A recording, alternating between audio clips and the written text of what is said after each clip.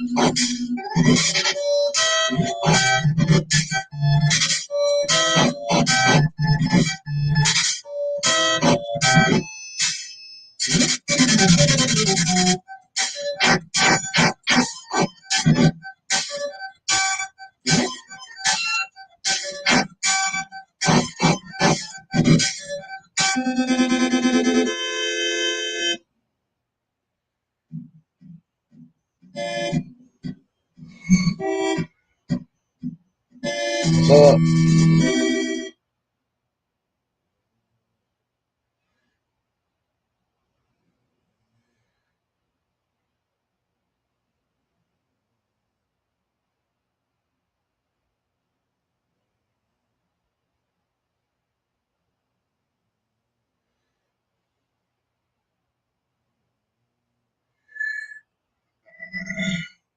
y'all doing that?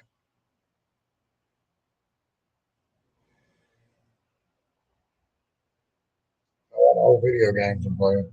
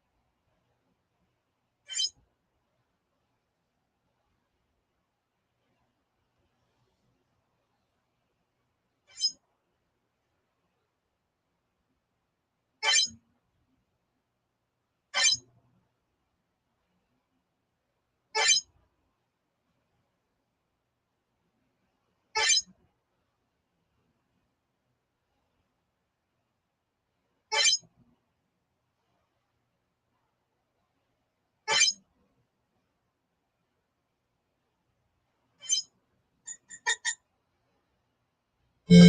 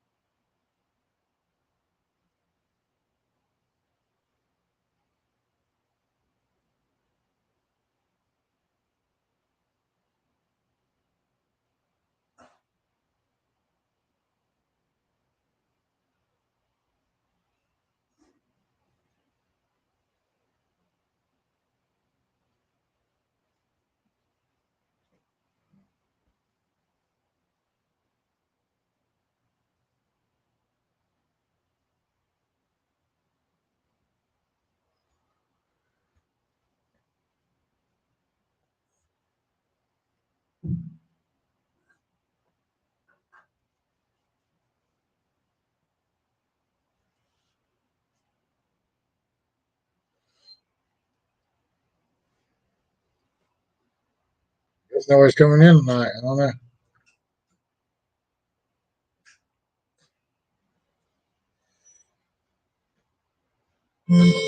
Everybody's playing hooky.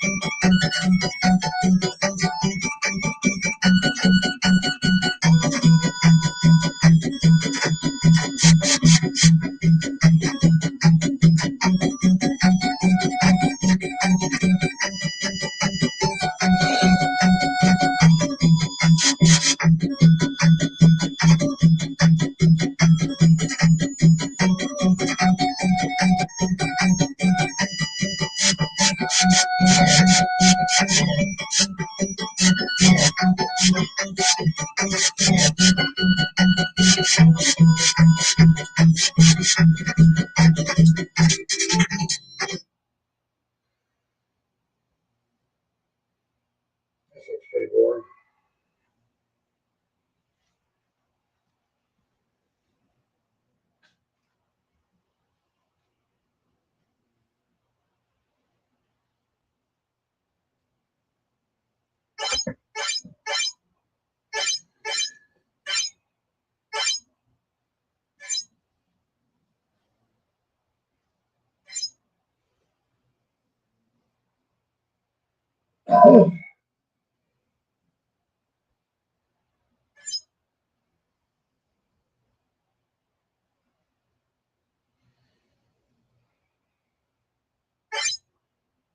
Nobody coming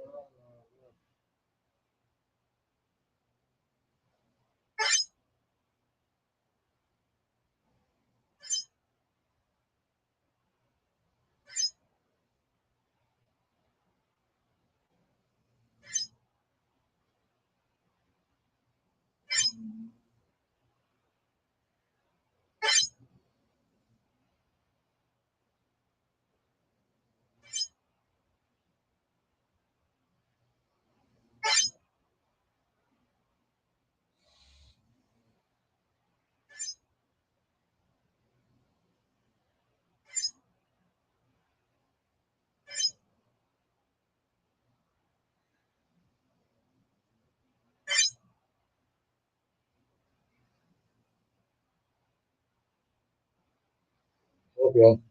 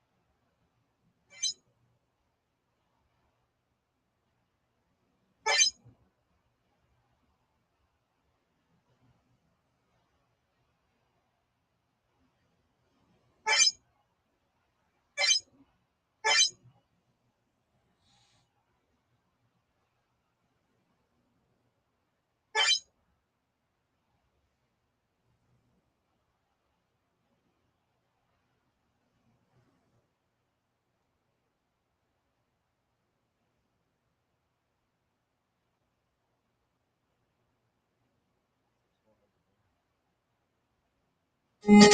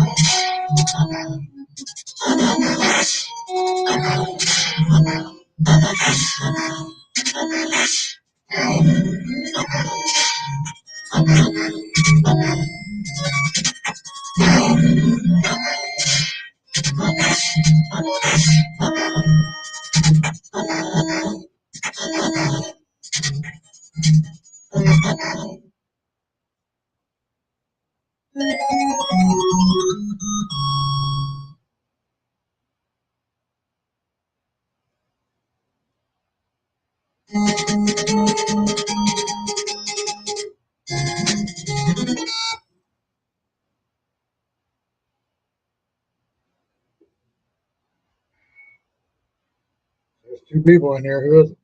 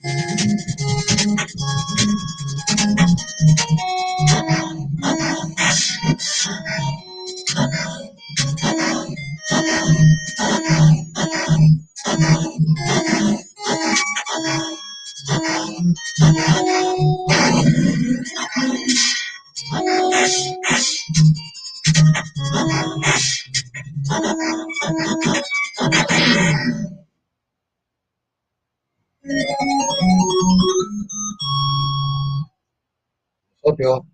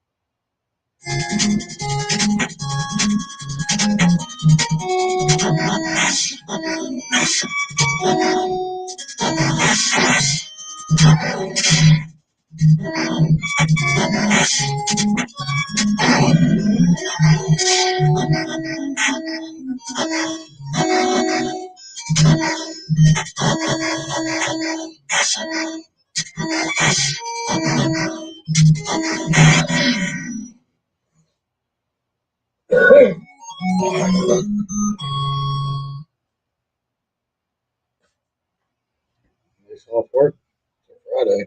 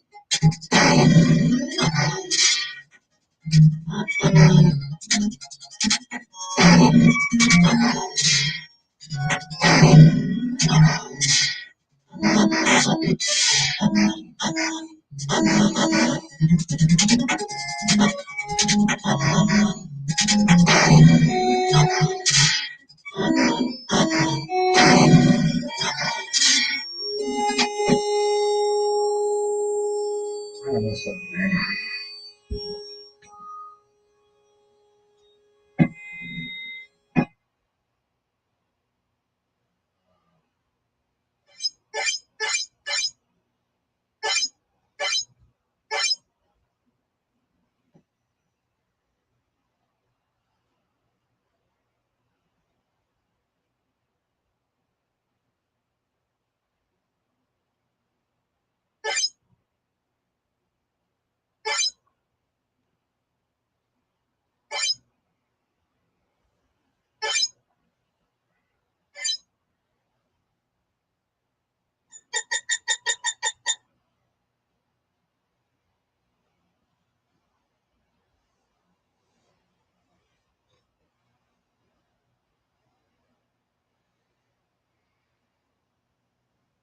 What's up? I think anybody's coming in here tonight.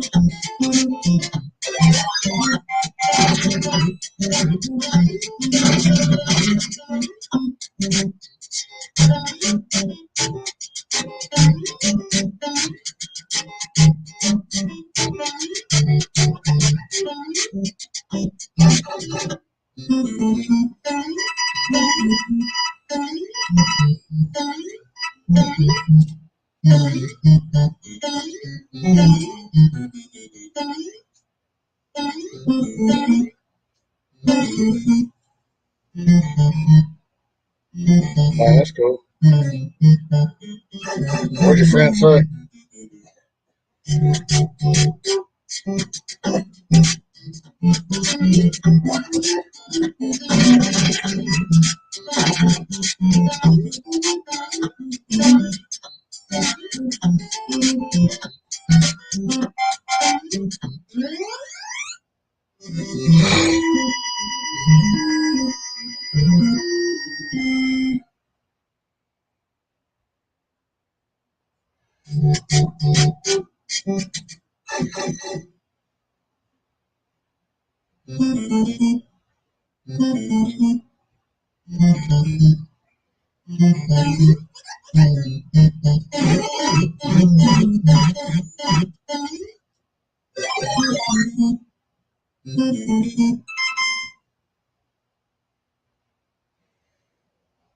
Yeah, tonight's probably a good night to do it too.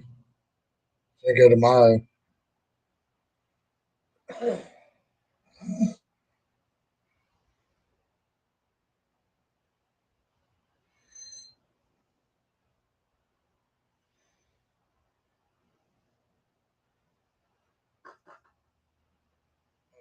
not here. 2 or 3 people dropped by, but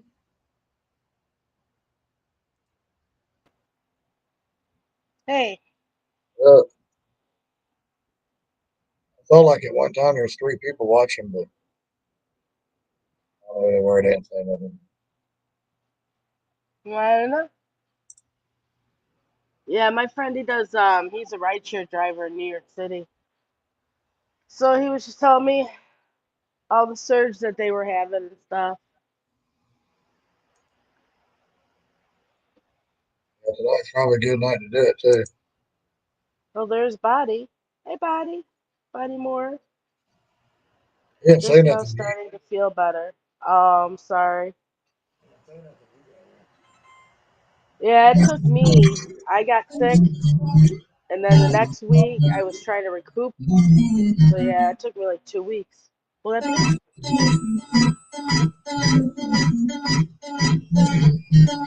I guess he was home until you got here.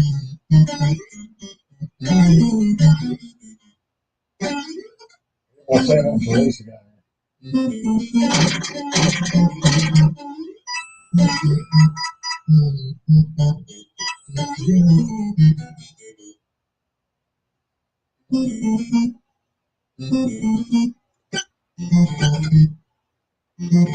But I went out and did some Instacart, some Spark today.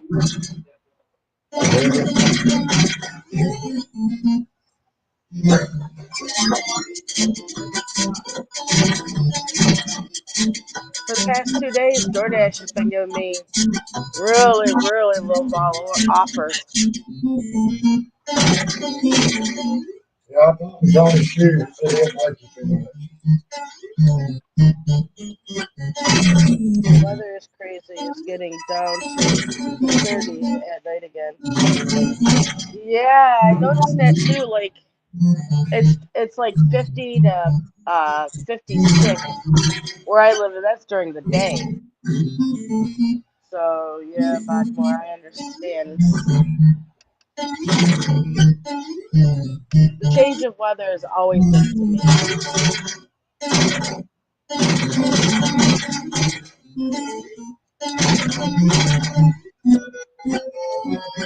Boy, Tom McIntyre, that game over you. much.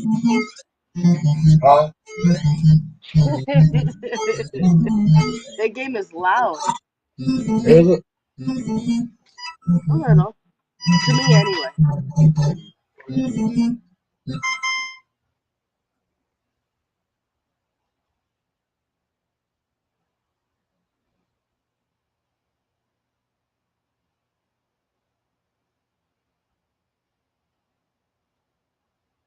There wasn't nobody in here with me earlier. You didn't have to mute it or anything. Just turn it down. It was really loud. Is that better? Oh, okay, you did. You did.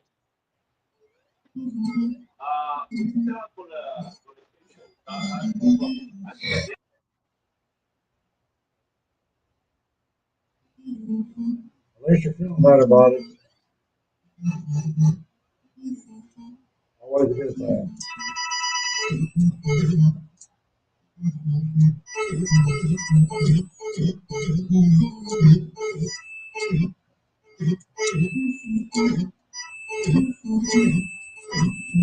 Yeah, I found all my old video games. It's one of them little all-in-one deals, but it tries to say you got like 600 games, but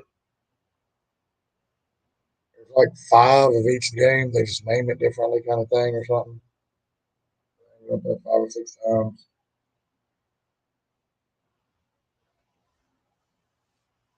I just beat Contra on it. I was saying Bump and Jump. It's got Street Fighter. It's got Excite Bike.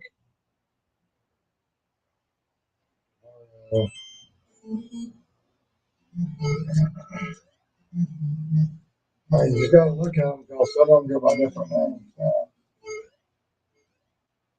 Always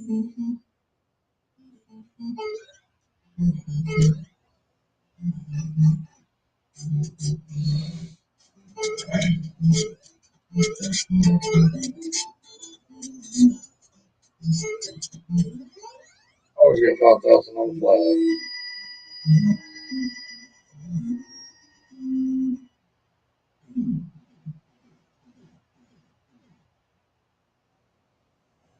Is it 2-1 or 2-2 where you get the unlimited lives?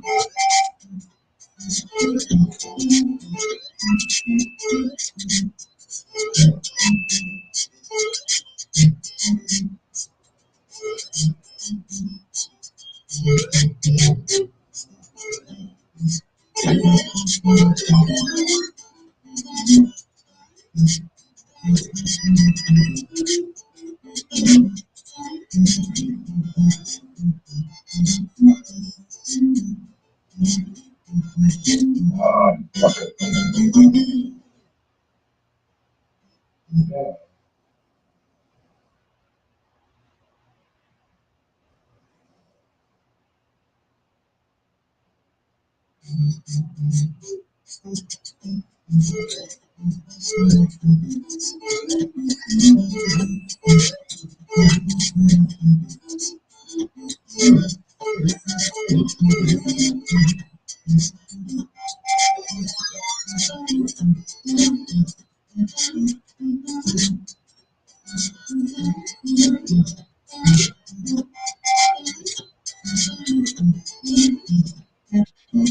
So what game are you playing?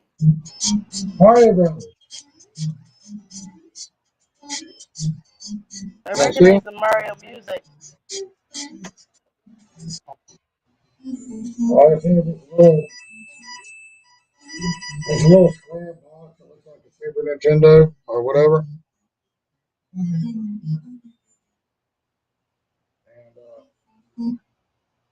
it says you got like 600 games in it, but there's like 5 or 10 in each one. So it's not technically 600 different games. Like I said, it's got like Bump and Jump, Excite Bike, Double Dragon.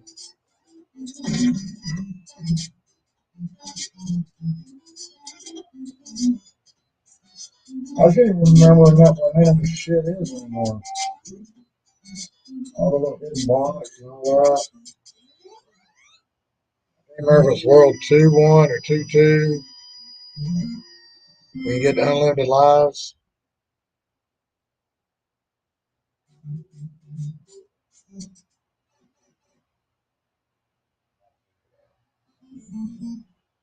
It's like World 3 or something. Supposed to be able to go to like go from 3 to 8.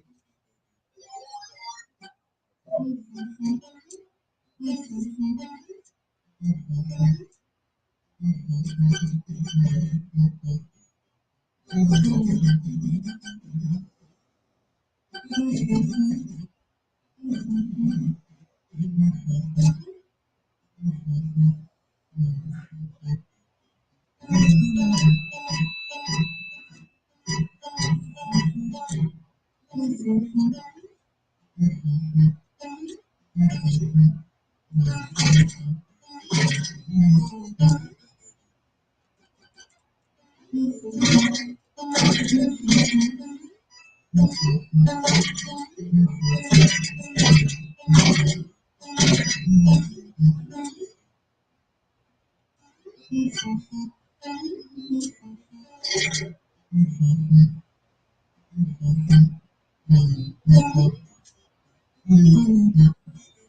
remember that one. What? Ran across the whole top. Skip everything.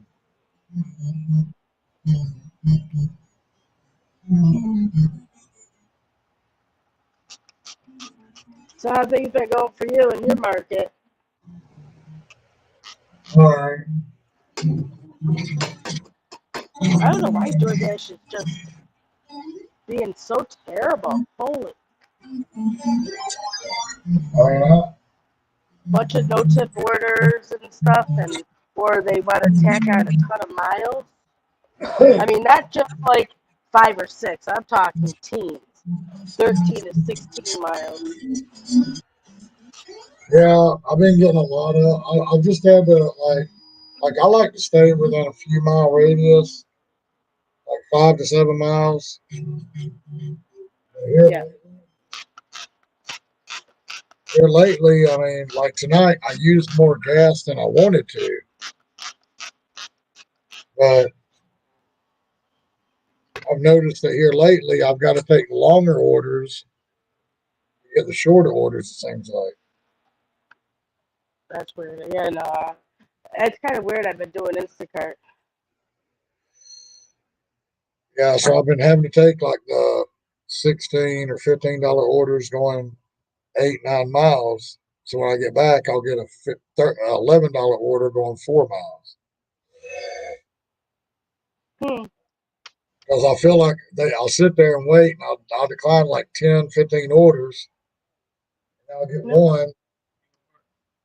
I get one that's kind of decent, like $17 for 9, 10 miles, but I don't want to go that far, but I'm gonna take it. Because then when I get back, I'll get one for like 11, $12 going 4 miles.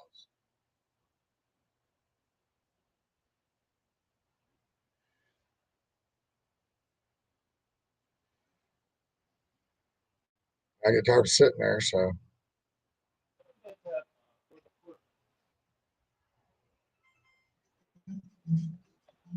Well, I was sitting there for a long time. I have a normal spot where I go for dinner, and I usually get good orders out of there. And all of a sudden, like a spark came through, so I took that, and so I took the spark, and then I went back, and then an Instacart order came through, and I did 2 Instacart orders, and then I did a spark order tonight, and that was it.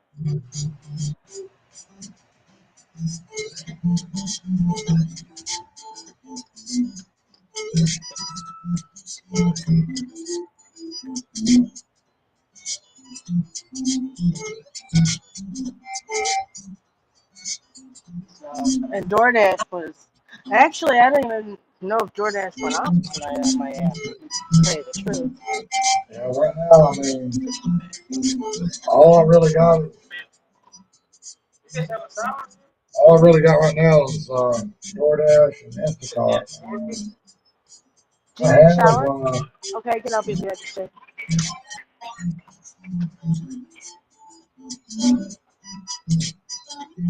yeah, I have Draper and I have Rudy, but they're few and far between.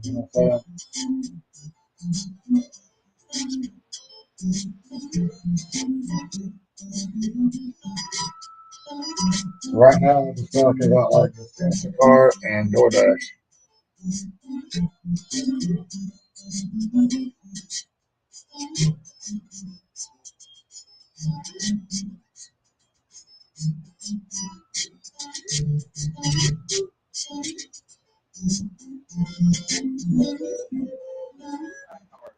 Oh, I'm going.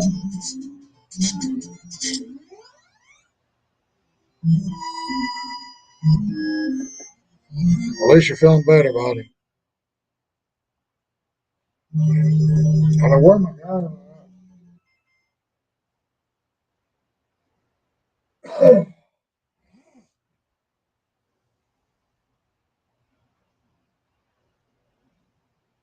I had this guy I play World of Warcraft with. He said he got his studio all set up. He was going to come on here and do the World of Warcraft song that he made.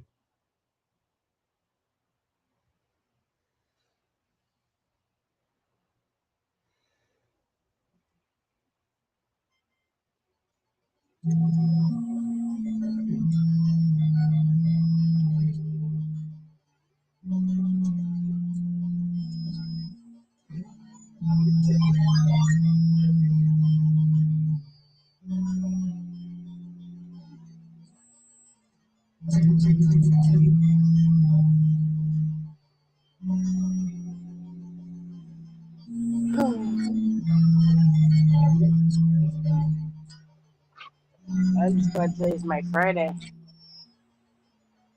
I That's what I have was wondering five where you more are. hours left. Huh? I was wondering where you are. Did you play hooky today? Yep, today is my Friday. Well, I completely forgot that you might go on, to tell you the truth. I wasn't Well, even paying attention. And then I was trying to, actually I got your notification. I was trying to do it today, but then nobody was showing up. So I said, well, I'll do it Tuesday and Thursday. Right. Hell, I hate sitting here just staring at myself and nobody shows up.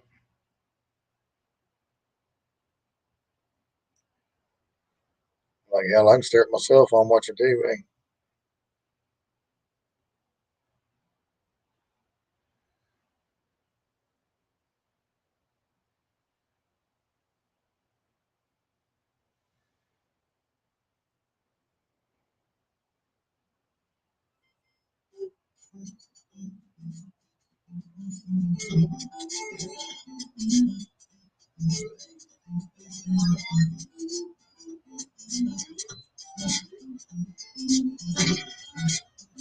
Well, sometimes that happens with live streams, especially when you're new.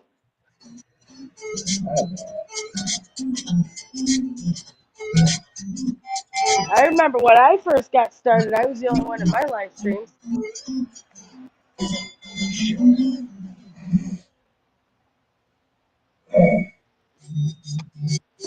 Yeah, but about after an hour or two, it's just me sitting there. You know what? You asshole.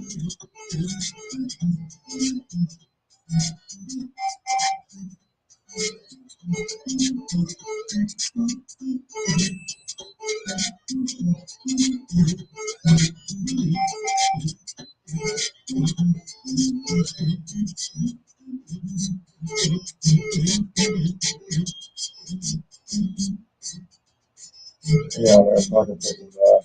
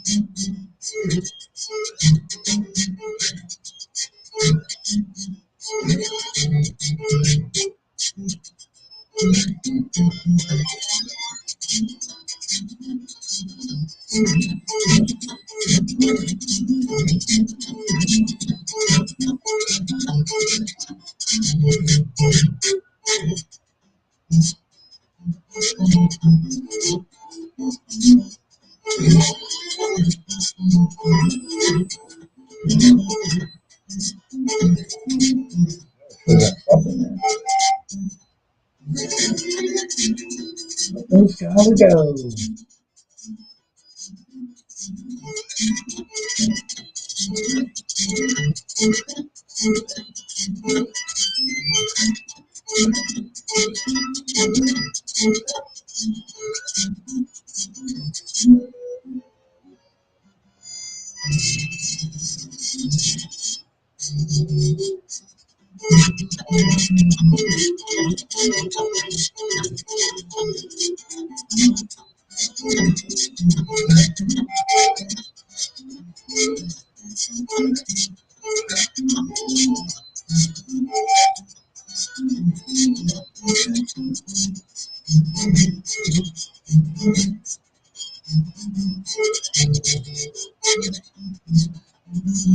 Dang it.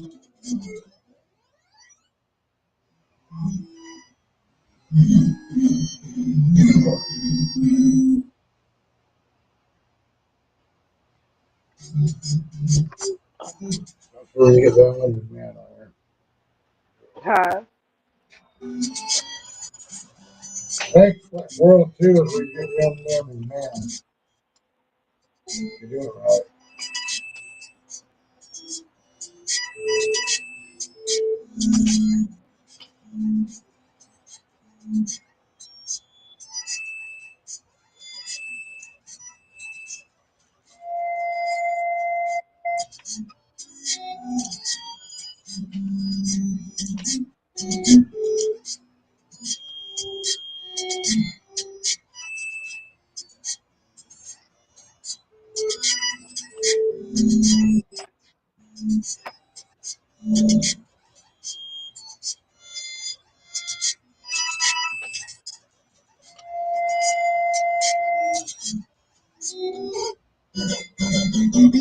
So anyway,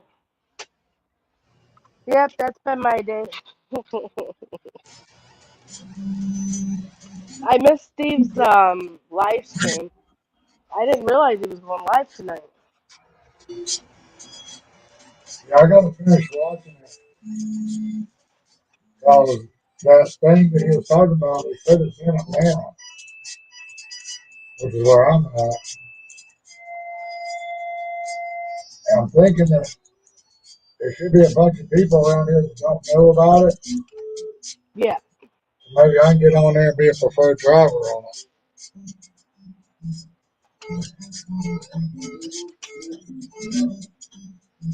Well, I gotta watch it. I went in, I said hi, but then a friend of mine called me, and I was busy doing Spark anyway. So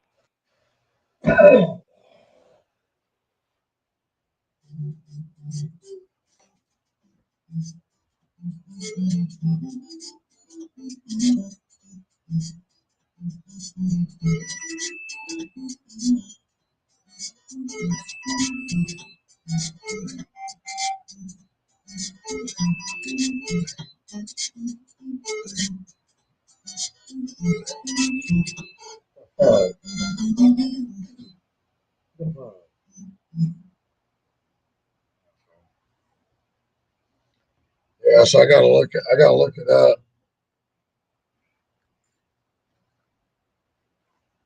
I said it was in the Atlanta market.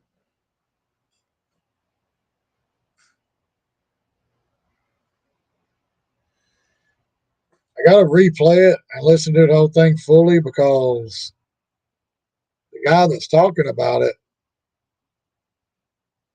I don't know what nationality he is, but it was hard for me to understand some of the stuff he was saying.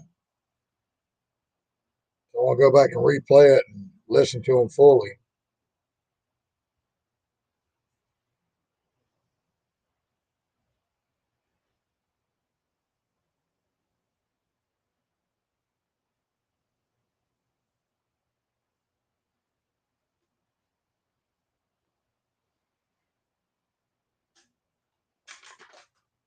Come in, buddy. You no showed on Saturday.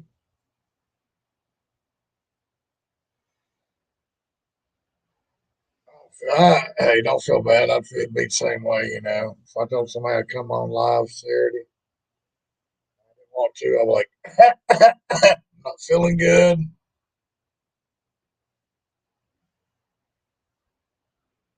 I'm just messing with you, dude.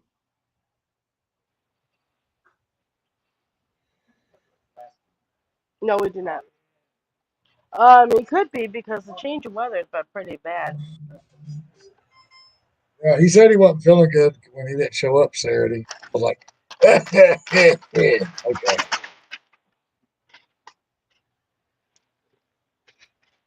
I made that Saturday night live stream just for him to come on the panel.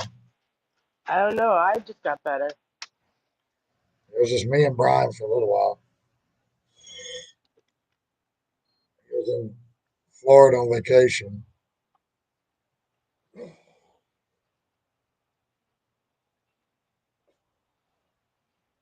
I just got better. So if people are sick, because the weather has been like it hasn't gone above 56 degrees all week. It's been cold all week. So it was like 80 something here. Not here. Like my friend in Virginia. Oh yeah, it's been in the 80s for her too. And but not for me. It's been in the 50s. Well, I mean, I'm surprised I didn't get sick because a few weeks ago it was like 75, 78 degrees and it was like 50 at night. And then it turned around. It was like a few days later, it was like 50 during the day and like 38 at night. Then it jumped back up to 70 during the day. I'm surprised I didn't get sick. Yeah, because that's what gets you sick is that the temperature change, like that when the temperature keeps jumping. And I don't know what it is. I ain't really went and did it for a long time, but when I was younger, I noticed like if you live in the South and you go like north on vacation and you come back, you always get sick. Or if you live in the north and you go down to south, when you get back up north with the temperature change and stuff, you always end up Mhm. getting sick after you get home. Oh heck yeah. It's like going through that temperature change from up here to down here to back up here, or going from down here to up here to down here. It's the climate and the temperature and everything. You always Well, end the up air coming is home. definitely different.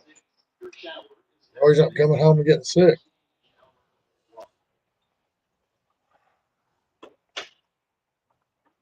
Yep.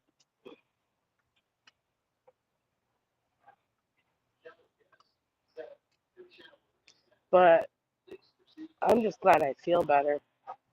Now I just gotta get back and making videos again and stuff. Cause I mean, I was doing it for a while. I had content ready to put it out. Then I just got sick. I mean, unexpectedly, I got sick, and it totally like I don't know, just wiped me out. I've never 4 or 5 months, been sick like that before. 4 or 5 months I lived in South Dakota. It was crazy because the winters were cold as shit.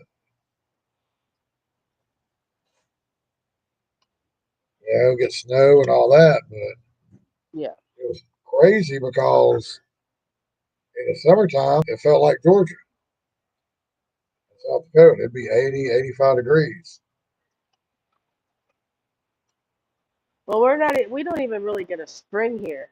It goes literally from cold right to freaking summer to hot because it is May and the lilacs are a spring flower and they only grow in April and May when the temperature's in like the 70s.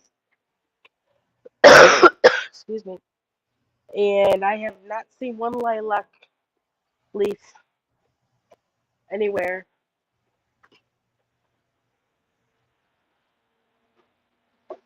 So we're just not getting any lilacs because the temperature's too cold for them. Yeah, when I lived in South Dakota, I met these guys that had a pretty cool setup, but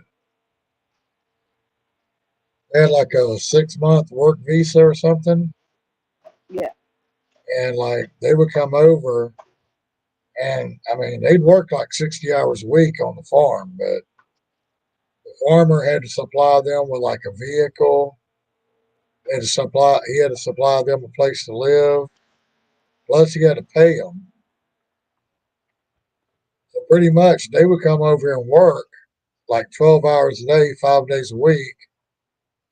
Yeah. And up there in South Dakota, they're real big on wheat. They do do a lot of wheat up there. They have like summer wheat and winter wheat. So like they come up like 6 months and they do summer wheat, and then they go back home to South Africa, and then somebody else will come up and work 6 months during the winter and do the winter wheat. But like everything got paid for. I mean, they paid. They made sure they had a vehicle to drive. They made sure they had a place to live. All the utilities were paid. So they basically lived up here for nothing. Plus, got a check every week. And all they had to buy was like their food or drinks at the bar, whatever they wanted, and the rest of that money they just put back. But like I said, the summers were hot, the winters were cold. But basically, I mean, like the guys that were here during summertime, because they work there 6 months and gather up all that money and then go back to South Africa, and they sit there and live for 6 months and help their families, and then they'd apply for another work visa and come back and work for the same farmer for another 6 months. Yeah. So they basically don't have to work 6 months out of the year, where we have to work 12 months out of the year.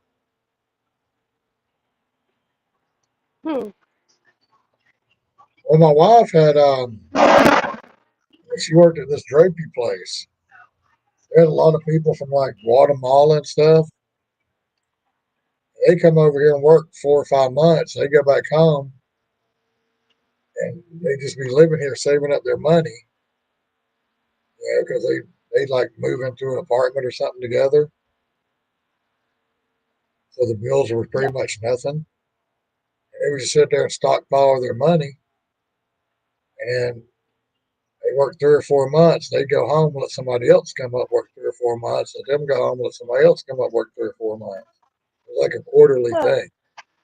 But they would make so much money and save so much money that when they went back, their whole family could live off the money that they made in that 3 or 4 months. Right.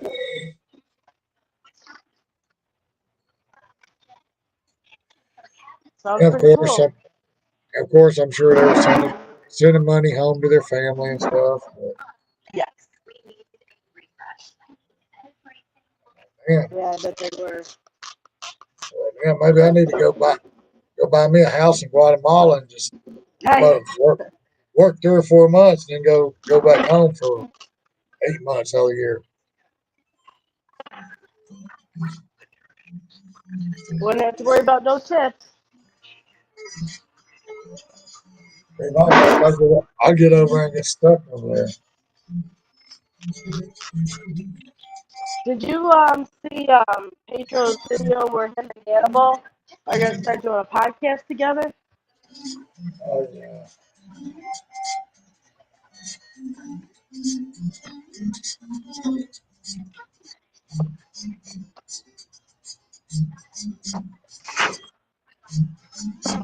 Tommy? Yeah, I think they're gonna do like one a week or something. I don't think I heard that he said when they're gonna do it. I just know that he said they're going to start doing it in June. I think So they're that's gonna do pretty like cool. one a week.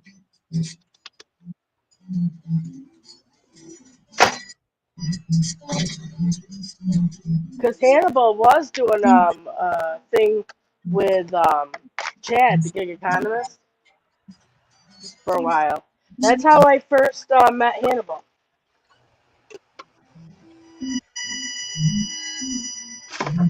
You didn't do it with On the Go, Jim? With who? On the Go, Jen, I think is her name. I don't know who that is. Can I help you? If we did, it'd be over there with the T. If you don't watch his video about that, I can't hear you. You sound like you're in somewhere in like a hole or something. I am. I'm digging me a hole.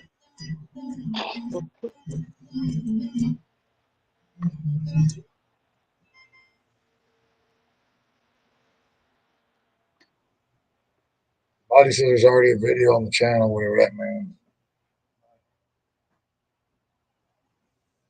Did you not see when I guess he I guess she really pissed them off because of some of the stuff she said. So he like Hannibal went and made a video and showed what like Jen on the Go said, and that's Oh why yeah, that was a while ago. I saw that. yeah, that's why they make fun. They talk about their big mics and all this stuff. Yeah, yeah, it was pretty funny. I do that to Hannibal when he was doing his live streams. I would go, oh, it's a big mic, the big mic live stream or something like that. Yeah, all them damn overcompensators. That's funny. She doesn't even know Hannibal like that. Like I've never seen her leave a comment on his channel. I've never seen her live stream. So I one thing is, how do you know him where you can say things like that? You don't even know who he is. And I don't know that. I mean, you know, I know I watched the thing, but I don't know if she was actually attacking one person in general. But you know, I mean, you go to look. I mean, like you know, Pedro's got Pedro's got a mic, but I mean, if you look at like if you look at Hannibal, you look at Steve, you look at Gary Middleton, uh, the Entree Courier guy. You look at all of them had big mics. You know, supposedly those are good mics. I mean, that's why they have them. And you know, she's trying to make it out to be something that it ain't. It's like you know, people say that these guys that drive these big ass trucks are jacked up on 80-inch tires or whatever the hell they are, and got the lift kit. You know, they got all that because they're overcompensating for something else. You know, whatever. I'll just call it daddy's money. That's what I I'm not call a it. big fan of Jen on the Go, that's for sure. I just I call them big haven't old. been in a while. I call them big old jacked up trucks daddy's money because I know them little young guys ain't sitting there making that kind of money to be able to have something like that. When I first saw Jen, like she was doing a video on how to wrap asparagus for Instacart. She was, be right with you. She was saying, well, you wrap it in a bag like this, and then you place another bag over it like this, and then you wrap it around like this. I'm like, frickin' thing of asparagus, and that's what she's doing. Oh my god, it was terrible. I was like, yeah.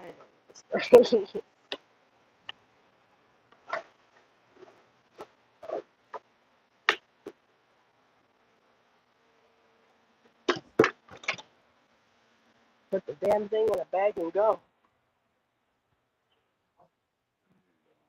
You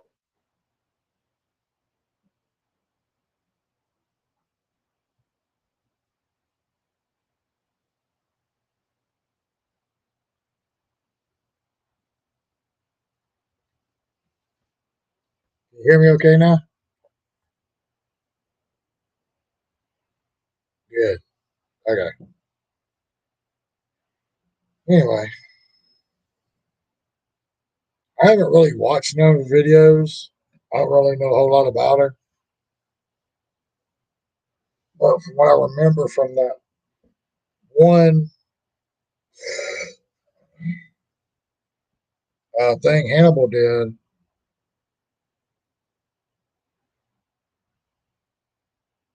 you know, I guess she's just kind of talking out of her ass. But I think basically she's against everything that all of us are far.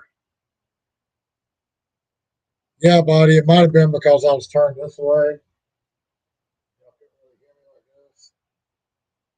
And now that I turn like this, you can hear me better.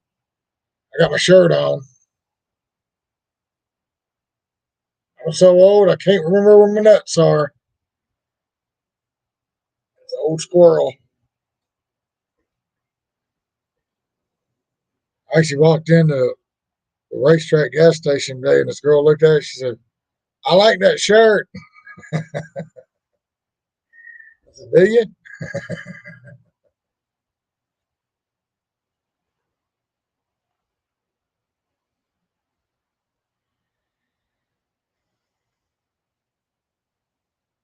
I found out Monday that I'm getting way too comfortable at Taco Mac.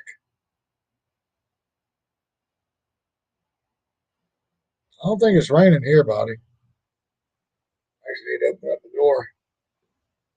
Got the air conditioner off.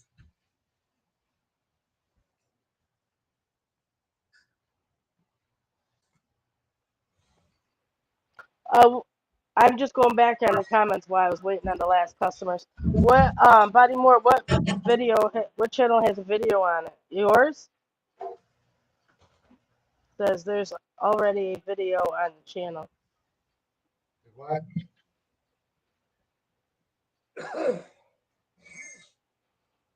Yeah, but I was she came out during the pandemic. She came out as an Instacart shopper during the pandemic, and she knew everything all of a sudden. She didn't know yeah, anything. like I said, I ain't really watched none of her videos. All I know are the clips that Hannibal showed. But I think she's kind of against everything that we're trying to go for or whatever.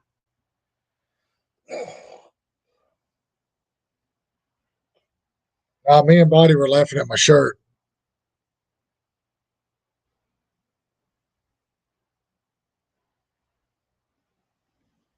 Shows an old squirrel says, "I'm so old I can't remember where my nuts are." I'm sorry, I must have missed what you guys were talking about because I don't know what podcast you guys are talking about.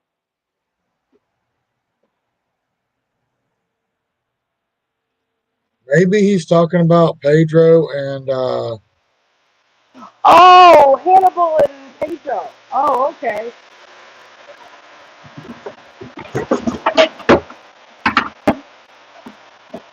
That I'm makes just sense. trying. I got really good at filling. Yeah, Pedro podcast. I've gotten really good at filling in the blanks for my wife, so I kind of like read through the lines of what he was saying. Well, I was just actually looking at the chat because I was waiting on a couple of people. So I figured I was on mute anyway. And I look at the chat, and that's what it said. Yeah, I can tell I'm getting really too comfortable with Taco Mac. Yeah, I heard that. Because What's I wrong go with down getting too there, comfortable? because I go down there every Sunday and watch the race. Like I said, I always tip them really well. I mean, I sit there 3, 4 hours. I'll tip them 40, $50 on a $90 tab. But Nice. um,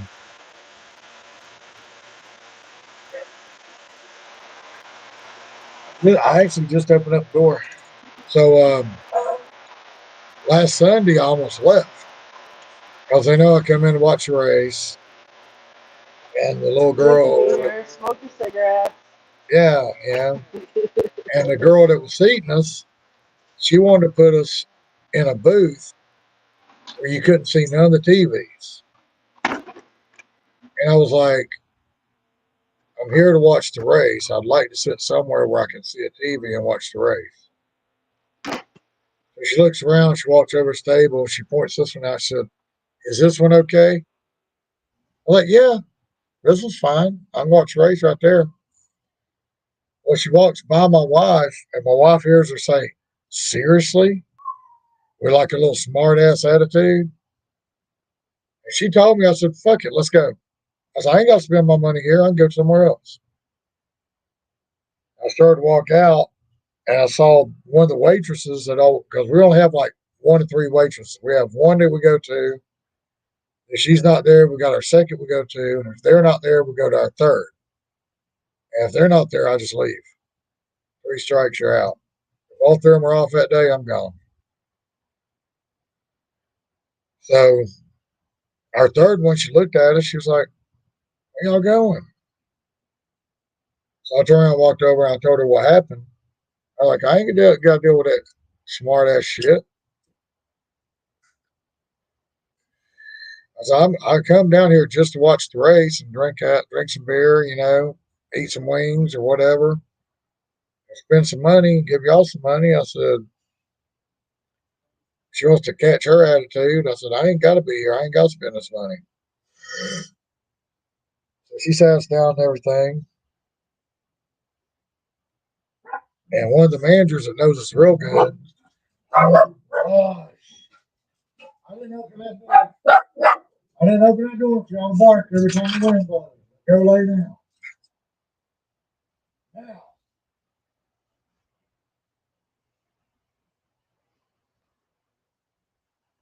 So yeah, the manager guy come over, he's talking to me and everything. He gives me a little fist bump. And I'm talking to him, so as Jessica called it. Talk to her. But this is Sunday.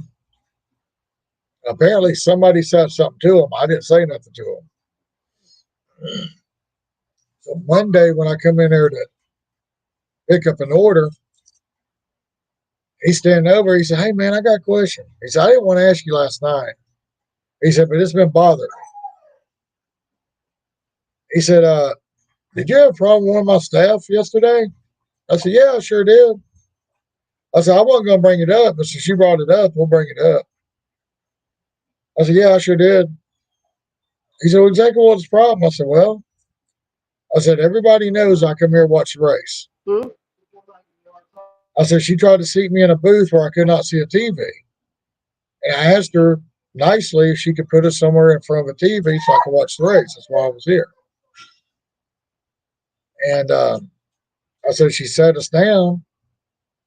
And when we got ready to sit down, she walked by my wife and she was like, "Seriously?" And had a little attitude about it. I said, "So I was fixing to leave." And he just looked at me. I couldn't help but laughing because he looked at me. He said, "Well, first of all, she's not a very good employee. Second of all, I don't know why they brought her back." He said, "Third of all, you pretty much fucking work here. You're here almost every day." And he said, "When you're here off of work, you take care of our staff." So he said, "Believe me, I'll take care of it. You ain't got to worry about it." He said, "But if you ever have a problem in the future, just walk straight up to me and explain to me what's going on. I'll take care of it right then." I said, "Okay." I said, "I was going to take care of myself." I said, "I'll just leave and go to Hooters, but I don't like the way Hooters does it because if you order a pitcher of beer, they want to bring you one glass at a time. Meanwhile, they supposedly have your pitcher in a refrigerator. But I don't know what they're doing. They might be giving me 3 or 4 cups and giving somebody else a glass out of mine. Yeah, I don't know what they're doing over there. They might be taking their own. The beer pitcher's paid for. They might be taking their own little sips. I don't know. They might be handing the kitchen staff drinking out of the pitcher. I don't know. If I'm gonna pay for a pitcher, I want to sit right in front of me.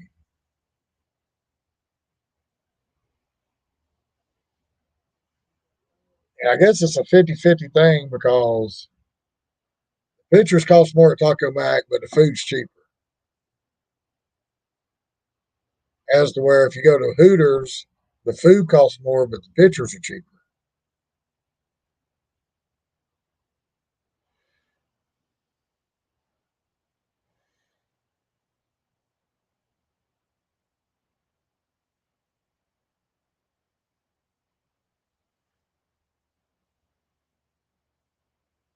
Yeah, that's why I was showing. And I was showing but so do my damn receipts. Like I spent way too much money at Taco Mac.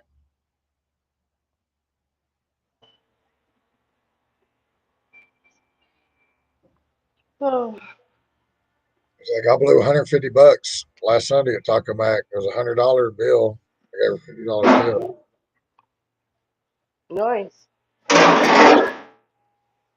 I feel like, it's not like I'm just eating and leaving. Yeah, if I'm just gonna Right. eat and leave, I'll throw you 15, 20 bucks.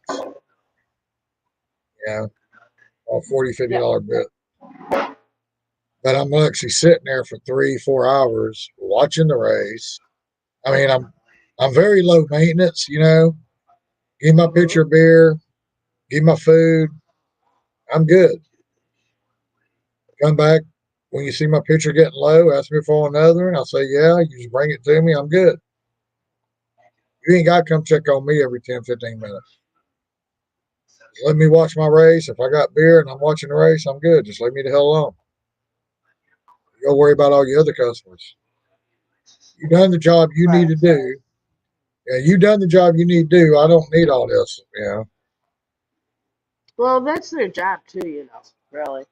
Yeah, it's like I told them. It's like the first time that we got this one girl named Taylor. She was working a double. So we got there about 30, 45 minutes into us being there. She's like, well, this is so and so.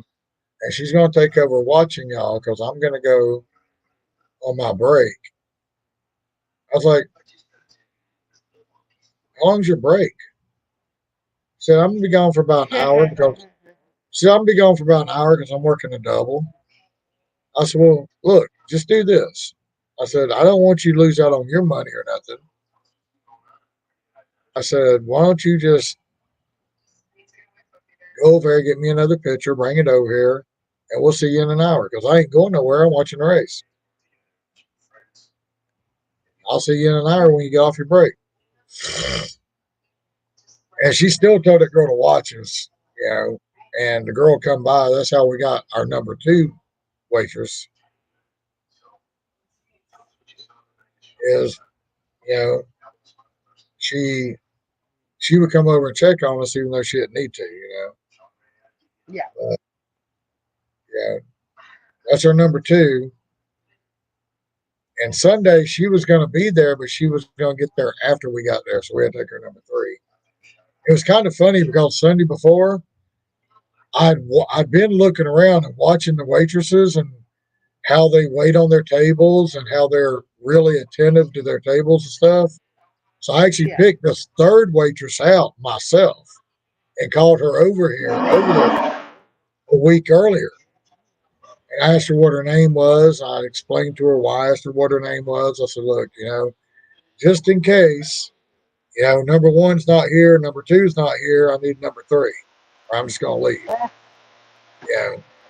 I said, I watch how you wait on your tables, take care of your customers. You look like you do a really good job. You enjoy your job. You do your job very well. Yeah. I got her name. It just so happened that my number one was gone out of town. Number two didn't come in for like 2 hours after we got there.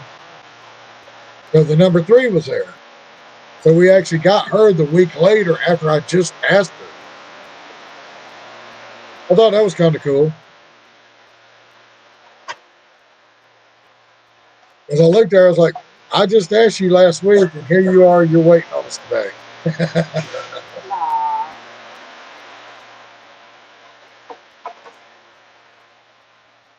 Yeah, I don't go out much.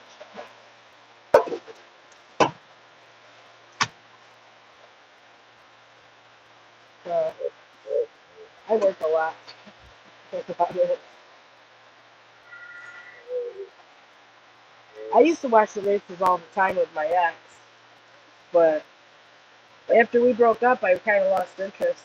Actually, since after Dale Earnhardt passed away, because he was the one I watched all the time. After he passed away, I watched the son for a while, and I just kind of got bored with it because I love Dale. I love Dale Earnhardt, so I just kind of lost interest.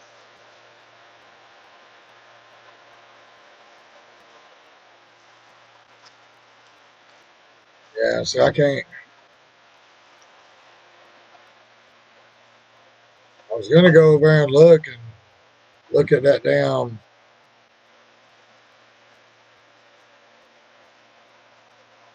Steve's live stream, Yeah. but it's not up yet. Again?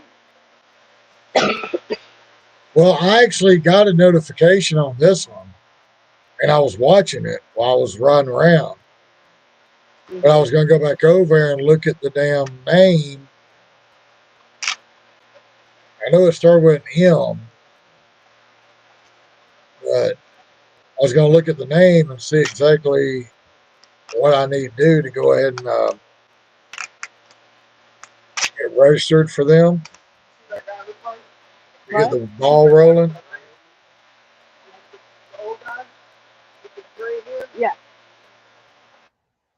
But Steve did say that sometimes, yeah, when you do like a StreamYard, he said it could take 10 to 18 hours for YouTube to actually publish it.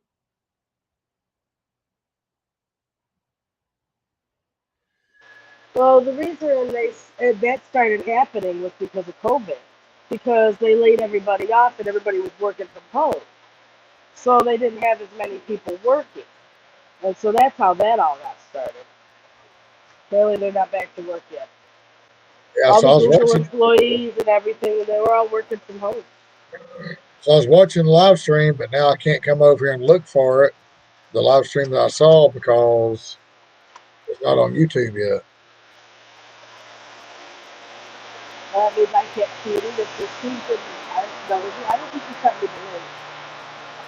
The I don't other know. one that I sent you, he sent me the link, but I don't Got think your that head, link. got your head in the oven. No, yeah, because I'm just getting something to eat. So I'm just making a chicken wrap.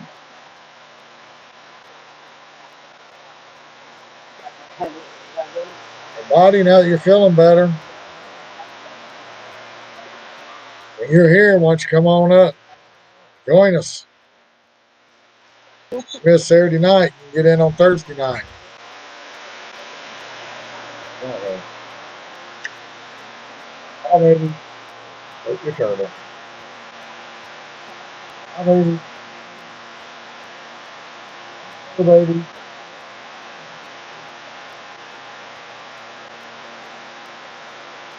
So my son started dating this girl, and then they broke up, I guess. And then he was telling me how he was going to have dinner with her tonight. I'm like, you're too sick.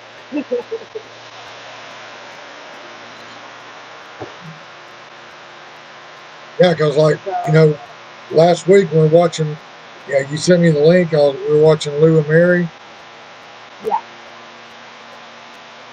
The next day it said it was posted 17 hours ago, but it didn't come up until like 4 or 5 hours after I was looking for it.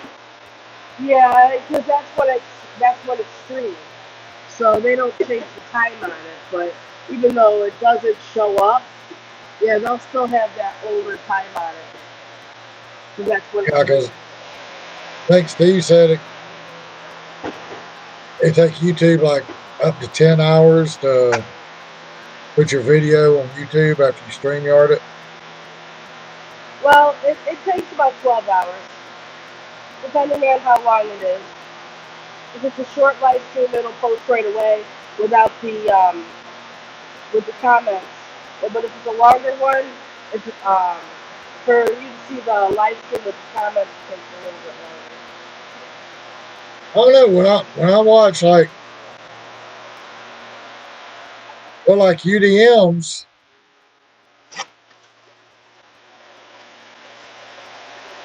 Like I get notifications, and if I don't watch it at 3 o'clock on Wednesday, I can go back and watch it like automatically.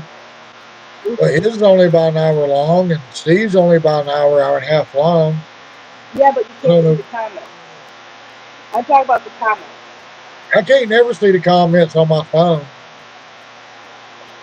No, it'll, instead of saying live stream or live chat, it'll say it'll say uh, nothing actually,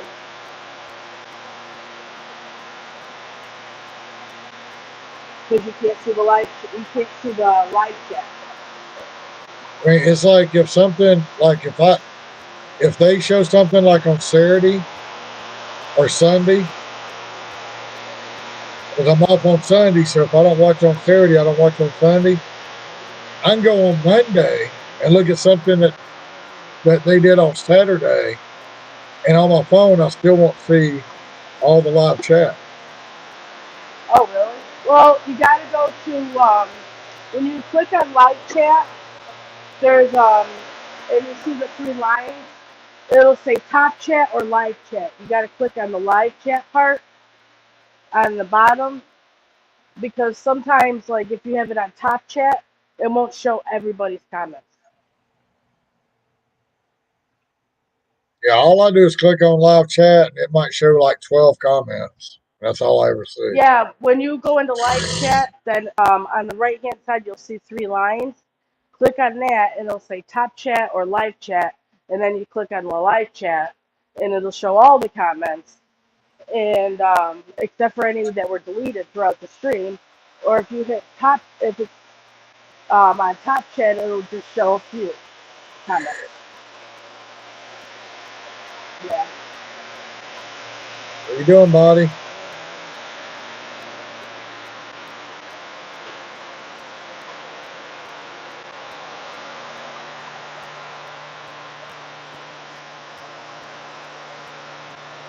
No, it was hot back here.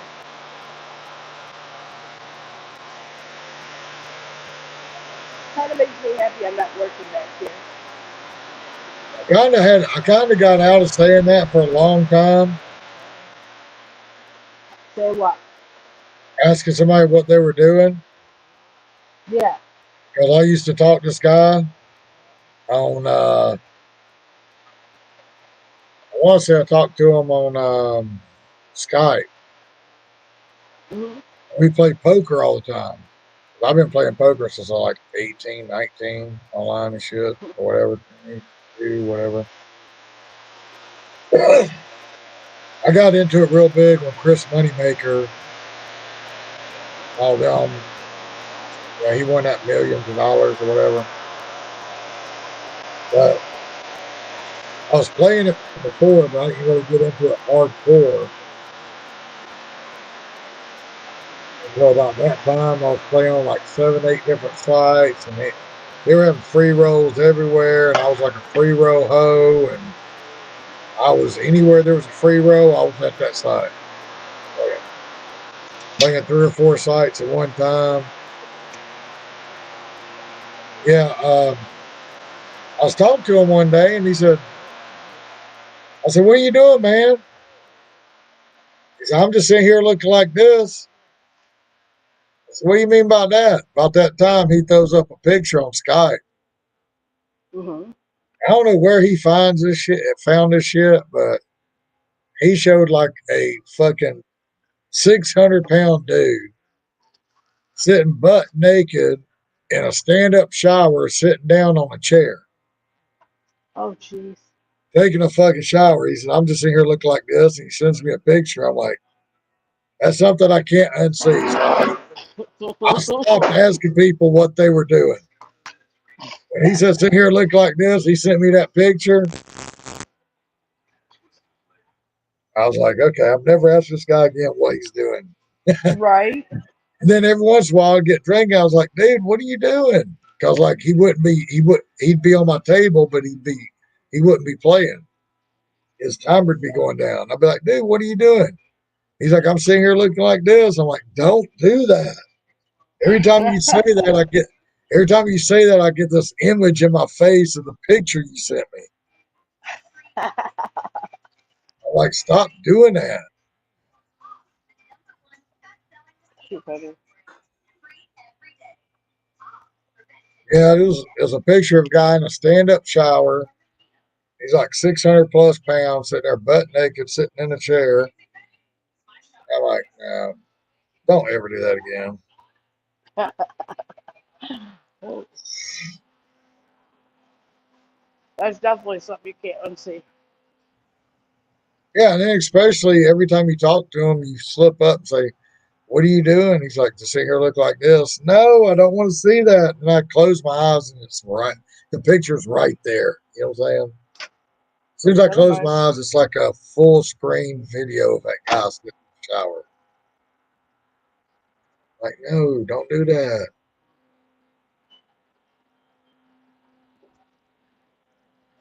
Oh, that's funny. Waddy, did you go to sleep? Maybe.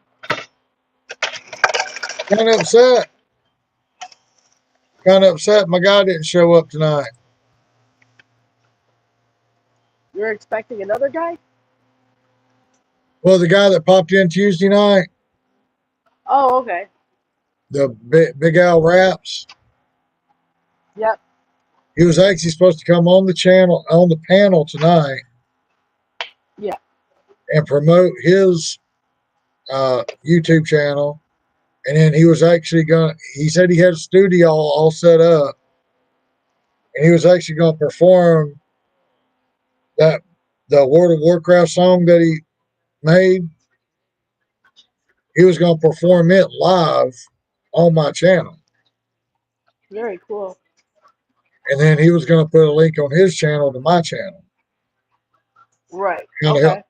kind of help me out, you know. Right. Yep. But he didn't show up. I mean, he even hit me up on World of Warcraft.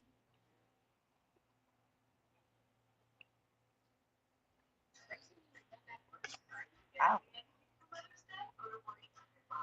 Let me see Well, here. Let me do this. Share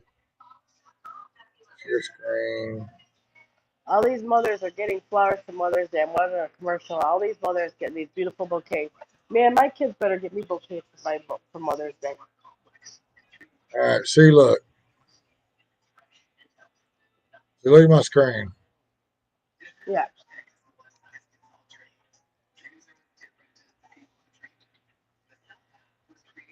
I said, maybe I'll see you on Thursday night in my live. Come promote your shit, man.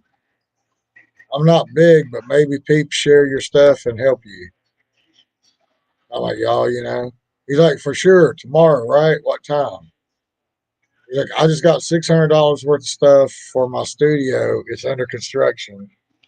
I'm gonna perform the WoW song on your live stream. Maybe a couple more if that's cool with you. I'll share your video to my page as well. I said, cool. Yeah, Thursday night, Friday morning, about 12:01. So tonight at 10:30, he's like, Hart, what's up, guy? Hart, my guy, what's good? So Hmm. about an hour later, I said, what's up? I said, I'm going live about 15 minutes. That was at 12:47 tonight. I ain't seen him. Maybe he fell asleep.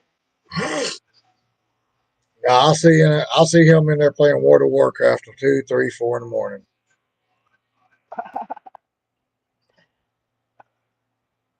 I mean, he might have. I mean, at 10:30, he hit me up on World of Warcraft.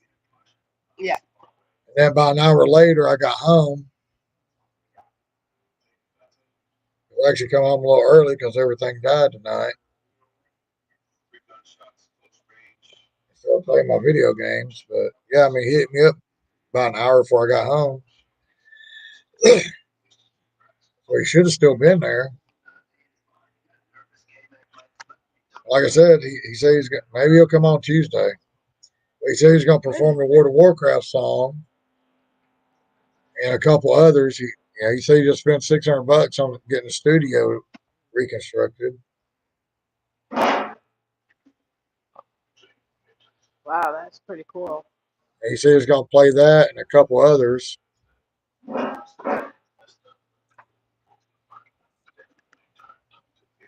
Well, even if he comes in Tuesday, I'm sure you'll let him up and let him perform anyway. So. I'm gonna be like, too late.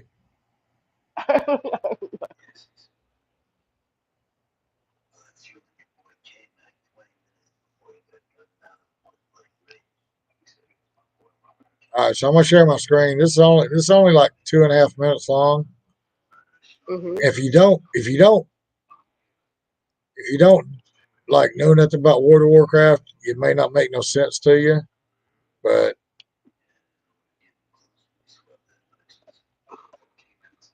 Yeah, I don't know much about it. yeah, this is the song that he did for World of Warcraft. But he's got a bunch of others. Um, so do this full screen it. Play.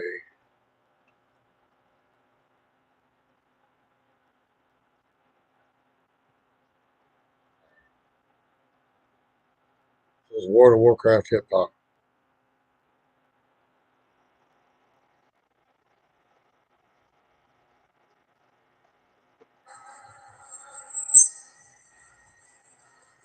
I guess next time I need to take the volume. I need it.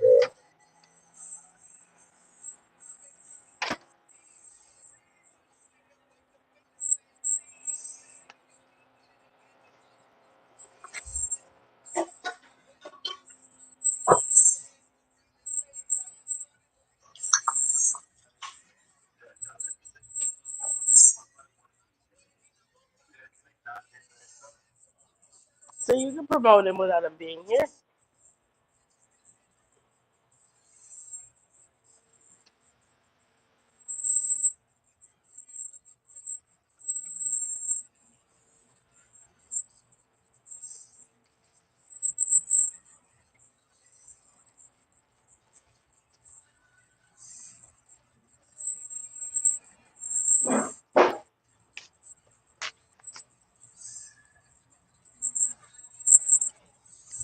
What are you looking at? Because all I see is Big Al.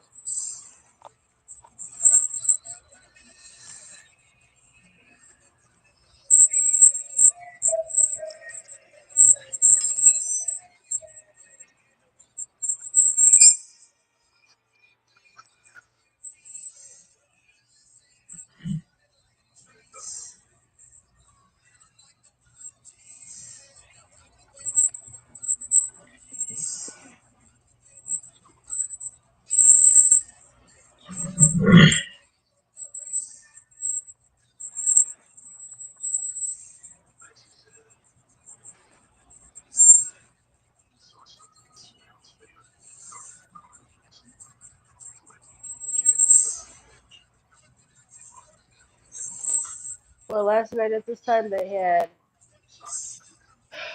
um, Blue Bloods on, and now at this time it's Chicago PD. I like Blue Bloods.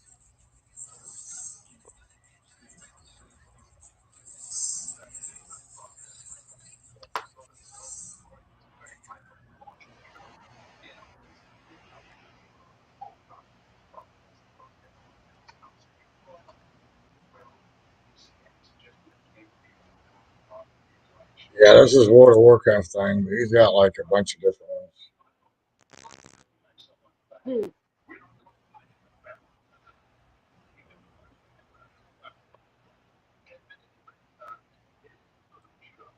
Yeah, my son got his package today. He goes, "That's a lot of popcorn." I bought him a box of popcorn at Costco because he likes to eat it while he streams on Twitch.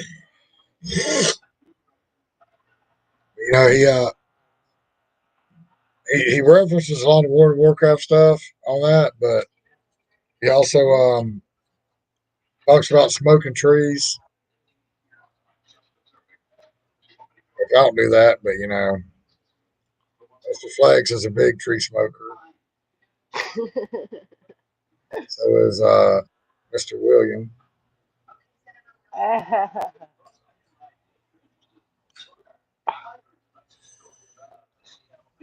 A big tree What's smoker. this?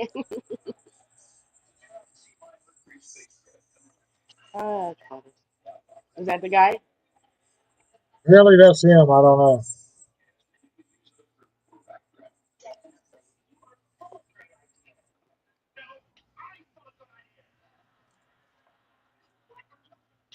might be him. I think it is. He's got something right here.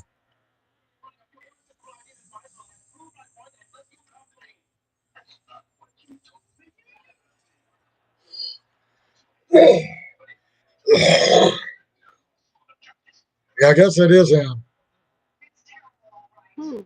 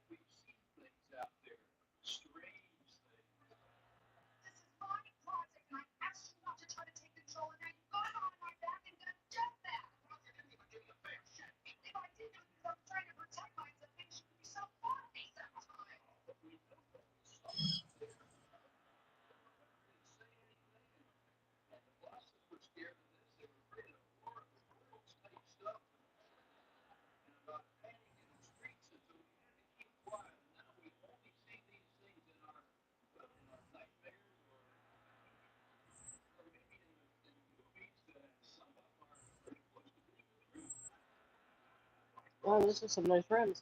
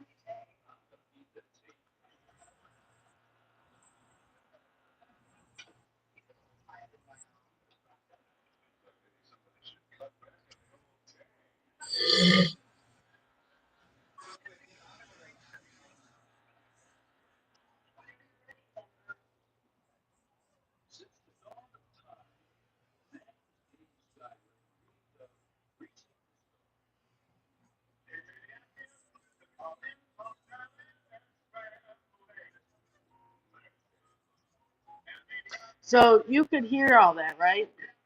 Huh? You could hear all that, right? Yeah, I heard it all. I didn't hear any of it. Huh? Yeah, I didn't hear any of it.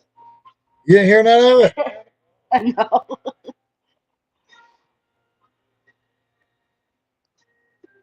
But I assumed that you were listening to something, so that's why I didn't say nothing.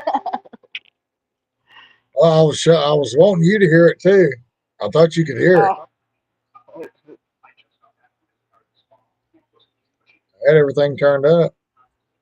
it's just like the last time when you were playing Steve's podcast, and I said I couldn't hear it. Yeah, but they were really low. He wasn't really that low. I was just watching the pictures. I need to go back and look and see if you can hear Mary and Lou when I showed it. Mm.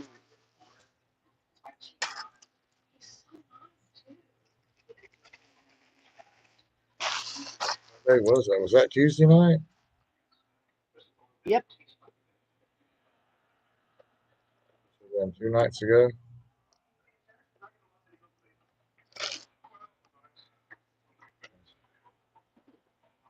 This was one day ago. So.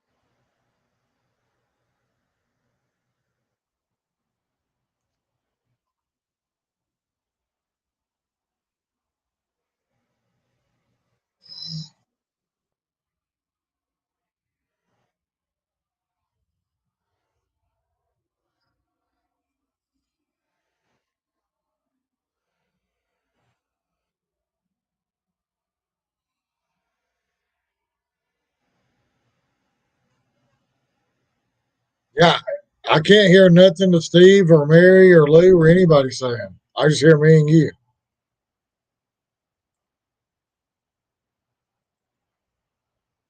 Maybe I'm not doing something right.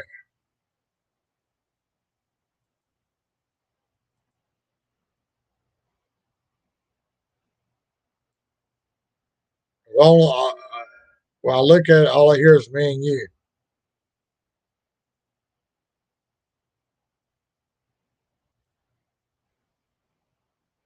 I hear nothing Steve's saying. I hear nothing nobody's saying.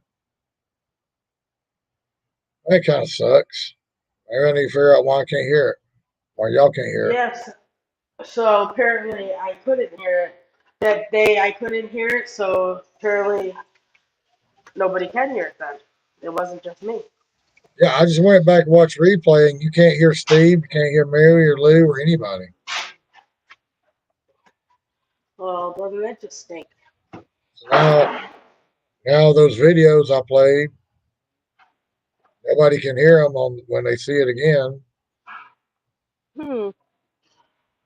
Well, now you know. They see a guy just sitting there rapping, I guess.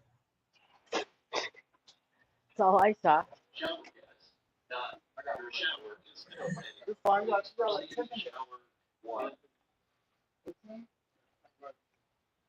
Hmm. He sounds like he's trying to be like I don't want to like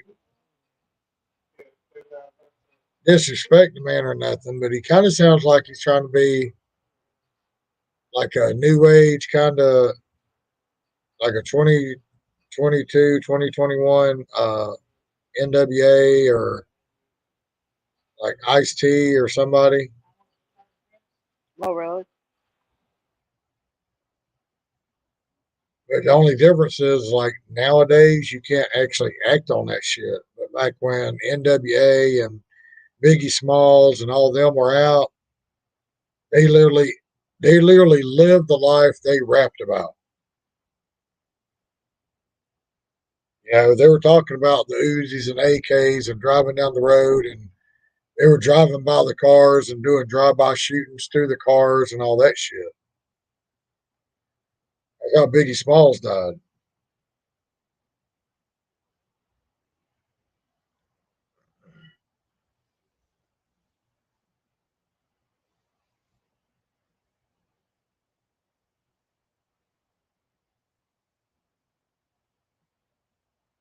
It's like this world's become so politically correct now.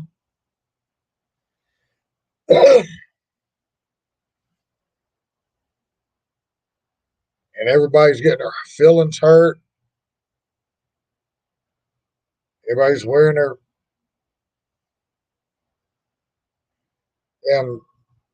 what's the right word to say here? I guess they're wearing their G-stringed underwear on their shoulder, and they're so sensitive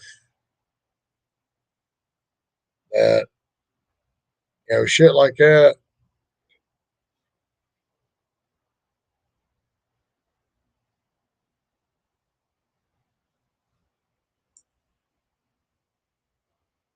It's like Two Live Crew.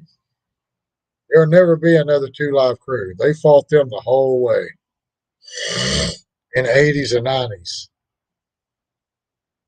and they still put their music out the way they wanted to. It's supposed to be freedom of speech. You know what I'm saying?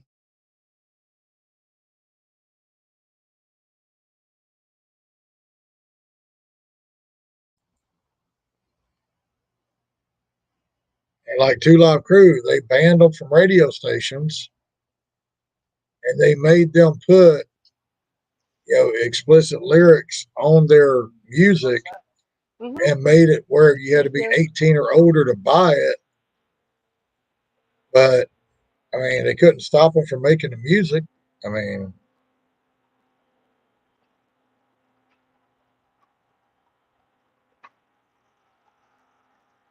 18 years older by what? Two Live Crew music. Oh, okay. See, Two Live Crew wouldn't. the government would not let Two Live Crew even be around in 2022. I don't know if you know anything about Two Live Crew, but No.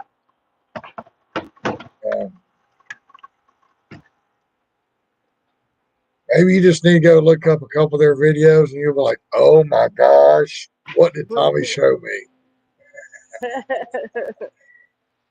But they refused in the 80s and 90s, they refused to play their music on the air.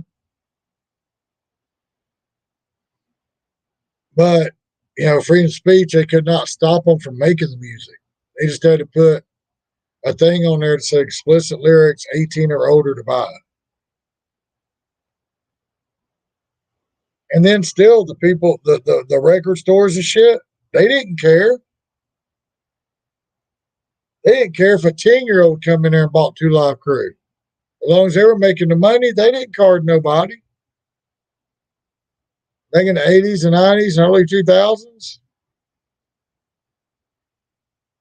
a 10-year-old could walk in there and say, hey, I want to purchase this Two Live Crew. Okay, here you go. Give me my $10.95. They didn't care. They even say you got to be 18 or older to buy it. They didn't give a shit. They were selling them left and right.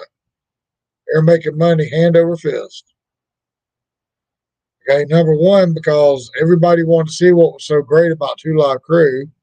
Number two, all the radio stations had banned them from playing their music. All that did was make them even more popular. Now, even more people's running out to see what's so great about this great band that nobody wants us to hear.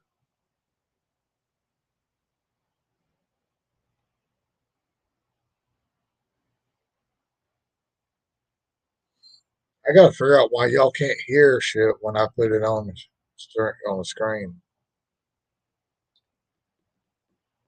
I might have to talk to Steve about that. Because I know when he was going to do that rideshare movie, he was trying to do a preview a couple nights earlier, and he put it up there and we couldn't hear nothing. And he had to go back in, and I remember this now. He had to go back in and do something, and then we could hear it. So it was all set up for when he did the rideshare movie.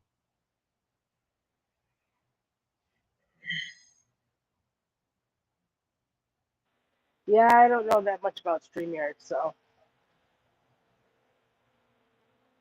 Yeah, so I'm going to have to get with Steve on that. Figure out why y'all can't hear me or hear it.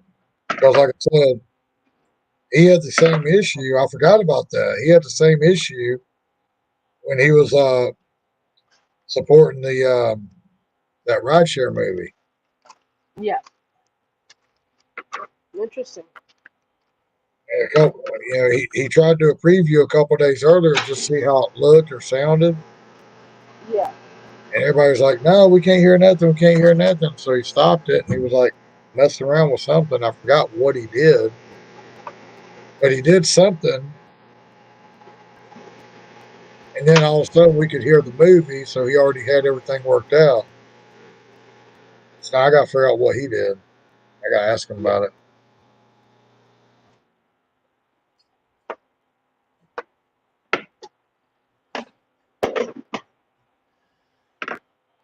Yeah. Body, you're You should know.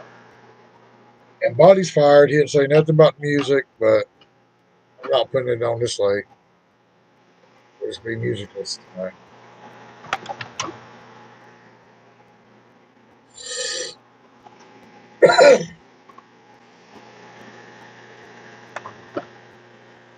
I'm trying to figure out why Bud Soda never shows up anymore. No, I haven't seen him in a while. That's why I was doing this every night for like you work all night. Bud works 2, 3, 4 in the morning. Y'all have somebody to hang out and talk to. And I don't ever even see him come on anymore. I don't see him anywhere anymore. He calls into like UDMs every now and then, but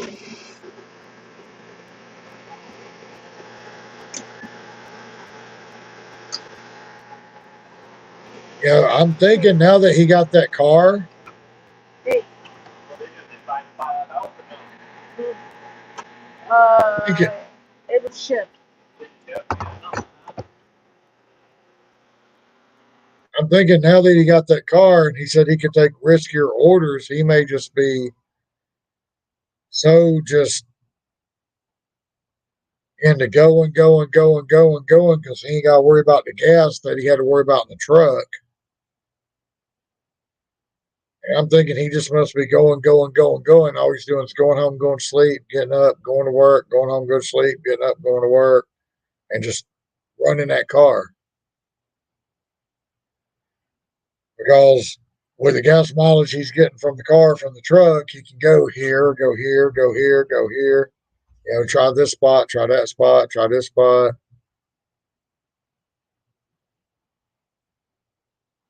So he may be working the same amount of hours, but he may be driving and pushing himself a lot more than he was in the truck. You know what I'm saying?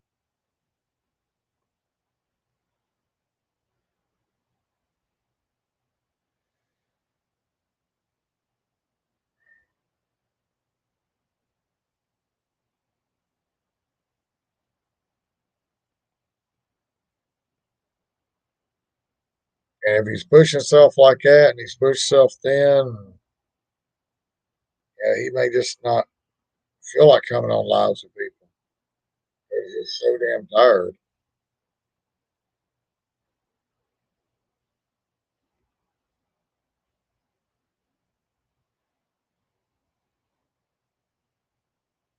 But yeah, I just recently went back That's to playing probably true.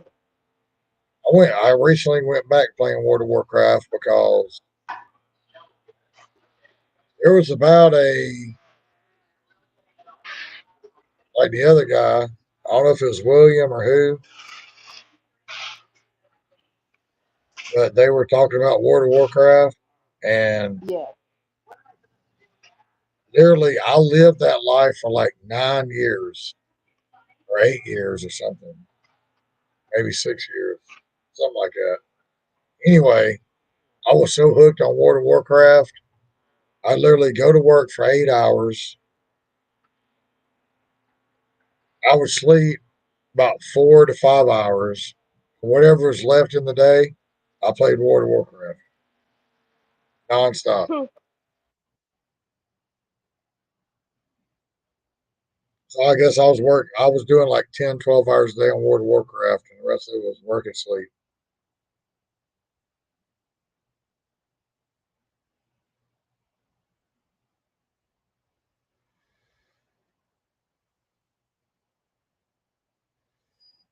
And like I said, I never went to the extreme that I've heard some people doing.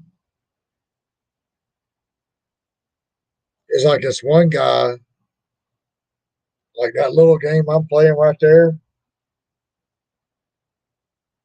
He had like a little Super Nintendo or something. I don't know what it was back in the day because I was like, it'd be like a Super Nintendo or something because I was like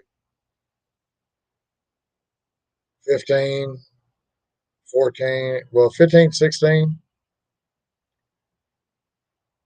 And I lived in boys' home and they made us go to church. Whether we wanted to or not, we were forced to. And,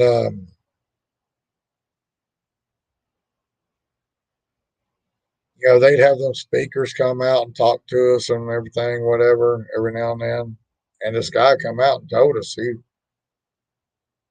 got hooked on the Legend of Zelda,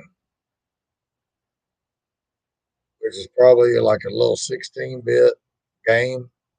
You know, nothing like you get today. Hell, the games on our phones are better than what this crap is. But he got hooked on Legend of Zelda so bad that he literally could not stop playing until he won the game. He literally quit going to work, quit his job, and stayed in the house for over a month and did nothing but play Legend of Zelda. Sleep, get up, play. Sleep, get up, play. Sleep, get up, play. And he had to beat the game. He got that hooked on it.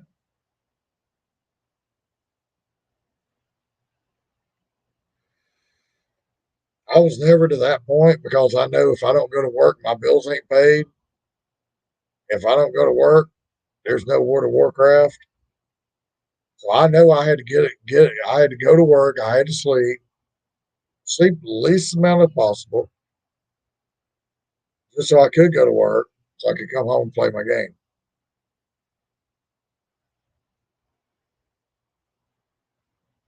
Yeah, I've never been that bad on it. I literally just got back into World of Warcraft like a couple months ago.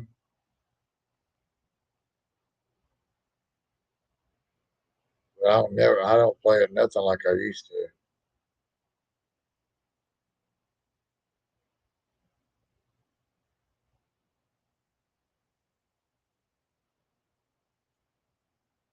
I think Body must have crashed out on us. As soon as I say that, he'd be like, "No, I'm still here." Like he was probably in the background for an hour and a half, and never said nothing.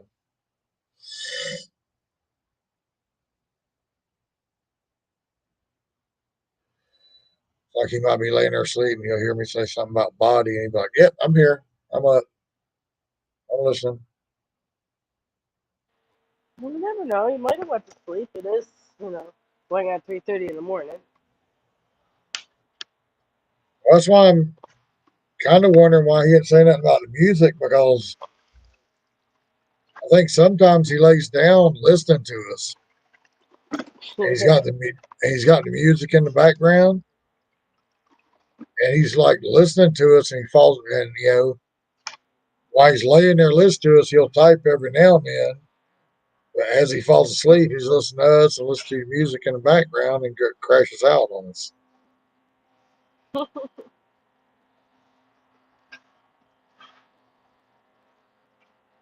What you don't have on now is the music.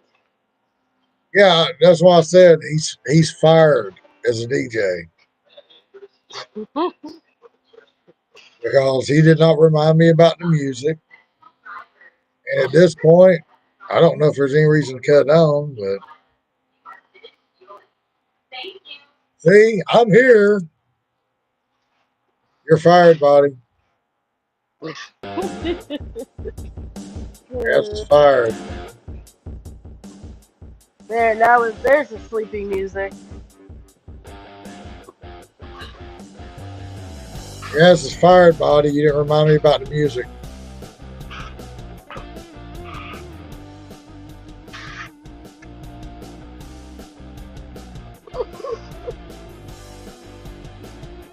Oh, too funny. We're going to find us a new DJ to remind me about the music.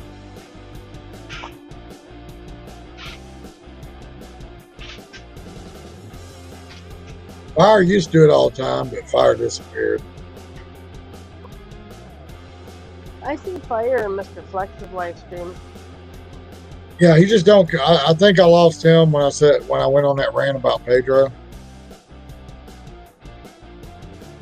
Maybe After not. that, You never know. after that, he just disappeared. I mean, he still shows up and flexes, but it's whatever. Yeah, he'll show up flexes. He'll show up Pedro's. He'll show up everywhere except here now. That's why I think that when I went on my He might rant, be in the background. good for him. He's not talking. Good for People him. do that. They learn. Good for him. I do it all the time in Omer's live stream. I just sit in the background. He was like the number one person. As soon as I came on, him and Body would be here, and Fire would be like, "Music, music, where's the music?" I'm like, "Okay, Fire, okay, Fire, I'm going to get it. Hold on." I'm like, "Thank you for reminding me." And I like Fire. Hell, it was like every night I live stream, I could pretty much guarantee for the most part that I'd have 2 out of 3 people at least. I'd have Body, Fire, or Lisa. 2 of those 3 would show up every night that I live stream.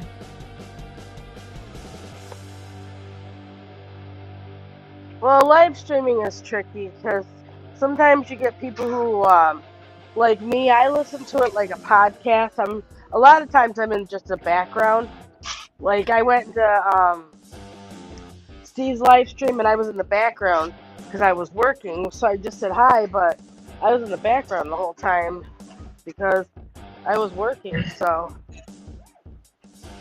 Well, see, and like then even sometimes when I don't even say hi because then everybody wants to say hi to you. But if you're working, it's hard, and then people think you're ignoring them.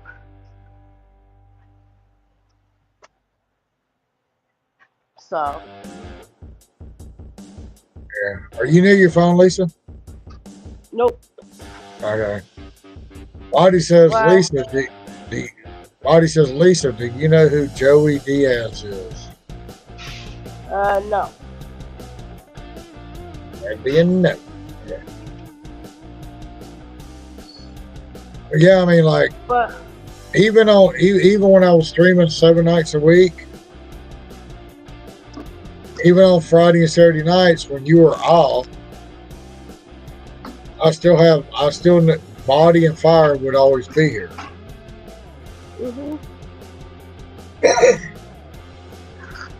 And ever since that one night I went off on that rant, Well, that's one thing you don't want to depend on is people being there.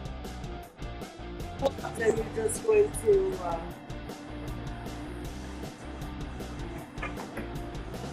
I mean, I don't really give a shit, to be honest. I mean, it's not like I'm trying to, like I said at the beginning, I'm not trying to build this up to make money off of it. Hell, a year from now, I think I've got 18 subscribers. A year from now, I might have 20. Chris. Yep. I don't give a shit about that. Huh? Chris. What did you? Terry's here. Trying to figure out what she was yelling. What I was saying before my headset died was that you don't want to depend on certain people, like if they've been there and if they don't show up or if they don't talk. You don't want to depend on that they'll be there. Just consider every live stream a new live stream and do something different, or expect different people, or don't expect anybody. Live streaming is different than videos because not everybody can be there, or people are doing stuff so they're there but they're lurking in the background, and sometimes they be like Body and they'll be commenting and stuff like that. But live streaming is really tricky, and it takes a while to I don't even think you can actually perfect it. I don't even think I've ever perfected live streaming. It's just like I say, like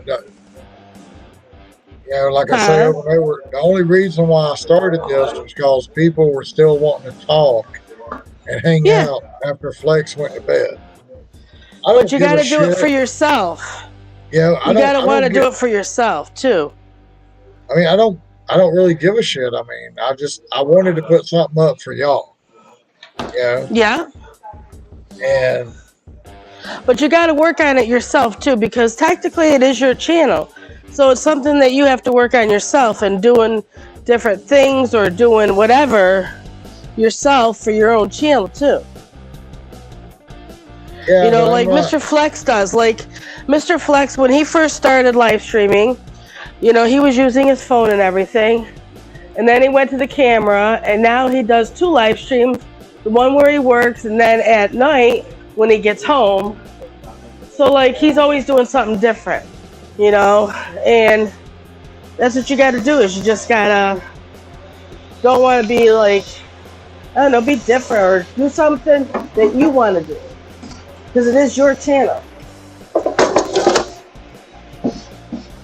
Yeah. You know what I'm saying?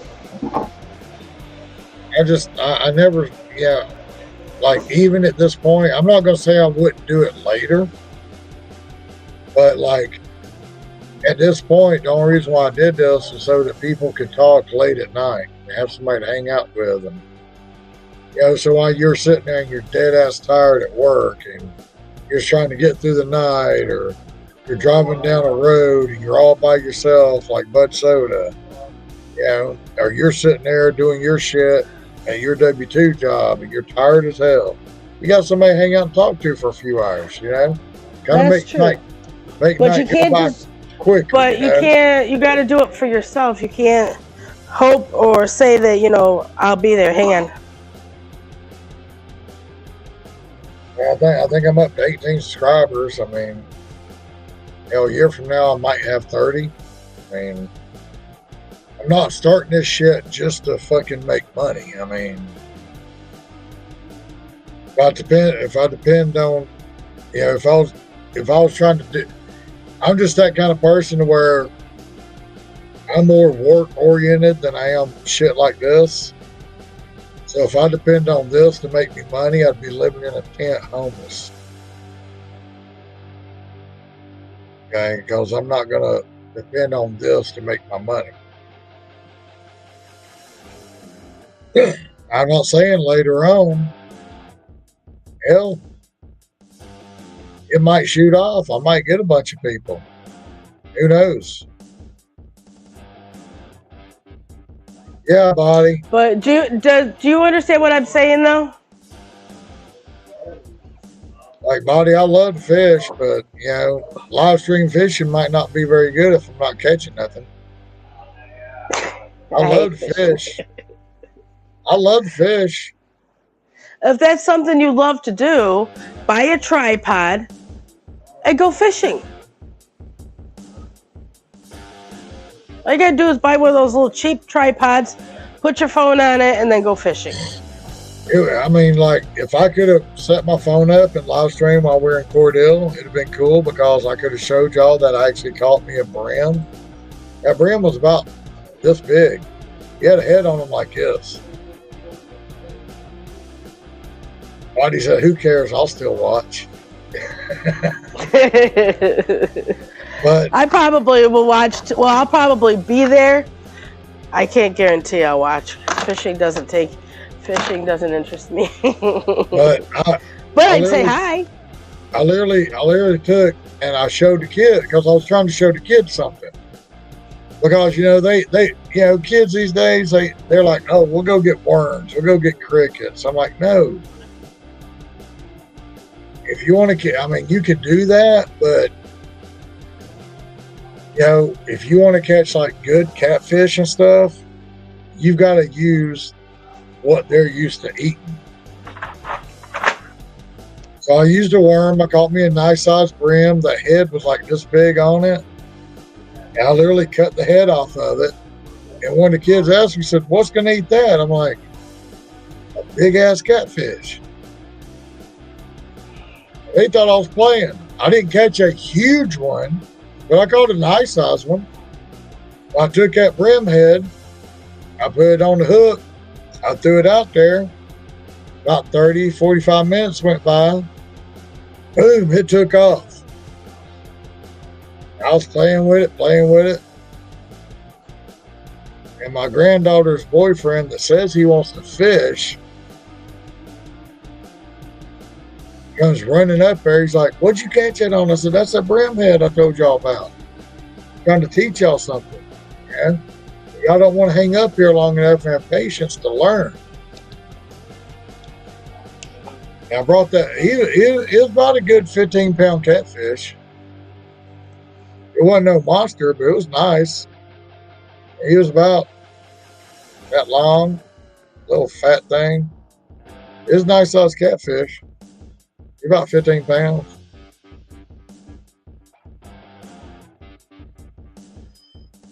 The thing about it is I had to play with them because these are brand new Walmart fishing poles. They only come with like 6 or 8 pound test line. And I didn't want to lose the fish and my line break. So if I'd been using my poles, I'd reel them in a lot faster. I know Walmart only puts like standard 6 or 8 pound test on it. I didn't know exactly how big he was, so I played with him for about 10, 15 minutes. And then when I got him near where everybody could see him, one of the kids wanted to bring him over to the shore. They walked them down the dock and brought them to the shore, and then nobody wanted to grab them, so I had to go grab them.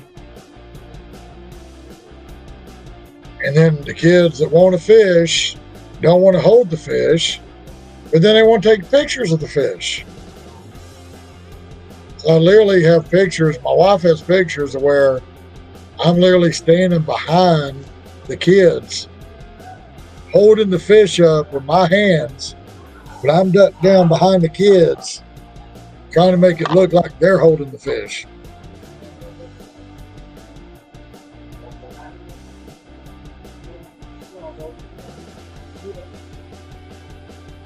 I don't know, it's crazy.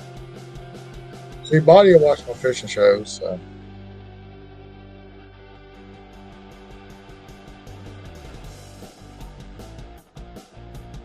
Hey, it's probably gonna be boring if they ain't biting. Yeah, see, I don't know nothing about fishing. But you do.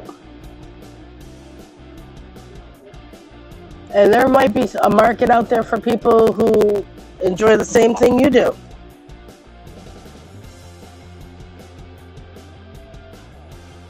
Yeah, like I said, like everybody has their little addiction kind of thing, and mine was World of Warcraft for a while. Everybody goes through phases. You know, there was like a 2-year period that I was going to these tournaments every weekend. And they were fishing for catfish and carp. Just for fun. We'd throw them back in the pond, whatever. And there was probably people out there who enjoy that too. Yeah, and it was like, that's why I said I'm so glad that my wife went with me and the kids went with me, because I went every weekend for like 2 years during summers. I mean, obviously in the wintertime, we didn't do it. Wintertime, we didn't have to do a whole lot of fishing. But as soon as it warmed up, I was gone every weekend. And literally, like I would literally come home Thursday night, load the car up. I had all my shit sitting in one little spot. I come home Thursday night, load the car up. Friday, when I got off work, we'd all jump in the car and we'd go. We stay there Friday night, Saturday night, Sunday. Sunday night, we come back. We get our showers, whatever, go to bed. And then Monday, when I got home, I would unload the car. I'd just leave the car loaded up and go to work Monday morning. And Monday night, when I got home, I'd unload the car. Shit sit there for a couple of days. And Thursday night, I'd load it back up. And we go again Friday. I did that for like two summers. I'm telling you, I ain't never caught a monster like I've seen caught. Yeah, I've seen a guy pull in a 48-pound, what they call Appaloosa catfish. And it was like brown with some spots on it, but it was a 48-pounder. And he caught it on bottom, and he was using like cut bait, which cut bait we call like brim that you cut the head off of or whatever. He caught it on that. And that's when I learned that I did catch a 12-pound catfish on a piece of hot dog about this big. Believe it or not, I think catfish will eat any fucking thing. They're bottom dwellers, but they come up to feed too. That's the thing. Everybody talks about how catfish are bottom dwellers. They're not just bottom dwellers. They will come up to feed too. Because this guy was actually fishing about 2.5 feet deep with a float with large minnows on his hook, which basically when you talk to a lot of people and they talk about fishing for minnows, they're always fishing for bass. They're bass fishing with minnows. Yeah, you can fish for catfish for minnows too. And he was only like 2.5 feet deep. He wasn't nowhere near the bottom. And a big rainstorm come through. And he was just sitting there in his truck, and he saw his pole going down. So he jumped out, and he started pulling in the rain. He pulled out a 50-pound blue catfish, 50 pounds. That joker was huge, I'm telling you. I was like, I ain't never caught nothing that big, but I was glad just to be around it. It was freaking amazing to see a fish that big come out of a man-made pond.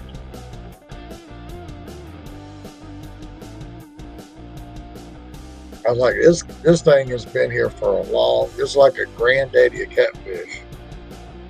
He's been hanging around here eating everybody else for all this time just to get this big.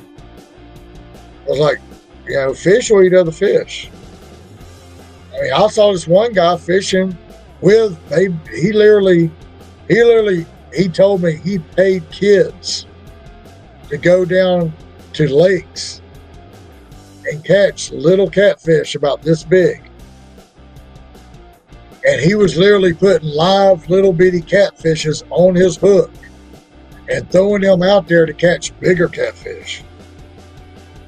It's like catfish don't care, they eat anything.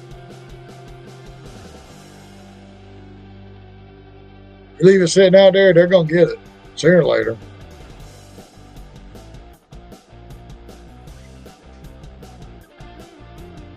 There's a little catfish story for you.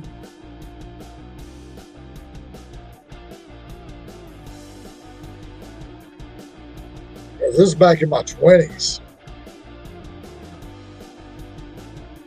Yeah, because I always walk around, talk to fellow fishermen, what do you use? What do you use?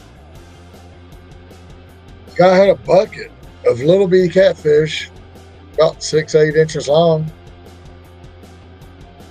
Like, that's what I'm using. He'd just hook them up and they'd swim around, and the bigger catfish would eat the smaller. I'm like,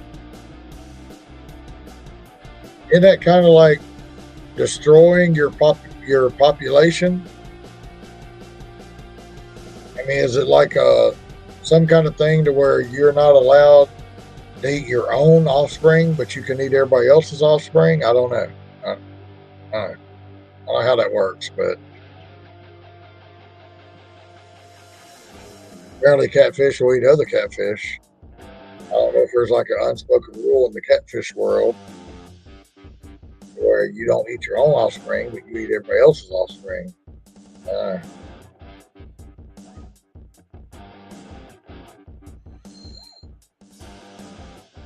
don't know how that works, but yeah, he was using a little catfish, 6-8 inches long. When I'm out there catching bigger catfish. I thought that was crazy. I mean, I'm all good with the cut bait thing. But like if I catch a brim, I cut his head off and throw it out there. Speak of the devil. Well, you also, if you cut a brim's head off and throw it out there, you also have the blood attract it too. Because when you cut the head off of it and you throw it out there, then the brim's Better still keep an eye on him. he's still going to be bleeding. He's going to be bleeding in the water. Oh my God. Sorry. I almost fell.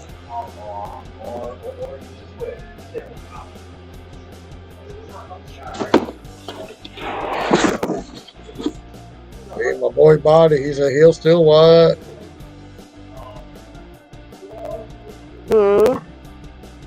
Body.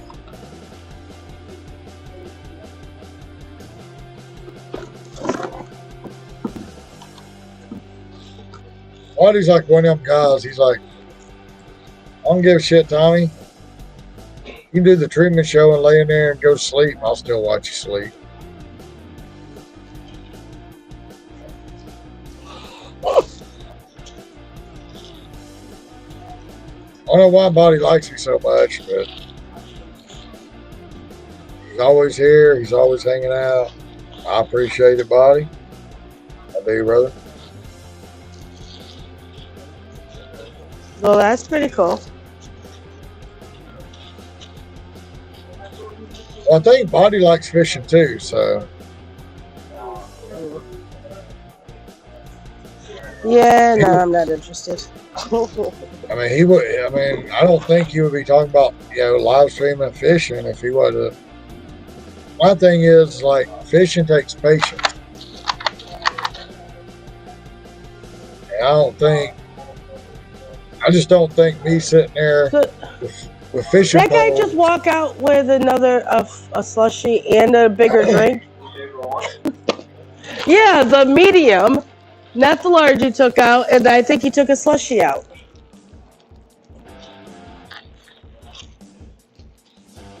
No, he didn't pay for the slushy. Back in the day, I don't know if it's true, but like if you buy a soda with self-serve, 3 girls are free. That's like Captivate. I don't know if that's true. Well, they're free at like McDonald's and crap, Wendy's. I don't know if that be stated or what. Well, they should be free here now that we have a seating area, but who knows? I don't know. He had his hand on what looked like a slushy, and then he had a large drink. He only left with he only paid for a medium drink. He came in and said it was flat. Well, he had to get an upgrade. Damn it! Buddy up there. Yeah, he had to get an upgrade and an extra drink. Yeah, you get an upgrade. Yeah, and I get know, one for free. Get upgrade and get one People for free. get away damn with it. what they can if they will.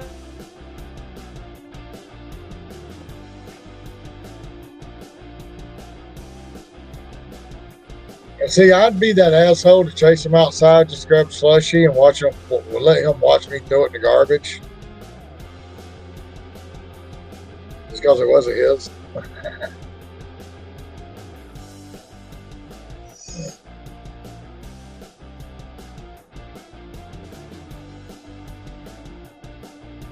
I did that shit. I did that kind of shit when I was younger.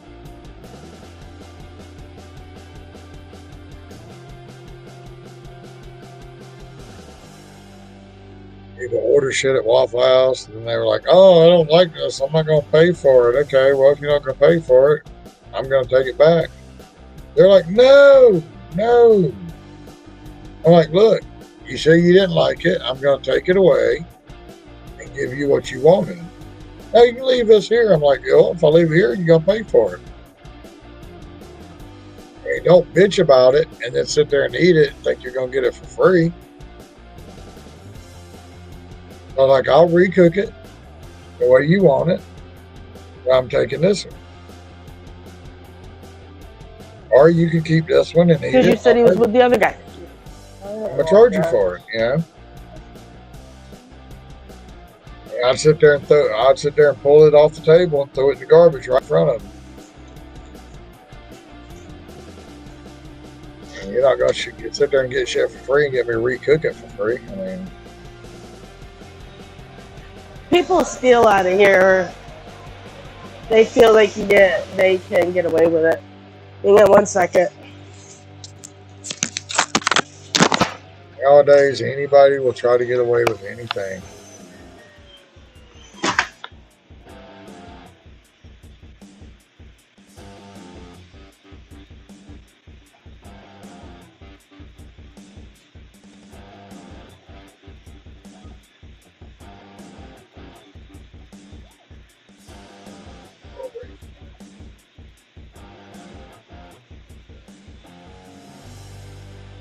Trying to get away with things. I just don't understand what the people these days that they hire.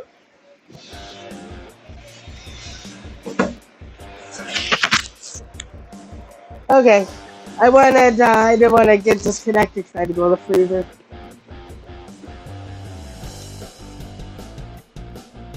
Oh.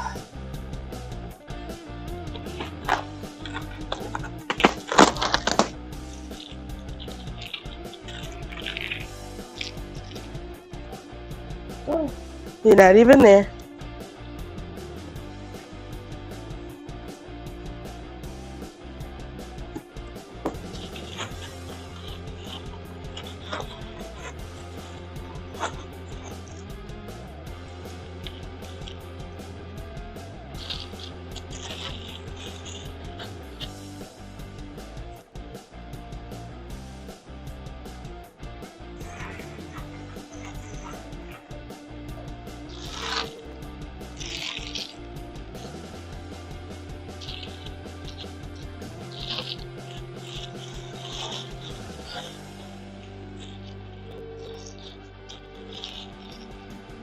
Like I was talking to this guy today.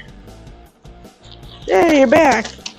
Yeah, it's kind of funny when I say I got out early, but it was early for me. I got out about 1:30 today. It was kind of slow. So I took me a McDonald's order. Lobby was supposed to be open at McDonald's. Supposedly it's a McDonald's law. And if they're in business, they're supposed to have lobbies open until 10 or 11 at night. I pull up this McDonald's. I walk up to the door and it said, lobby is closed due to short staff. Okay. So for some reason, I just instinctively pull the handle to see if it's locked, and it's unlocked. So I go in. And then they yelled at you, right? Yeah, while I'm standing there, this one girl from the drive-thru walks over and says, "Can I help you, sir?" Like she don't even know there's a sign on the door. Oh, Yeah, I got this DoorDash. Yeah, and they always want the number, so I was like, I got DoorDash 265. It wouldn't last 3, you know. Like she walks over there, acts like she's interested in what's going on, okay? And looks at my phone, looks at the number, looks at the name, and just walks around for like 3 or 4 minutes. Like she's all fucking ready to help me, you know? And she goes back over drive-through, this, that, and the other. 3 or 4 minutes later, I guess the manager on duty or whatever comes walking up, and she looks in and says, "Yeah, you got a DoorDash guy in the lobby waiting on Samantha G 265 or whatever, da-da-da." Like, so you come over here and spent 5 minutes of my fucking time and was not even worried about helping me.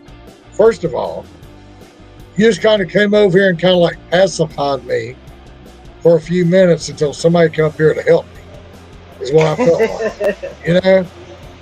Like, she was never going to put the order together or anything. oh, And then when that guy shows up, he's looking at me, he's like, "Oh, you got Samantha G?" Like, yeah.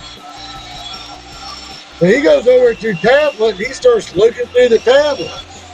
I'm like, "Dude, you just look on my phone and it'll show you everything that I need." He's like, "How'd you get in here?" I was waiting for that one. Because during this time that all this is happening, there's a McDonald's worker standing outside tapping on the glass wanting in. He didn't even know the door was unlocked. And I walked, it was the door on the other side. So I walked over and let him in. I walked over there and unlocked the door and let the guy in. Because I could tell he was in McDonald's uniform. Yeah. So I walked over there, I unlocked the door, I let him in. When he come in, I locked the door back. I thought maybe I'd be an extra person that could help me get my damn food, you know? So then he up and disappeared somewhere. I don't know where the fuck he went. Oh my gosh, that's so bad. All right, he up and disappeared. So then, while I'm trying to get my food, that manager dude just comes out of nowhere and walks up to me after he's been asking me all these questions. He looks at me and says, "How'd you get in here?"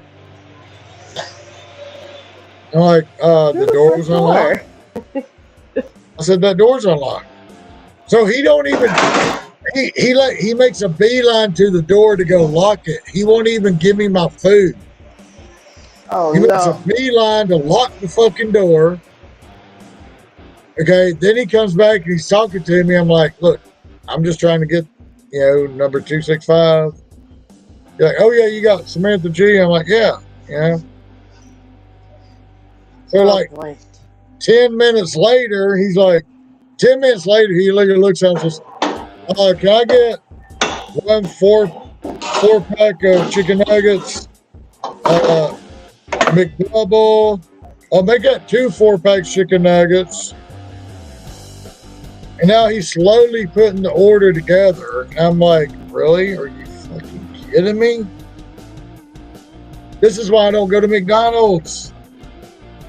You're more worried about locking the fucking door than you are giving me my food. Oh, boy. Are you serious? So at this point, I'm like, you know what? Me starting early has been shot. So now it's just a fun game thing for me. I'm just like talking to the guy, hanging out, whatever. I started talking to him. I'm like, yeah. I told him, I said, I did Waffle House off and on since 1993 to 2000. Have a good weekend, Chris. Bye, Chris. I said, I did Waffle House off and on from 1993 to 2020. I said, I don't know if I can do it anymore. I said, because y'all pay I said, you understand, like in the 1990s, I was being paid $7.49 an hour to go around and do manager's jobs. Y'all are paying people $10, $12, $14 an hour right now. He's like, yeah, they come in about 10, 12 an hour. I said, they're walking around with their AirPods in their ears and they're on their phones. They're not really paying attention to nobody. And y'all let all this shit go? I said, I couldn't do that. I said, I don't know if it's old school. I don't know if you call it work ethic. I don't know what you might call it. But I couldn't deal with that. I said, I'd fire every fucking one of them. He said, yeah, we try to weed them out, this, that, the other, but there's so many bad ones that we hire, and we only get like a couple good ones. I said, look, I look at it like this, okay? If I've got 7 people on my shift, and I'm doing the work of 5 of them, then I'm fixing to save the company money, because if I've got to do work of 5 of them, that's 5 people that ain't gonna fucking be there. That's just what it is. And I'm gonna save the company money because they're not gonna pay them to fucking sit around and do nothing. Walk around on their phone, talk to their friends on their AirPods while they're working. Or go on YouTube and just join a live stream. Yeah, and you gotta think, it's fucking McDonald's, okay? If McDonald's is open for 18 hours, they're wrapped around the building for 18 hours. Okay? And why are they wrapped around the building for 18 hours? Because the people that are making the food are sitting there walking around on their phones, talking on their AirPods. They're not doing their fucking job. That's why people are sitting there for a fucking hour for a fucking McChicken sandwich.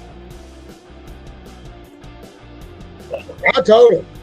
I said, I personally don't like McDonald's. I don't. Yeah. I only go there when the kids want to go. And I get me a fucking 2 or 3 of them little McChicken sandwiches, the spicy McChickens. Yeah. With McDonald's, back then were $1 a piece with no mayonnaise, because I don't like mayonnaise. To me, mayonnaise looks like something that comes out of me. I ain't with that.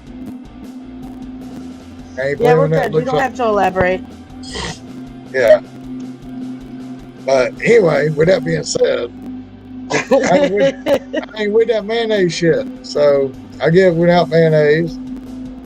Every once in a blue moon, I'll get me one of them quarter pounders. But I still don't like it. but I don't really like it because it tastes like fake meat. It don't taste like real meat to me. And that's why I don't like McDonald's. I understand the fucking McRib is not a fucking real rib, but McRib is like the only fucking thing that I like from McDonald's. And like, what, October, November of every year, they bring back McRib just before Christmas. That's the only time I want to go. That's the only time I want to go to McDonald's. I want that fucking McRib. That's all I want. My friend loves that McRib. Yuck. If they had McRib on the fucking menu like they do a Big Mac, I'd go to McDonald's all the time. Again, it would be only if the inside was open. Because I told them, any restaurant, Burger King, McDonald's, Wendy's, I don't give a shit. If it's wrapped around the building and your inside is locked, I'm not coming to eat. Because there is no food out there that I'm willing to sit in my car and either sweat with it 80-something degrees outside or burn a half a tank of gas for 45 minutes to an hour of sitting in line waiting to get a fucking $8 order. I want to spend more money in gas than I am getting the freaking food. No. There's no restaurant worth that to me. I'd rather go and spend my money, sit down in a restaurant and pay somebody to wait on me and get my food in 30 to 45 minutes. It's going to be fresh. It's not going to be sitting there that they've cooked 50 fucking burgers or 100 chicken nuggets and they're just sitting in a fucking warmer waiting on you to show up. This was an accident. There's no... I ain't with all that. Harley has to, because I don't have a void card. Yeah, I was talking to that guy, and he's like, yeah, we pay him all this money. He's like, we pay him more money, and we're getting less work out of them. I said, yeah, they'd be gone. I said, I couldn't work somewhere like that. I said, they'd be gone. I was like, if I'm going to do the work of 5 people, if I'm going to run the drive-through, do the French fries, and bag up everything, and do this, the other, then the person in drive-through don't need to be here, the person doing fries don't need to be here, and the person that's bagging shit up don't need to be here. That's 3 positions I'm saving y'all money on. Because I just got rid of all 3 of them because I'm doing it anyway. Yeah. But then again, I may not have a job long because they're like, why are you getting rid of all these people? Well, here's what they're doing. Because my people are not going to walk around on their AirPods talking to people. They're not going to be on their phones while they're fucking doing fries. And we're behind. Got people wrapped around the building. And they're talking on their phone when they should be dropping French fries. No, they're not going to be doing that. It's like people think I'm kidding. When I used to run third shift back in the 2000s, I literally had this girl. She was supposed to be there at 9 o'clock at night. She called me at like 9:03. I'm running late. I'm like, no shit, really? It's 9 o'clock. You're supposed to be here at 9. It's 9:03. You're supposed to be here at 9 o'clock. So I know you're running late. She said, yeah, I'm trying to get there. As soon as I get motivated enough to get out of bed, I'll be there. I'll call you and let you know. I said, honey, do me and you a favor. Go ahead and stay in that bed. And maybe tomorrow when you wake up, you can motivate your ass to get a new job because you don't work here no more. Maybe it's just me being an asshole, but that's what I told her. Just go ahead and stay in the bed, and maybe they'll motivate you enough to get your ass up and find a new job tomorrow.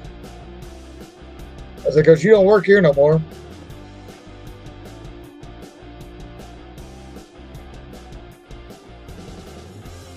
Here's me being an asshole, I know, but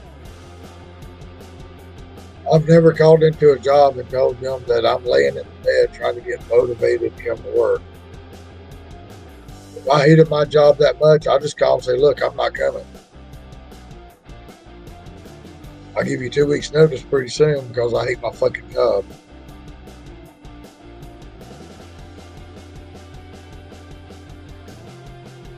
It's like DoorDash, gig work. If I ever come to a point where I hate getting up and doing it every day, I'll quit it. I might go back to a W-2.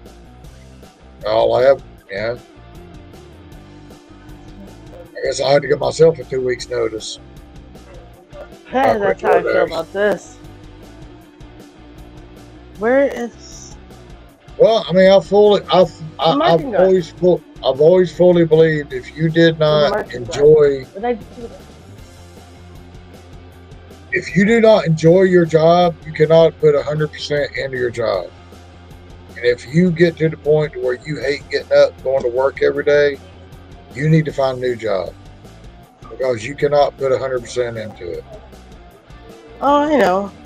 But that's my work ethic. I mean, hell, like I said, when I was growing up, I worked at a nursing home at 13 years old as a volunteer after school, just to have something to do. After school, I go down there and I'd help feed the elderly people. I didn't change no bedpans or no fucking pissy sheets. That was the people that got paid to do that shit.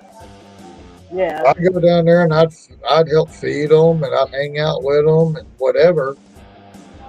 But I was still had a job at 13 and wasn't even getting paid for it because I enjoyed doing it. Mm-hmm.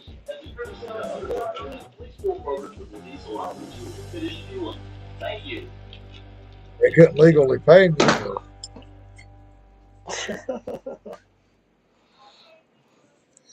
it was something I enjoyed doing it. So every day after work, after school, I'd go down there and hang out with the elderly people at the nursing home.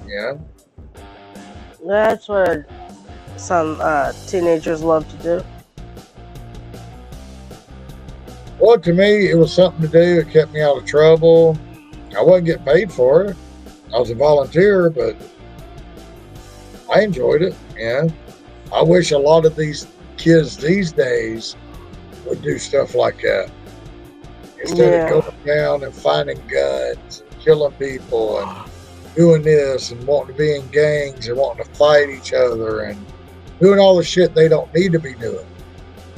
Because there's probably so many of those people that so many of those kids that if they would do other stuff like that and gear themselves towards that, that they want to be, maybe they want to be in ballet. Maybe they want to be a rap star. Maybe they want to, be a comedian, whatever. But if you go this way, you're going to prison. If you go this way, you have a shot. It's just, I mean, and again, I think all that goes back to their bringing up and, where they live. I don't know. I don't know. I mean, I can't really say that either because, I came up in a broken home. I grew up in a broken home. I lived in a boys' home. At 18, I knew everything. I come back here. I lived in my car at 18. And I made the choice to go find me a job. I got me a job at Walmart at 18. When I got that job, I was living in my car. I took my first paycheck. I went down the street, got me a place to live. I live close enough where if my car broke down, I could still walk to work, which I did walk to work every now and then. Not because my car broke down, just because it was nice outside. And it was close. Back then, I was fit. I mean, hell.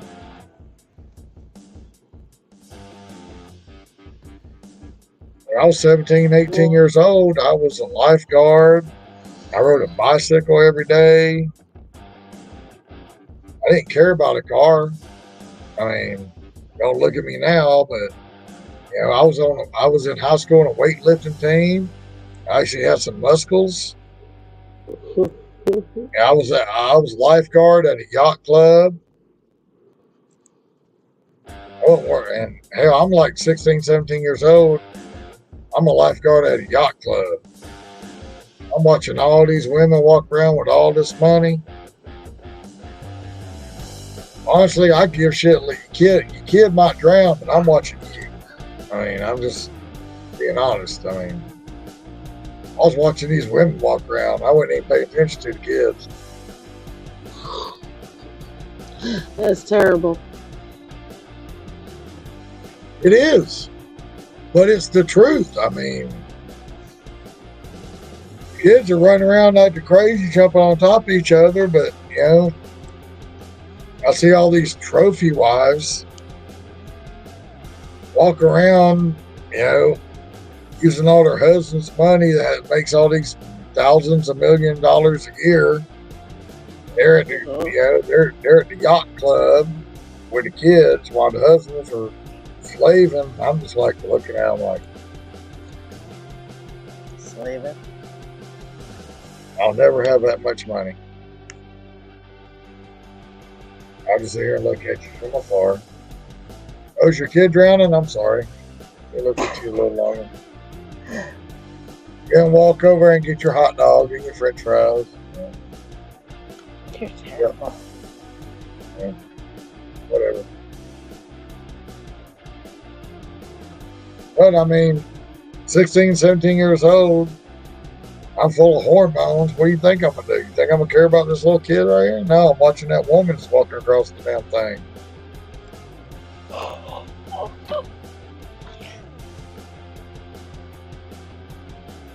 And if she actually says, hey, my kid's drowning, I'm like, oh, okay.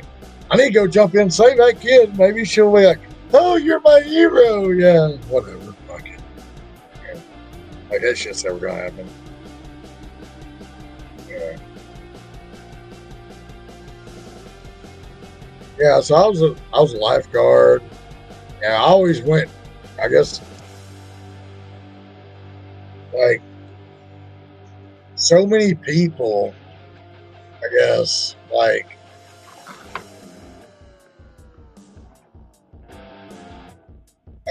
when you talk to people, it's like they want to blame their upbringing and what they went through when they were younger on why they are the way they are.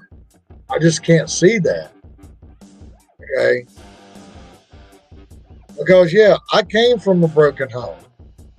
Yeah, at 14 years old, my grandfather had to make a choice between me or my sister. And he chose to take her in. Because back then, you know, I'm a guy. I'll grow up to be a man. I got to learn to take care of myself. Which I understand. I understood that. That's fine. Yeah. So he took her in. And he took care of her. At 14, I don't know where I'm going. I was literally homeless at 14 years old. Sneaking into my friend's house after their parents went to bed, sleeping in their closets. And then getting up before they did to go to school with them, kind of thing. You know what I'm saying? I mean, I was, you know, I could have made a choice to stay homeless. I could have blamed it on my upbringing, but I didn't. That's why when people, that's what pisses me off is when people sit there and say, oh, the way I was brought up caused me to do this. The way I was brought up caused me to do that. No, it's not.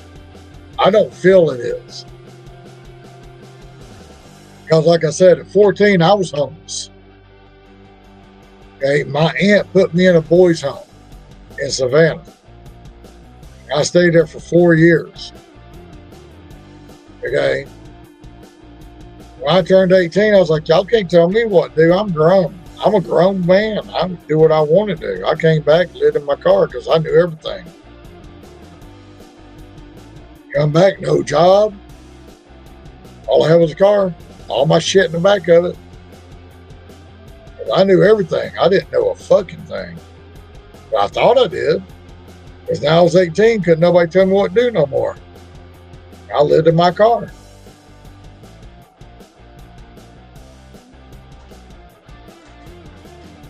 I learned real quick right then. Because I've always had a good work ethic. Always. I learned right then. All right, Tommy. You want to be grown? Ain't nobody gonna help you no more. It's you against the world.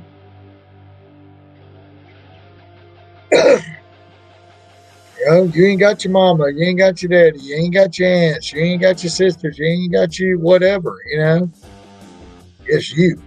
There's nobody out here but you against the world. You've got to figure out what you're gonna do.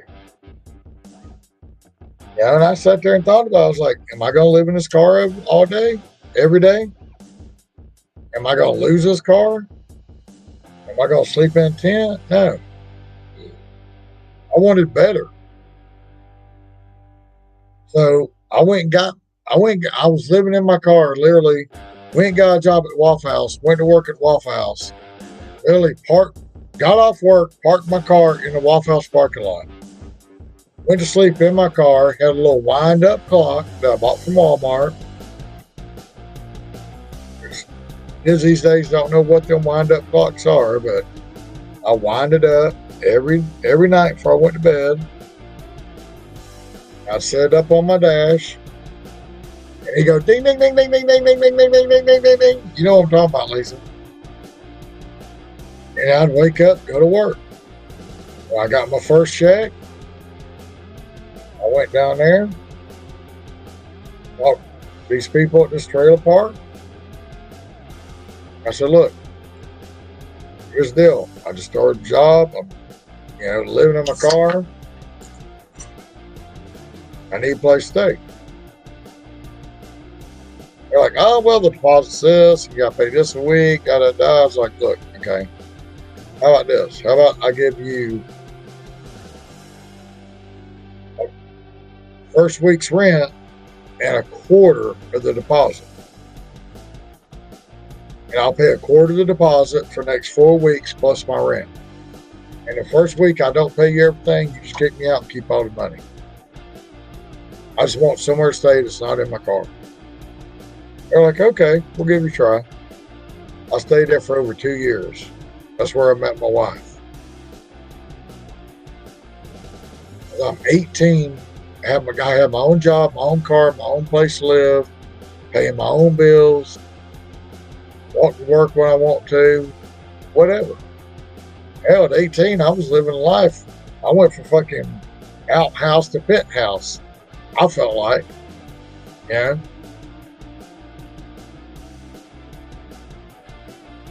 So I'm so tired, like when people are sitting on death row or people are in jail and they're saying, oh, well, it's my upbringing. I can only blame it. No, it's not. Okay. You can live in the worst streets of Chicago or worst streets of Atlanta or wherever. It don't matter. You make a choice to do this or do this. It's all a choice. It's not your upbringing. It's how you want to live. Hell, you can see, if you want to look it up on YouTube or watch movies about biographies about people, I can't tell you how many people you can watch that were fucking born with a silver spoon in their mouth that were living out in the streets because they got hooked on drugs and shit. I mean, it has nothing to do with upbringing. This is what I love about this stream. We'll be talking about nothing. All of a sudden, we're talking about something. It just goes wherever. I mean, it has nothing to do with upbringing. It all has to do with what you want to do with your life, what kind of work ethic you have, what kind of ambition you have.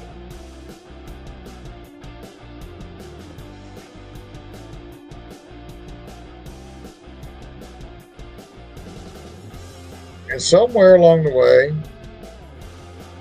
it got lost in the children, but I'm trying to instill it in my grandchildren.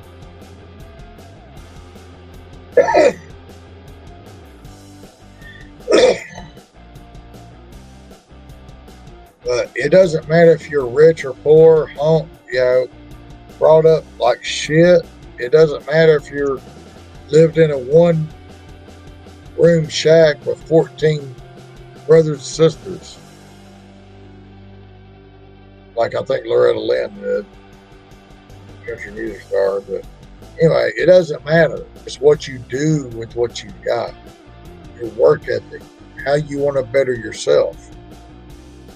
You don't give a shit about yourself, you're good. Like, I see homeless people all the time. I've actually tried to help out homeless people because I had a girl that actually worked with me that supposedly loved this guy so bad that was homeless that she went homeless just to be with him. And to this day, they're still homeless. They love to live like that. They like living in their tent, whatever. I tried to help them. That's what they choose to do. Some people want to be like that. Okay. Me, I can't. I mean, I like to go camping and shit, but I'm not going to go put out a tent to be homeless. I just can't do that. I feel like when I throw up a tent, I'm just getting away from my daily life, and it's like a retreat from it. If I had to do that as a homeless person every night, that would be like where I live, so there's no retreat. So then I would probably feel like that I've had to go fucking make enough money to go get a motel room or something, get a retreat from my tent, which is where I live every day. It's like, it just seems all backwards to me. I don't know. But, yeah, I don't know. I just get so tired when I hear two people talk about how their upbringing made a decision of how they live their life. I call bullshit on that. Because I didn't have a good upbringing. I did graduate high school. I have a high school diploma. I didn't go to college or nothing. And I did get out there every day. I bust my ass every day and I break my back every day. Whether it was, I've done framing houses, I've done construction, I've been in ditches, I've cut water and sewer lines and put them together. I've worked at Waffle House. I've worked at Wendy. I've done all of it. I've always broke my back to make my money.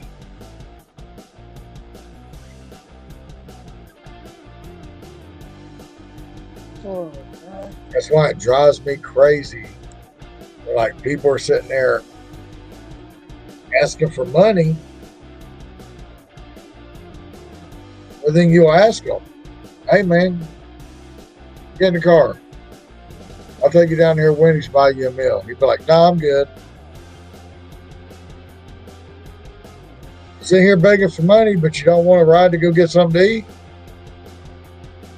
Because I figured out that like 80% of the homeless people are on drugs and shit. All they want to do is get the cash to go get their fix. And apparently they're so hooked on drugs that they are the ones that can't hold down a job. Now there's those out there that ain't, or might be half and half, whatever, but it's what I've gathered out of what I see. Yeah. Like, I watched a bunch of shit on TV about like homeless populations in different states. Mm-hmm. Like, I don't know if it was Chicago or where, but they literally have like bathroom stations set up like on the side of the road. They're like porta potties, but they're like new age porta potties. They have a place for you to wash your hands, and they actually flush. Have like a flush system. They never leave. They're always there, kind of thing.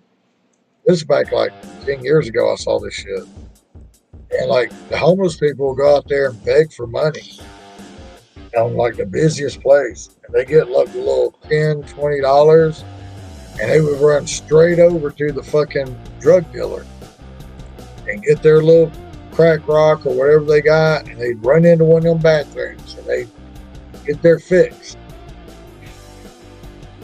And they'd be good for 3, 4, 5 hours. They'd go out there and get them a little bit more money. And then when they start coming down from that shit, 3, 4, 5 hours later, they'd have to go get another one. And that's how they live. Most of them. And that's why they can't hold down a job.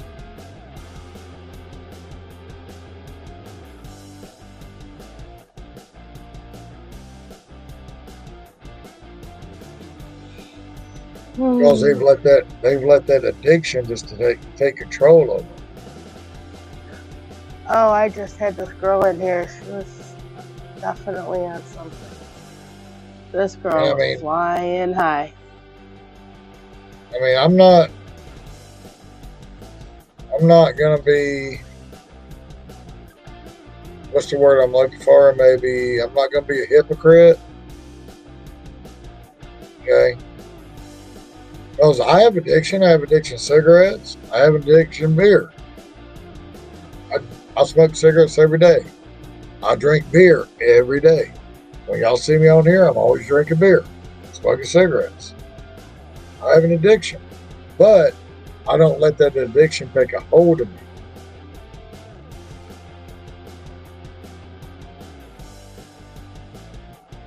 I still get up, go to work every day. I'm out there driving 8, 10, 12 hours, whatever I need to do to make my money. But once I get home, I have beer in my refrigerator. I sit down, I hang my keys up, I have a little key holder. Door's knocking it. I have a little key holder over there. I hang my keys up on the key holder. I know I'm not getting back in that car tonight. I go get me some beer. I sit here and drink my beer, play my games, watch my TV, whatever I want to do. I don't leave the house. If I do leave the house, I'm not driving. It's like on Sundays. We go to Taco Mac. I might drive to Taco Mac, but I don't drive home.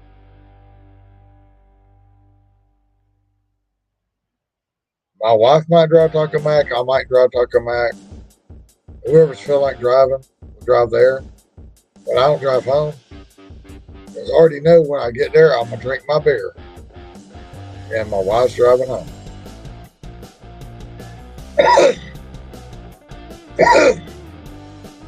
So, yeah, I have addiction to cigarettes. I have addiction to beer.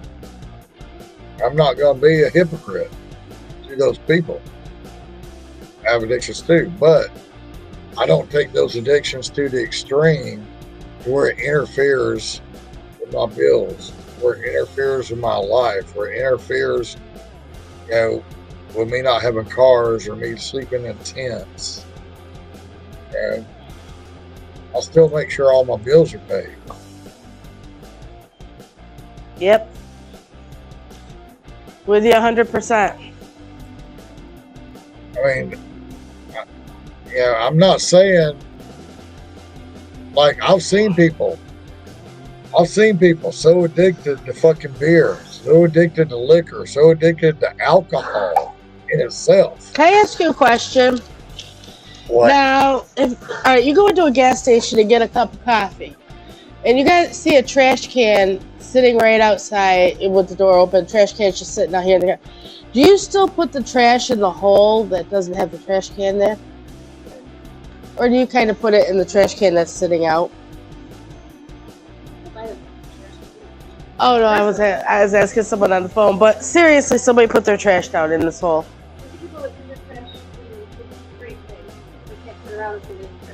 I Trash personally can's would, right there. I personally would put it in the trash can. But like I said, like I was trying to say earlier, okay, people don't give a fuck. Yeah. People don't care Yeah, I know. because they don't have to clean it up. Yeah, I know. I do. Here's a good example, okay? We have a trash can. My wife bought trash bags that are smaller than the trash can. Hang on a second. Kathy, I had the trash sitting outside, right on the floor right there. So someone still, I'm wondering if it was deflated, puts the stuff in the hole. I wonder if it was that girl. Okay, go ahead. Sorry. I had to tell Kathy. So we have a trash can at the house. My wife bought trash bags that are smaller than the trash can. But if I go and put the trash bag on the trash can, it will hold so much before it falls down in there. Okay. Yeah. But I'm just trying to use these garbage bags until we get rid of them. So even if the trash bag falls down in the trash can, I will open up the trash bag and stick the trash in the trash can. Now, other people that come over to the house, they don't really look for that shit. They just kind of throw it in there. Now, when I come home, I've got to dig to figure out where the bottom of the trash bag is, or the top of the trash bag, and try to get all the garbage in the trash bag and take the trash bag out. And I'm going to tell you, I lost it today. I said, I ain't doing it. I come home, and I don't know what they've been doing, but it looked like they just threw shit on the trash bag fell in because it wasn't big enough. And they just threw shit on top of shit on top of shit on top of shit. And I'm looking at I look at my trash can, there's probably this much trash before I ever get to the bag. I'm like, where did all this garbage come from? I'm like, I ain't doing it. I said, I ain't threw shit in that garbage. I got my own garbage can over here. I said, one of y'all motherfuckers gonna dig for that bag. I ain't doing it.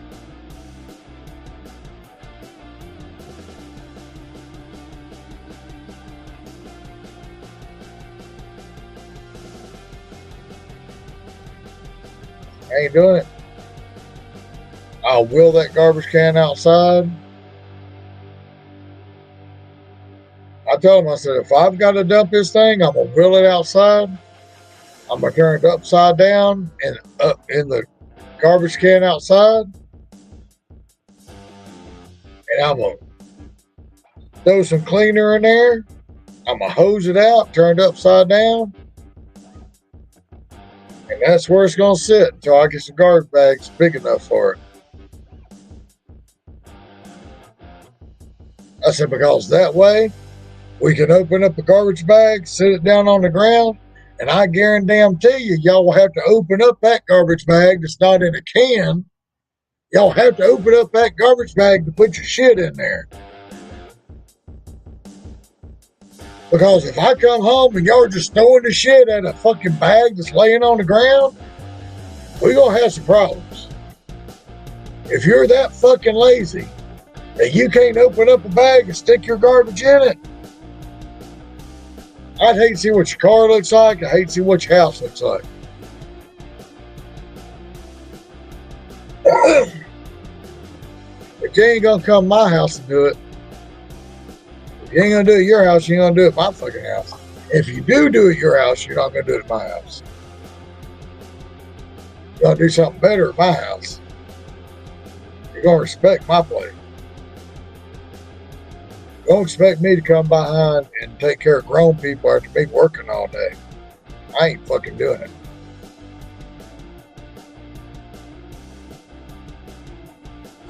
I got too much shit going on. I'm dealing with grandbabies. I gotta go to work. I want to come home, watch my shit, play my games. I got too much of shit going on. I ain't running behind grown folk fucking dealing with them.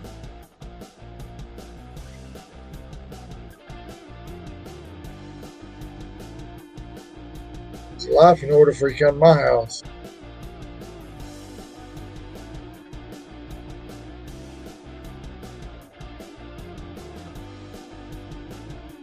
It's like, I don't know why. I don't know why. But the daughter and the grandbabies and all them, they get in all kinds of drama bullshit. I ain't with all that. And like they'll all start calling me and texting me and they're all like drama this, drama that. And I'm like, I ain't the one. And they suck my wife into it. And she's calling me, I'm like, get out of the drama. Like, we don't do drama over here. Like I tell my grandbabies, you want to come over here? Fine. I ain't gonna tell you can't come over, but you're gonna leave your drama at your mama's house. Because there ain't no drama over here.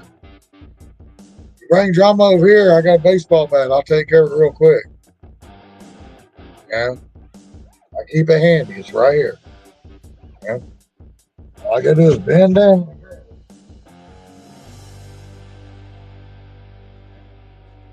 You're all sitting right here. This is right here. I ain't with your drama shit. Leave drama at home or I'm gonna take care of it when it comes to my door. If you want to bring it here, you can, but you know, I'll be happy when it gets there. That shit just kills me because it's like drama fuels more drama. It's like people that love drama, they just want more drama. And it's like, it kind of goes to the place where people, it's like misery loves company kind of thing. That's where I put drama. It's misery loves company. Because if you're miserable, you want everybody else to be miserable that you talk to. And you love the company of the misery. I feel like drama is the same way. Like drama is the misery. And drama loves more drama. And it fuels, you know. Misery loves company. So the more miserable you make people, the more fuel you get.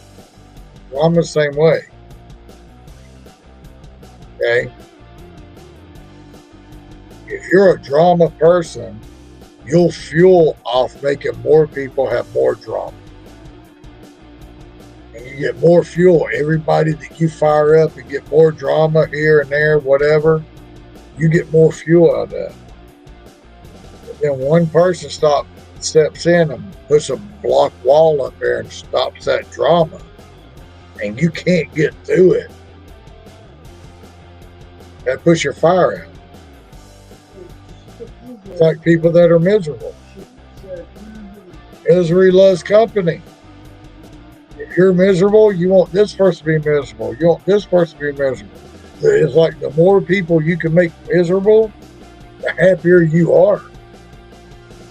But then when that one person stops it, you can't make me miserable. Yeah? I'm not joining your company. I'm not joining your miserable little outfit. President, what are you going to call it? That you got going on. One person stops it, It says, no, you're not doing that. It's trying to kill the whole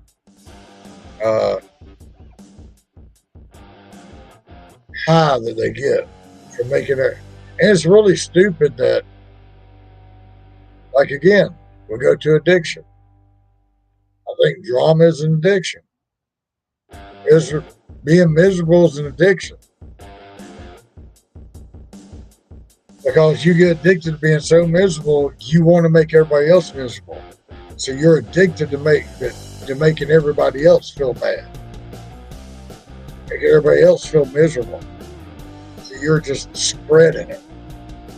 It's like a virus or something. You're just spreading it. It's like drama. You're spreading drama. Gossip. You're just spreading gossip. It's all an addiction. But who's saying what to do? Who's saying what about who? Again, there's all kinds of addictions. There's a gossip addiction, a drama addiction, miserable addiction, drugs, sex, beer, cigarettes. They're all addictions. But people don't look at it like that. People don't look at it like you're spreading drama here and there and that, there and there. You get off on spreading that drama, that's an addiction. You get off on making other people miserable, that's an addiction. Because you get off on it, it makes you feel better, it gives you happiness. Which is really sad. If you're getting happiness off making other people feel sad, there's something really wrong with you. But, anytime you're getting happiness off something like that, I enjoy my beer, I enjoy my cigarettes. It's my addiction, but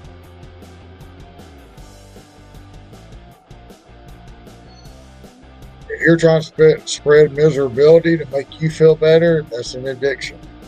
If you're trying to spread gossip, make you feel better, that's an addiction. If you're trying to spread drama, make you feel better, that's an addiction. The problem is 90% of that shit is going to come back and slap you in the face. And you're not going to feel good no more. Because, when you spread shit like that, it all comes back to you.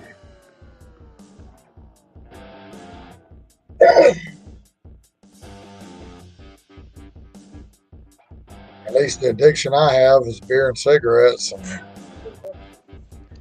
this cigarette and this beer is not going to come back and slap me in the face because I ain't said nothing to it. Yeah.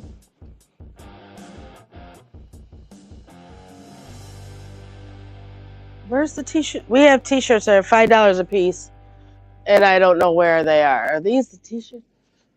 I just sold 2 t-shirts for $10. Sorry, I'm impressed. I went to a truck stop that had those. T-shirts for $5? Yeah, I bought like 5 or 6 of them. Just because they were $5. Just because they were $5. Look, just because they were $5 a piece, but they would not even fit me. What? I just bought them. They were like 2X, 3X, 4X. They were like the shirts that nobody would fucking wear. Smalls or mediums. They were like whatever shirts they just wanted to get rid of. Like 3X, 4X, 5X, whatever they had. Smalls, mediums. They were on the rack for $5 a piece. I just bought like 5 or 6 of them. I spent like $30, $40 just buying t-shirts. Why? Because look at me. I don't give a shit if it fits me. I don't give a fuck if it fits me or not. I just want to have something to put on my body every day that's clean. Just get it. I don't care if I can put 3 of me in it. I don't give a shit. I'm just, hell, you got a $5 shirt, I'm gonna buy it all day.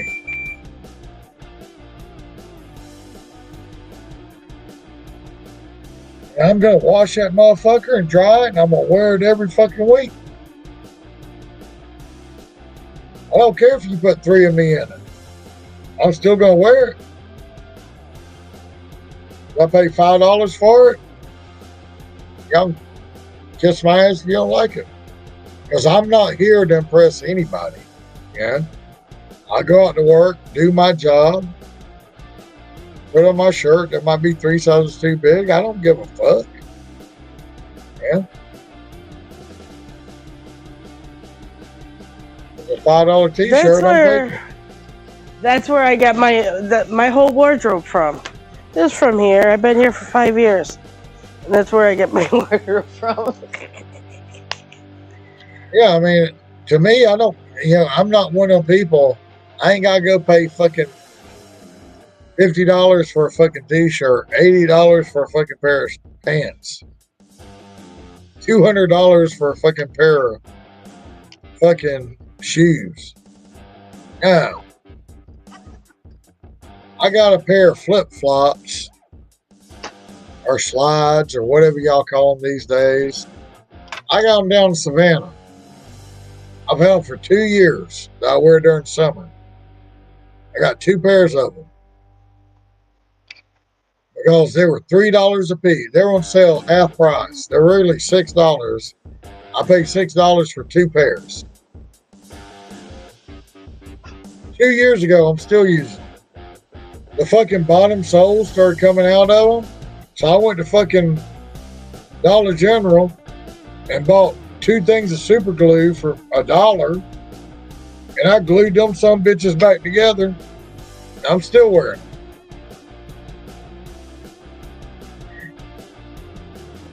The shoes I wear during the winter, I went to Walmart and paid $10 for it. That's why when these kids say they need $180 for a pair of shoes, I'm like, are you fucking kidding me? Right? I'm not paying my fucking power bill ain't $180. It is during the summer because I got the air conditioner going. That's why I cut the air conditioner off when I got the door open. I'm like, I'm not fucking paying a month's worth of power for you to have a fucking pair of shoes that you're not even gonna wear over 3 to 6 months and you're gonna want a new pair. Mm-hmm. Yeah, we're not doing that.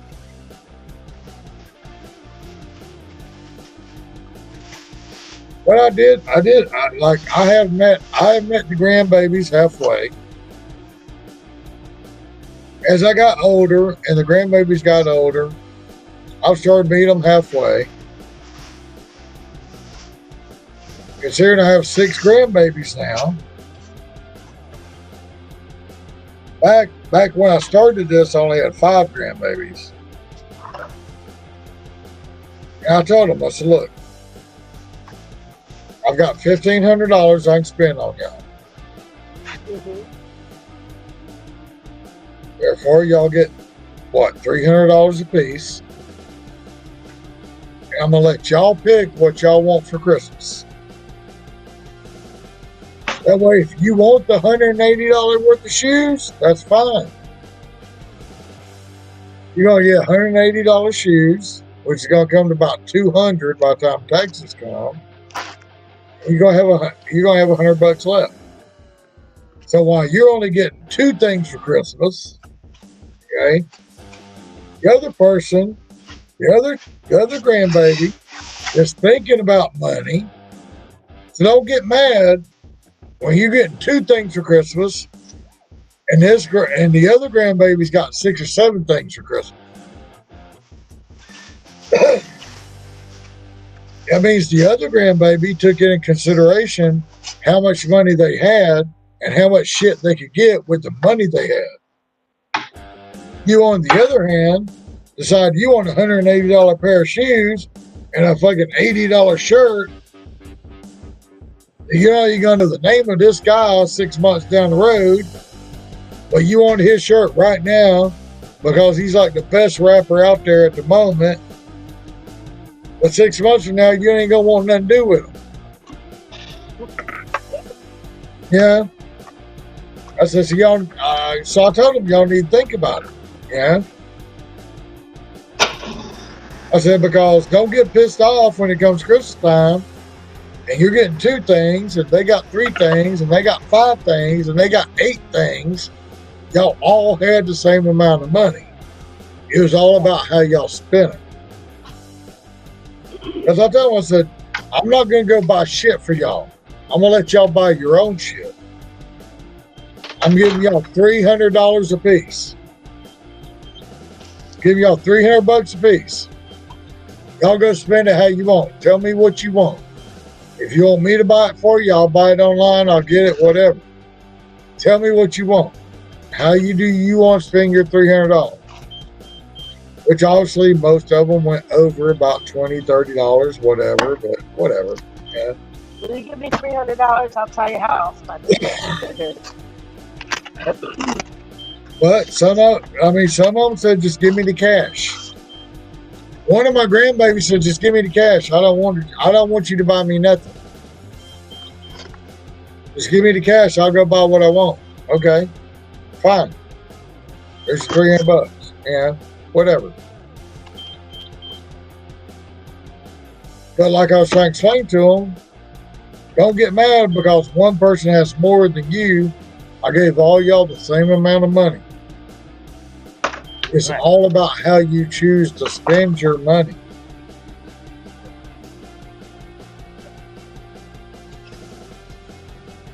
Like I tried to tell them at Christmas time, don't get mad because you've got a fucking $180 pair of shoes and a $120 fucking sweatshirt or whatever fuck from this guy that you're not even gonna know 6 months down the road, but you want it right then. And 6 months later, you won't even be wearing his shit because you're going to be looking at something else. That was your choice. Meanwhile, this grandbaby might be buying 6 or 7 different smaller price things that they can use all year round. You know, it's like I got one grandson. If I gave him $300 for Christmas, he would go buy fucking lawnmowers and weed eaters and fucking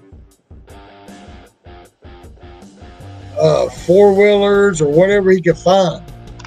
First off, he'd go look for free. But then he'd get whatever he could.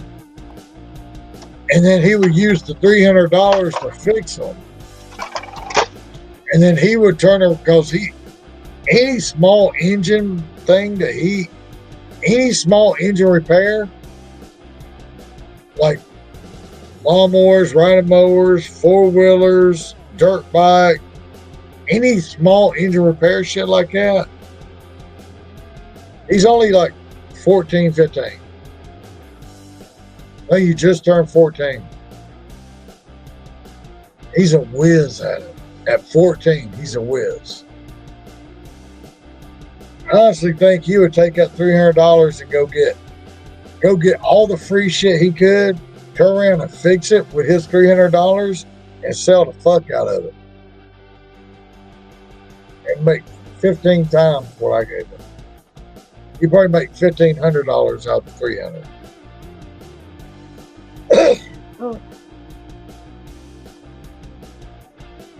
I mean, I've seen him do it. I mean, I've seen him talk to people, and people would give him weed eaters that didn't work. And he would go through the weed eater and say, Papa, all it needs is like $20 to fix it. And I'd go pay the $20 to fix it. He'd turn around and sell it on fucking Facebook for $80. And he got it for free.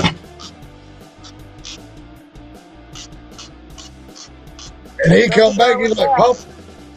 Yeah, he'd come back, he'd be like, Papa. I'm like, what? He's like, yeah, weed eater I got for free. I said, yeah. He said, I just sold it for $80. Like, hey, well, where's my 20? Like, where's my 20? He's like, oh, that was just you helping me out. Like,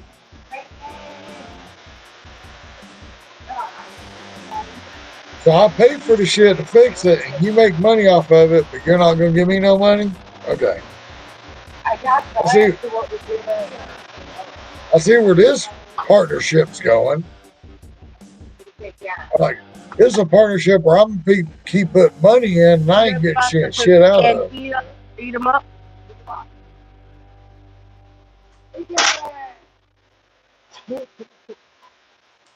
Oh, God, that's so I like this one in partnerships to where it seems like a money pit for me.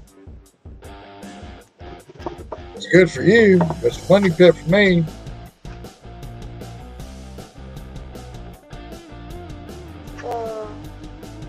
I told him, I said, dude, you got a good gig going on. I said, you want to go find the free shit, get me to go pick it up, get me to pay the money to fix it, and then you sell it for like 5 times what you paid for it, or what I paid for it. And you keep all the money. And then you keep all the money. Yep.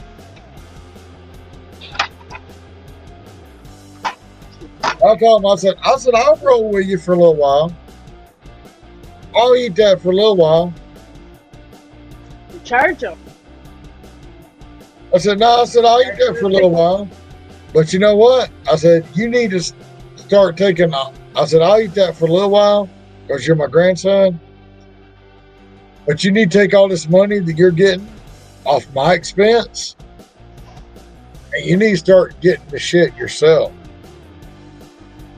Like, I'll still go get the free shit for you, but you need to start paying for it yourself.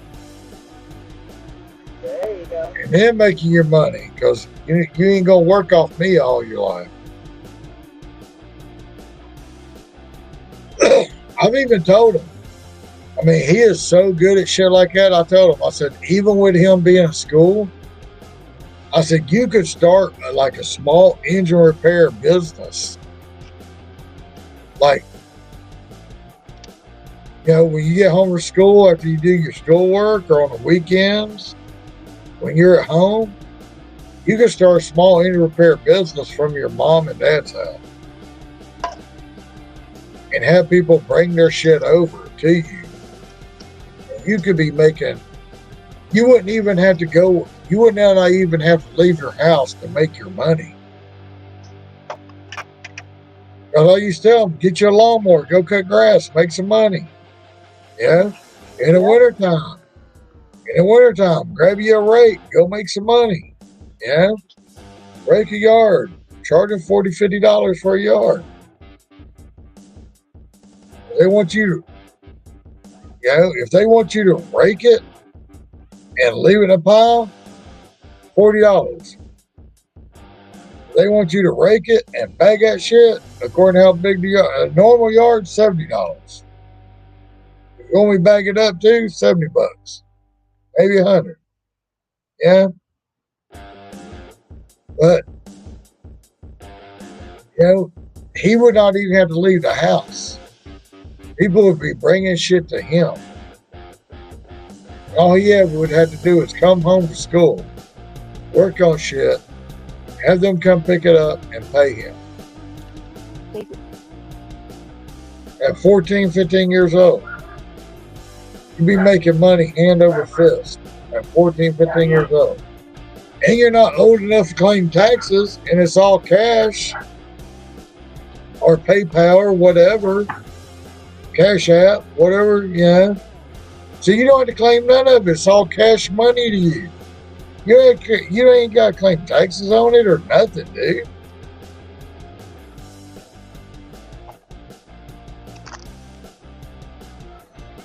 I mean, he could literally be making $200-$300 a week at home just doing the shit like this. And it's all tax free. And it's all tax free because he's under 18. He don't have to. Well, you don't have to. Yeah, if you make money, you have to pay taxes. Under 18. Yep, you still have to claim it if you make a certain percentage. You don't have a W-2, it's all cash money, it's Cash App or whatever. Don't have to have a W-2. We don't have a W-2. We do gig work. But our shit is documented. His shit would not be He documented. would have to write out his own invoices, and if he sells things, then he would. You still have to do it. I mean, he's just a kid, so I would, but I wouldn't tell like a lot of people about it because yeah, you still have to do it. I mean, there's like kids who are like TV stars and stuff. They got to clean their taxes. There's kids who do cut lawns for a living. They still, it's, if you make a certain amount of money, you still have to claim your taxes.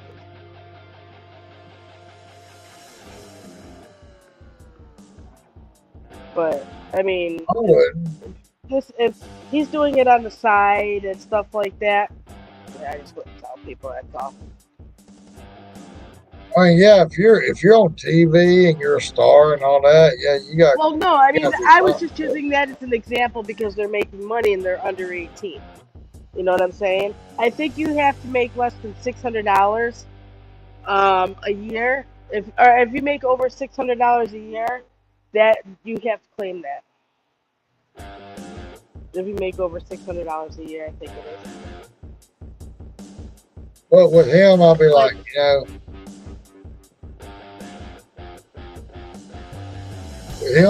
with him, like I'm telling him to do like cash sales and shit like that. Number one, the RS ain't gonna be looking for him because he's under 18. Number two, you're trying to do all the cash sales you can. The IRS can't track that. Yeah. Don't say never.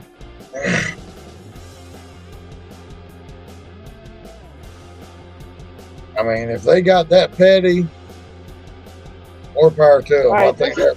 All right, this is our IRS that you're talking about, and you're wondering about them being petty. Of course, they're petty. I mean, I'm more about them coming after me than I am worried about them coming after a 15-year-old. Yeah. Because that's the kind of shit that kills me. Is there's so many people that do shit under the table that RS don't know about, Yeah. and all the rich, 95. I mean, they do get some of the rich people. I'll give them that. They try to evade taxes for like 15, 20 years. They finally get them. But 95% of the rich people, they don't give a fuck about. Okay, the IRS wants to attack the normal people like me and you and the middle class people. I call us middle class. I mean, I'm not poor, but I'm not rich. Mm-hmm. Right. I kind of consider myself middle class. Blue collar. I don't know how far the bar goes on middle class. I mean, I'm not poor. I make money every day. But I really think that they fucking attack the middle class more than anybody else. Again, yeah, because there's more of them. That's why. Okay, but we're the ones that's only trying to fucking work paycheck to paycheck and pay bills to live. While the rich people, okay, 90% of the rich people are getting away with their taxes, whether they're paying them off or whatever, or they're paying people to fucking fix their taxes, whatever. I don't care. I don't know. But 90% of the rich people, they're not going after. And the rich people are getting to keep all their money. It's But because they just know how to hide it better than we do. But the middle class like us, they're trying to get through paycheck to paycheck and pay shit. They're wanting more money out of us. So I'm like, they just know how to hide it better than we do. That's all.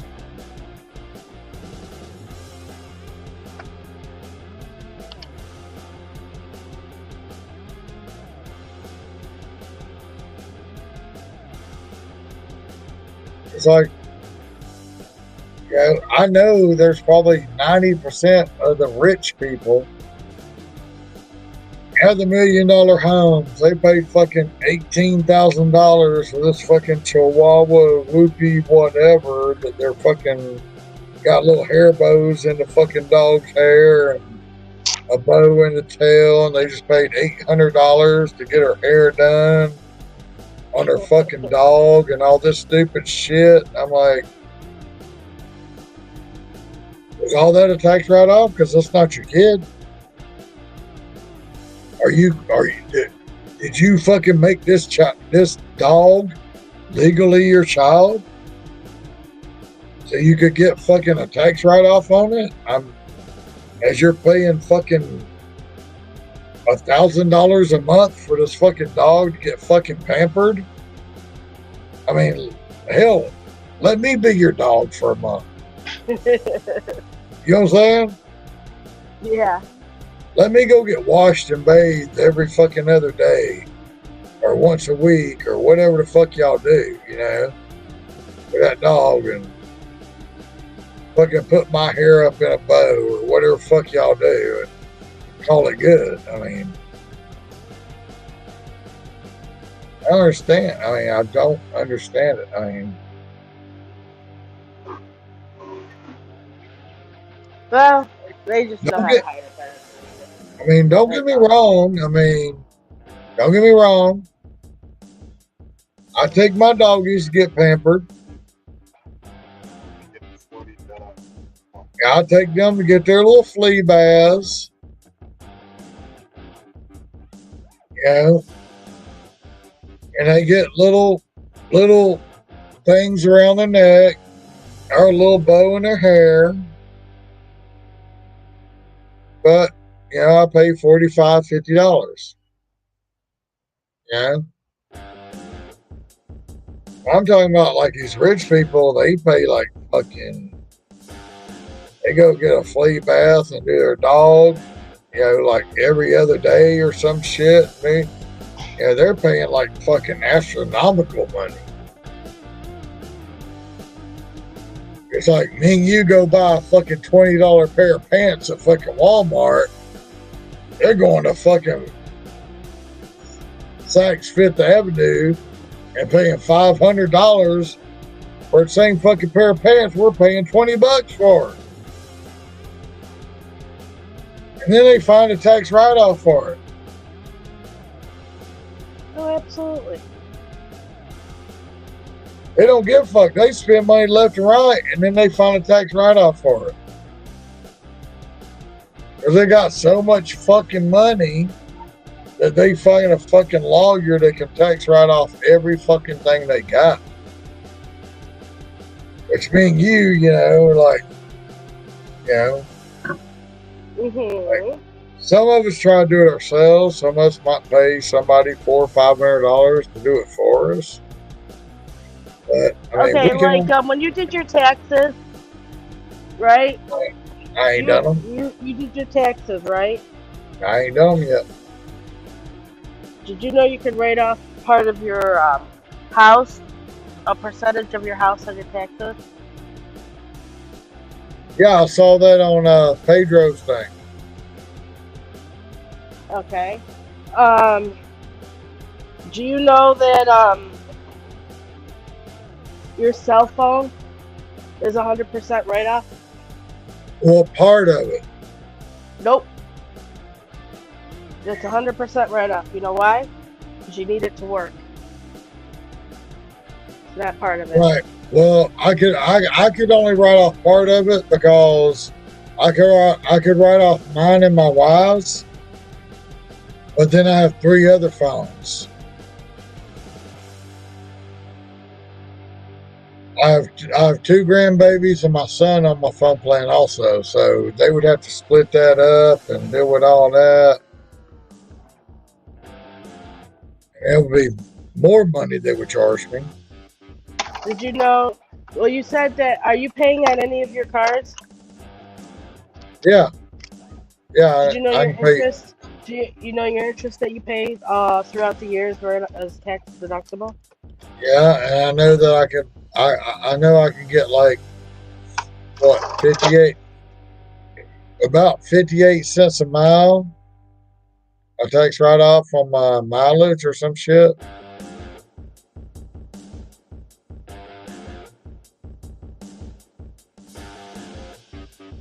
I think somebody said that you could also get a mileage write off, like 58 cents a mile on every mile that you drove on your car.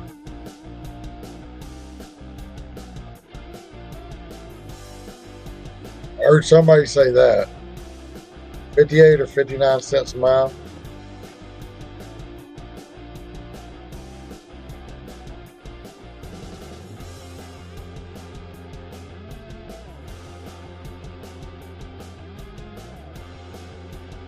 Yeah, it's 58 cents a mile, I'm pretty sure. That's why I have not done my taxes yet, because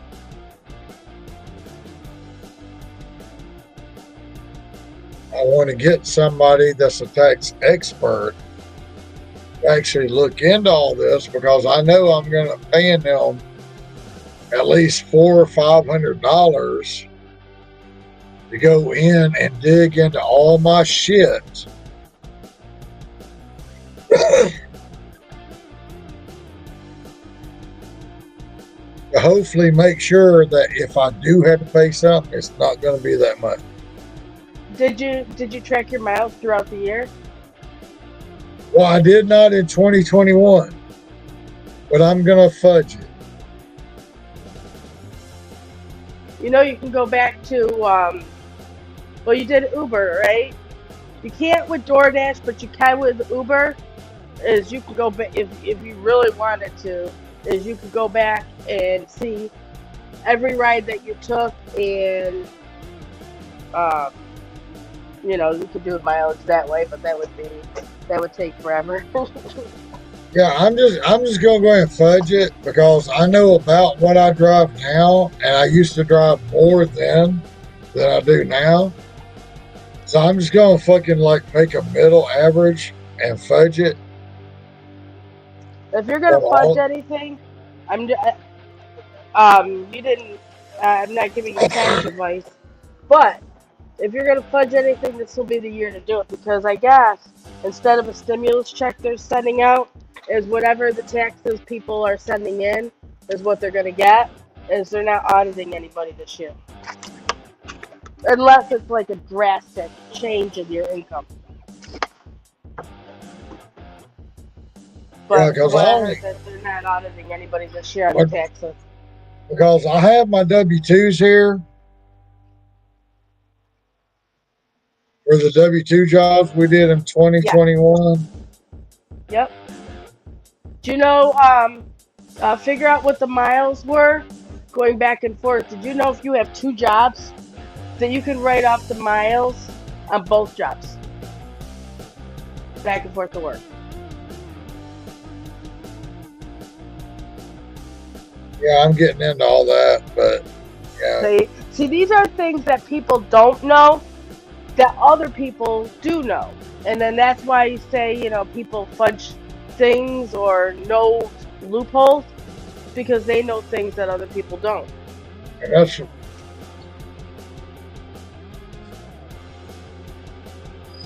that's what I've learned listening to other people.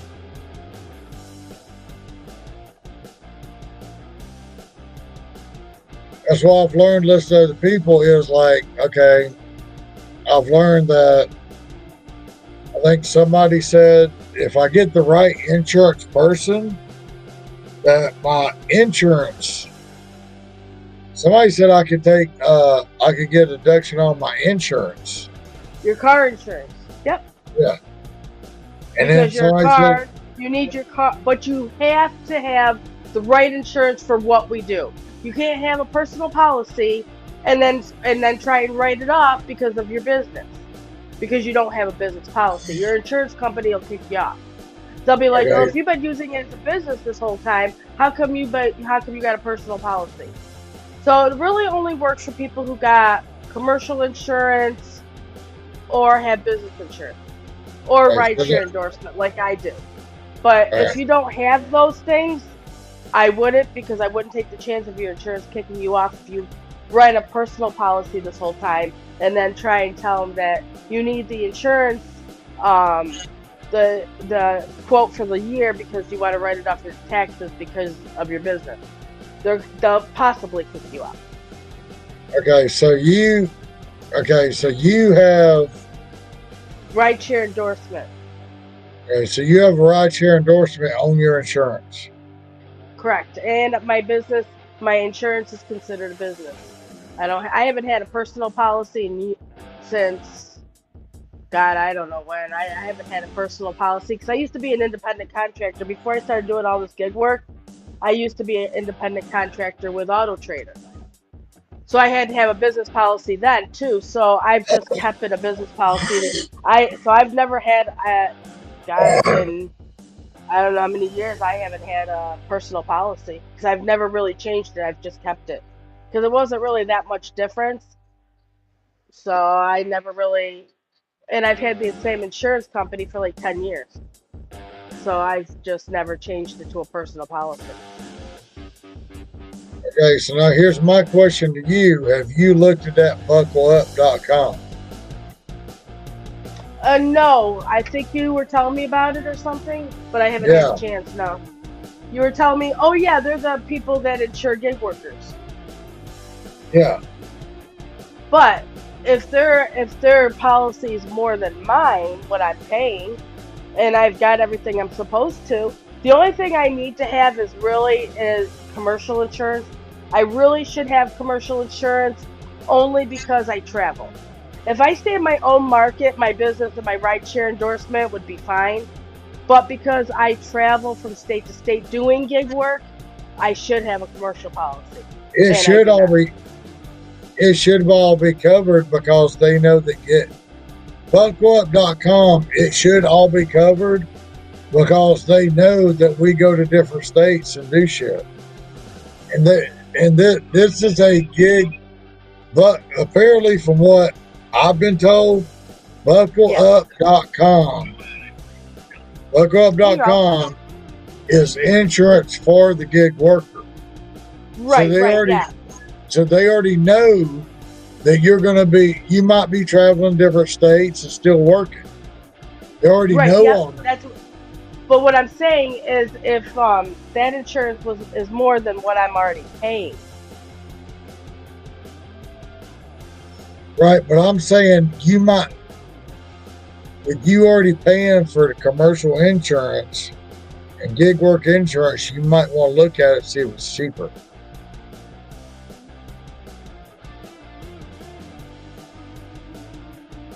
Maybe it'll Yeah, save that's you. what I'm gonna do. I mean, if it saves you $100 every 6 months or $200 every 6 months, it saves you a couple $100 in your pocket. You know what I'm saying? Yeah. But write these things down throughout the year. And all year round, keep a notebook or something with every month your cell phone payment between you and your wife, because she does gig work as well. Does she do it full time like you do? Yeah, that's all she does now. Because then her phone that phone is 100% deductible as well.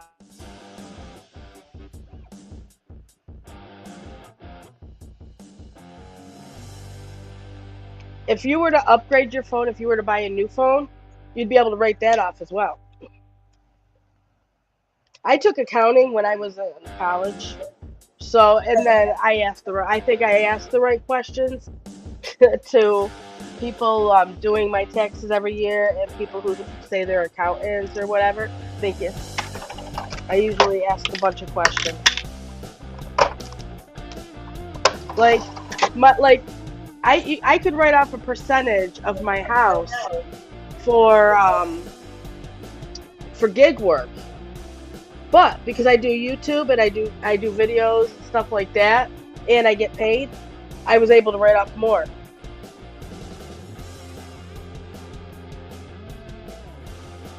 Yeah, but then they got a little shady area to where like Like if you do, like right now I'm doing YouTube while I'm just sitting in my living room.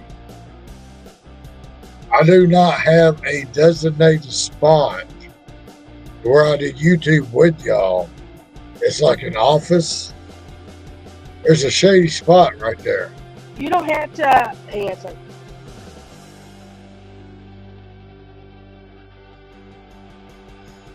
It's like if they ever try to audit you, they want to come and see exactly where your office is.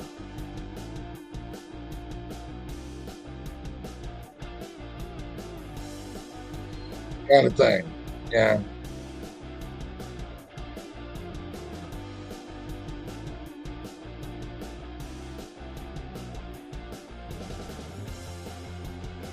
Apparently, your so-called office should be in a boxed-in area away from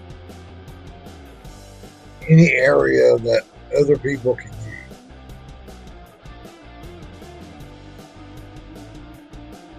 use.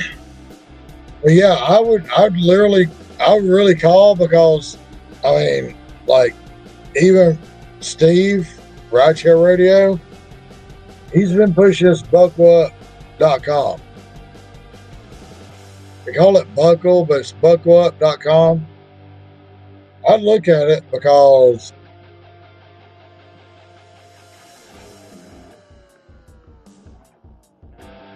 he said in most cases, like it was only like maybe $20 more a month than regular insurance that you were paying.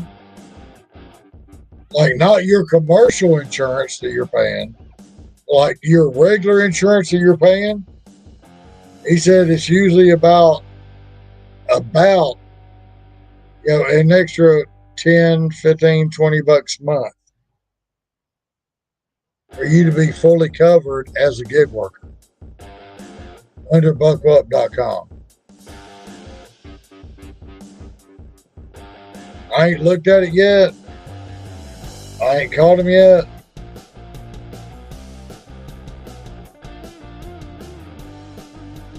Yeah, I showed you I was looking at it. I ain't called him yet, but Steve was saying that if you did not have your commercial insurance, if you just had basic insurance with your insurance company, buckleup.com would be like maybe $15, $20 more a month, which may or may not be less than what you're paying now. I don't know. Because with you having the actual commercial insurance for all these years, your insurance might be less than what they're wanting to give you. I don't know.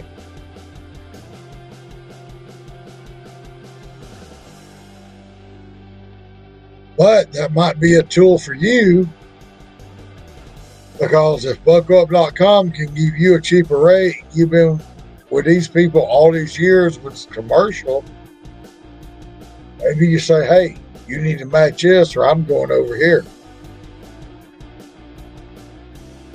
It'll work out better for you because you can stay with the same company. Well, I don't have commercial insurance. I said I should get it. I have my insurance is listed as a business, and I have the rideshare endorsement, which is not commercial insurance. Commercial insurance is what you see with like vans and stuff like that. They have the special license plates because they got the commercial. They're commercial plates.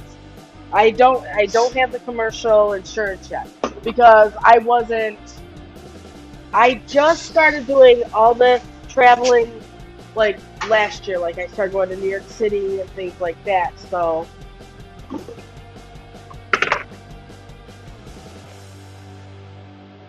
but I've had the rideshare endorsement the entire time because I've been doing rideshare for almost 5 years. See, like Steve and them said that you don't really need all that commercial shit.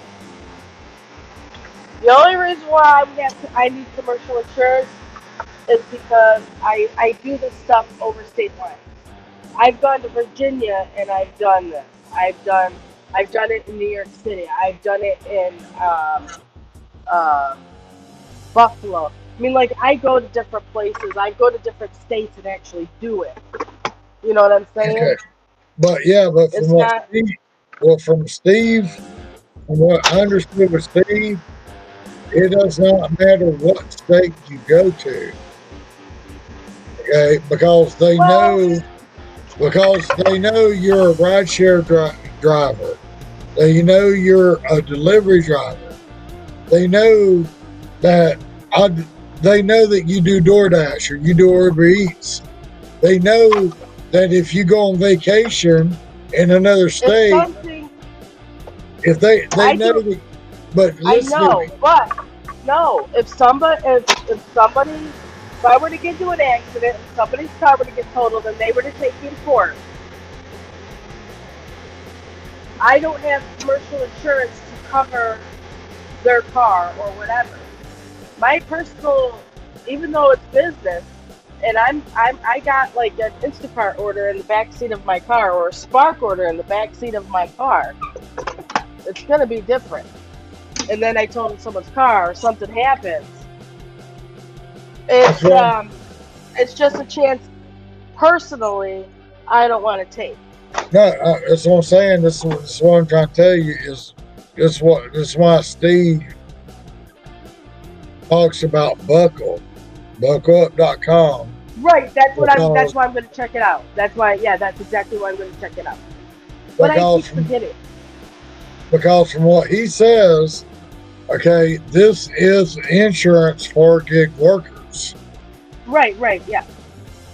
And they know because if it's insurance for gig workers, which means they know that you may be working in different states. They know that you might be and I work in New Jersey. they know that you might be like I live in Georgia. I might go fucking vacation in Florida. Okay? And I want to DoorDash while I'm in Florida or do Uber Eats while I'm in Florida. Just to make a little Or bit you of might go to money. the gig conference at DoorDash over in St. Louis. Yeah, exactly. Exactly. Okay? And something happens and somebody hits my shit. You know what I'm saying? Then no matter what state you're in, Buckle will have you covered. Is what I was gathering Yeah, out no, of what you don't have to Steve sell said. me on it. You don't have to sell me on it. Because I Well, might I'm want to not. check it out. I just No, I'm not. haven't had a chance. I'm not trying to sell you on anything because I ain't looked at it. I'm just telling you what I got out of what Steve said. I have not even What's that? looked at it. I don't have change. I need your card or exact change. I've not even looked at it. I want to go look at it because you know what? It might be cheaper than what I'm paying right now. Yeah. Okay, you're all set. Thank you. Okay. My problem is I'm so work oriented that I'm a procrastinator. And I want to go look at the Buckle Up and see how much cheaper it'd be than what I'm paying. But I'm such a procrastinator because I want to get up, go to work, get up, go to work, get up, go to work, get up, go to work.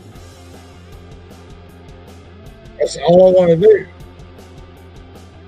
And then the one day that I'm off, I just want to be off. I don't care about work. I just want to relax, kind of thing. I procrastinate on a lot of things. I'll tell you about it, but myself, like I said, I'll tell you what I've heard from Steve. I ain't tried it myself.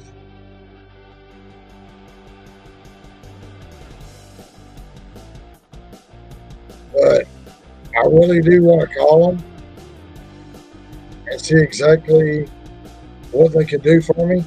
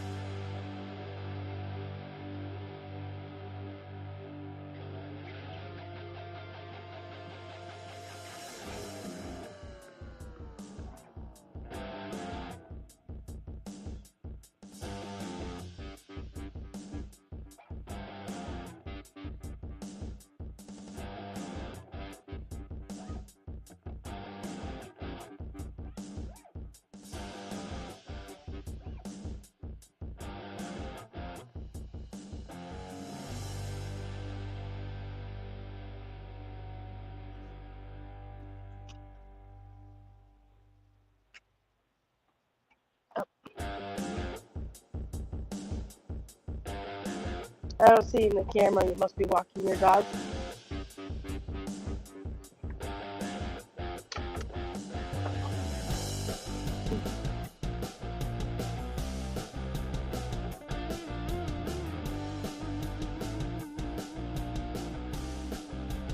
But yeah, as I'm looking at chat, I guess Buddy went back to sleep. Unless we wake him up. He says, I'm here, I'm here. Like maybe people will like the fishing thing. I don't know. Some Well, it's your explore. channel, so you do what you want to. You know what I'm saying? You do what interests you. Or you're not gonna like it. Yeah, I mean, it's like I'll take Roy will be Roy. Okay, I'll take Roy's channel. Okay, Mm-hmm. What about it? he started expanding to it. Instead of him just sitting there bitching. Because when I started watching his channel, he just sat there like once a week bitching about everything, bitching about this, bitching about that. Well, And he's And he had a live, and he asked people what they would like to see, what they did not like about him, kind of thing. And I like that. And I've been more enthused watching his channels about the new spiders that he got, about the new centipede, about the fact that he's talking about that he's fixing to go out and do lives where he's like walk around the desert and doing lives walk around the desert and finding, just finding shit. You know what I'm saying? Yeah, that's gonna be fun. Seeing the rattlesnake, seeing that. I want to see that. That's something I want to see. I'm waiting to see that. Yeah, I think it's gonna be cool the way he said he was gonna be changing his channel. That centipede though, boy, that one time when he was feeding her, that thing was antsy. That thing kept coming out of there and everything. Yeah, that little centipede, it just kept trying to run out. I'm sorry, millipede, centipede, millipede. That damn thing just kept trying to run out. He just kept trying to catch it. But yeah, I mean, I enjoy his lives, but I think shit like that, being in natural habitat kind of thing, with him being in the desert area, for like people us in the South that don't get to see shit like that, we'll be all over it. And then we can share that with people in the South that don't get to see that shit. Next thing you know, Roy got fucking 8,000, 9,000, 10,000 followers,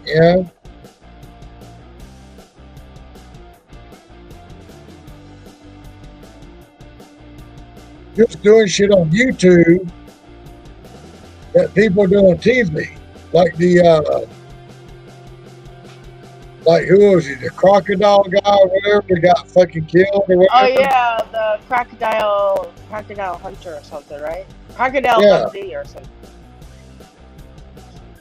Yeah, Roy could be that guy on YouTube. But he could be that YouTube guy in Nevada, in Las Vegas, for all of us down here in the South and the East that don't get to see no desert bullshit. He could be showing that shit live, and then later on they can watch it later on and put in live. That is gonna be cool. Yeah, we can see that shit, and he could get so many views from people over on the other side of the U.S. Well, everybody's got to be patient with him though, because you got to remember, he started his channel as a rideshare channel, and he's kind of been trying to change it a little bit to meet him because he doesn't do rideshare no more. So I think this is gonna be a big adjustment for him. So Yeah, everybody just but needs to pay, I just don't. like get be patient while he gets it going. Like I know he said something about the views and things like that, and he's hoping everybody's watching the videos. Which I hope everybody's watching the centipede trying to escape out of that thing and feeding the spider, and I hope everybody's watching all that. I hope they're entertained by it. Well, see, and that's why I'm trying to, like, right now I'm trying to push his channel. It's called Roy Will Be Roy. I love this guy. Okay, Yeah. go look him up on Facebook. Roy Will Be Roy. For the people that watch this shit later, his name's Roy Will Be Roy. Go watch this guy. I like this guy. He's a good guy. Yeah. He's got stuff coming. But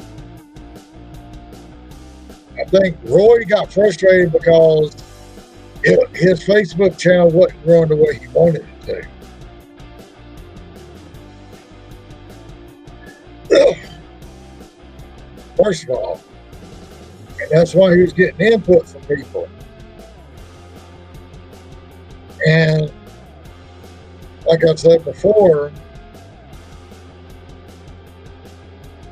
he let the trolls dictate his live. Because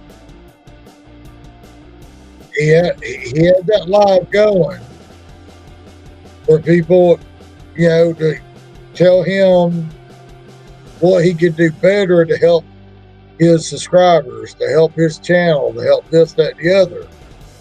And then he got some trolls in there, and he let the trolls dictate his live, because instead of worrying about what people were saying in his chat, he was more worried about what the trolls were saying. And Well, I think it's going to be cool. I think it's going to be great for him. I really do. I'm excited for him. I'm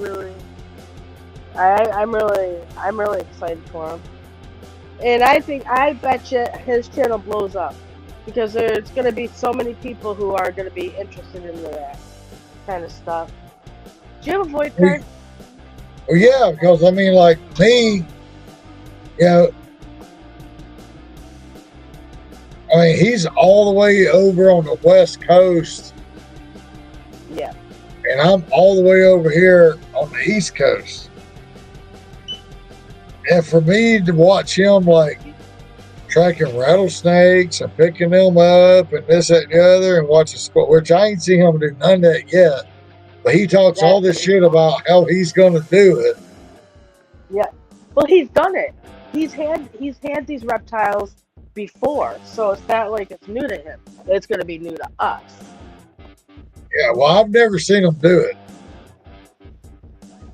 Well, no, he never did it like on his channel, but like he's had them in his possession. He's had reptiles as pets before. You know what I'm saying? Well, that's what he said.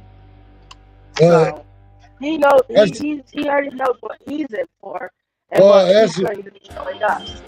that's what he's already said, but I ain't seen him pick up none of his spiders. I Well, ain't seen him pick up. you got to remember right now he's still in that hotel because he's still working on the house. He's got to get back into the house so they'll have a place to live and everything. You can't just do it out of the hotel. That's probably what he's waiting for. Even if I lived in a hotel, if I was going to fucking handle my tarantula, I'd put it on my hand and show it to everybody. And if I knew, But He did. I'm just saying, okay, I'm waiting to see Roy, like, play with the rattlesnakes. I'm waiting to see him with the scorpions. Actually, I'm waiting for him to go out to the desert and show us the desert. Because I'm going to share that with everybody I know, because that kind of shit, you cannot You cannot replicate that kind of live shit. You know what I'm saying? Mhm. It's like they can replicate shit on TV, and they can fucking do shit like this on TV, that on TV. You know, this is YouTube Live. You can't replicate it. You know, if he's out there with Scorpion, he gets stung. It's live. You know? It's out there. Yeah, but You know, it's gonna be fun. it's live shit. You know? It is fun. When he's walking up the rocks and shit, because he likes to climb and everything. He already said he likes to climb. He just don't want to come down. Yeah, he's afraid of heights. Yeah, See, I'm I not was afraid of saying- heights. I'm afraid of falling. I was the same way. I was the same way. I understand where he's at, because I used to frame houses. I Dang. used to frame houses, I I had frame them if I could do it from the first floor. and I had no problem framing a house. Okay, I had no problem framing a house. And I'd go all the way up to the roof and build that fucking house all the way up on the roof. But then when I got up there, I'm afraid of heights. When I was framing the house, it didn't bother me. I'm framing the house doing my job. It didn't bother me. Once I was up there, I'm looking around like, how the fuck am I going to get down? And my knees start shaking and shit. I'm like getting scared. I'm like, Yeah. I'm scared of heights. What the fuck am I going to do here? Yeah, look. Right. Yeah, and people had to tell me, like, look. There's a little hole right here. Come over here. And at that point, I just scared the shit out of myself. I'm like, no, I'm not going nowhere. I'm going to sit right here because I feel safe right here. I would literally straddle the top of the fucking house. Okay? With one leg on each side, my nutsack sitting on top of the fucking house. And that's where I'd sit. I'm like, no, I'm not moving. I feel safe right here. I got one leg here, and I'm sitting right here. I'm not fucking moving because I feel safe right here. I'm like, if I go over there where you want me to go, I might slide down and fall. They're like, no, you're going to be fine. And they were even like, we're standing here, we're going to catch you. I'm like, no, I don't trust y'all. Nah, I don't trust y'all. You already know I'm scared. Y'all going to just let me fall and think it's a big fucking joke. I don't trust y'all.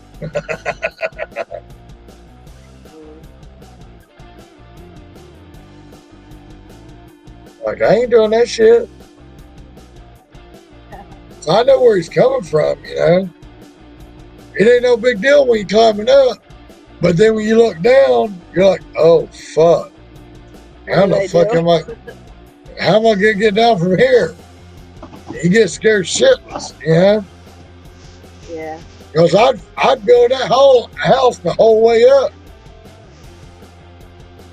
I'd frame it, fucking put the fucking roof on it, everything. Now I got up there, I'm like, okay, how am I getting down? It took me about 4 or 5 houses before I felt good about coming down. It'd take them a while to get me down.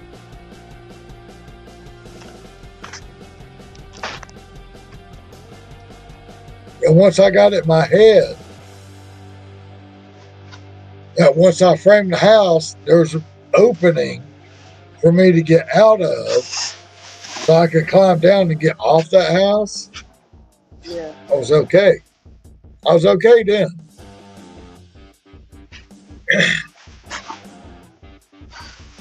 But it's one of them things, when you're like chasing shit, doing shit, not even thinking about it, you're just going up. Then you get up there, it's like Roy. Roy might end up on top of a cliff.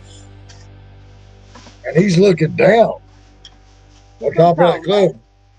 Yeah, he's looking down, You know, he's not thinking how he's going to get down this way. He's looking straight down at this cliff. He's like, what the fuck? Really? It's like you totally forget how the fuck you got up there. And then you're trying to figure out how the fuck you're going to get back down. You know what I'm saying? And it just totally scares the shit out of you. I know where he's coming from. I mean, I take what he says, like on his clips and shit, because I don't have clips like that. I take that and use it as like when I was building houses. Because when I got up there building houses, I was the same way. Yeah. I fully understand where he's coming from.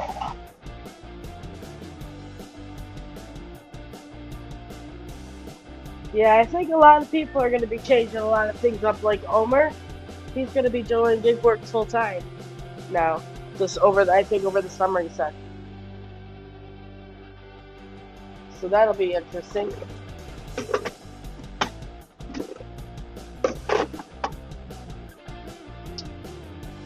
Yeah, I kind of got irritated tonight. Why? Well, because like from 7:30 to 11:30, that's it. I mean, they had like they had peak pay all day. Like from 3:30, like from 3:30 to 11:30, they had peak pay. Mm-hmm. Which we haven't had in like 4 or 5 days, maybe a week. From 3:30 to 11:30, they have peak pay. I guess because Cinco de Mayo, I don't know. Oh yeah. But they have peak pay, and they had it like from 3 to 5:29, from like 3:29 to 5:29, it was $1. Then for like 5:30 to 7:29, it was $1.50. And then like from 7:30 to 9:29, it was $3. Then from 9:29 to 11:29, it was $3. So I was like, well,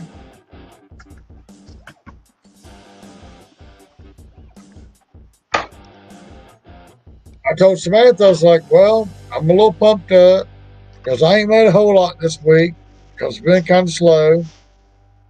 I was a little pumped up. I said, well, at least we got $3 peak pay from 7:30 to 11:30.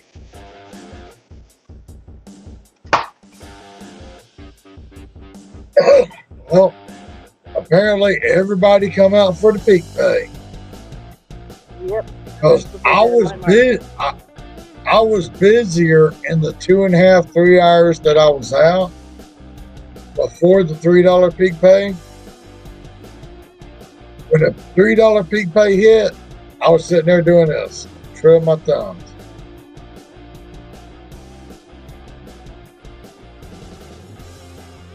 And even with a $3 peak pay, if I wanted to leave the fucking parking lot, I was having to take $11 for 7 miles.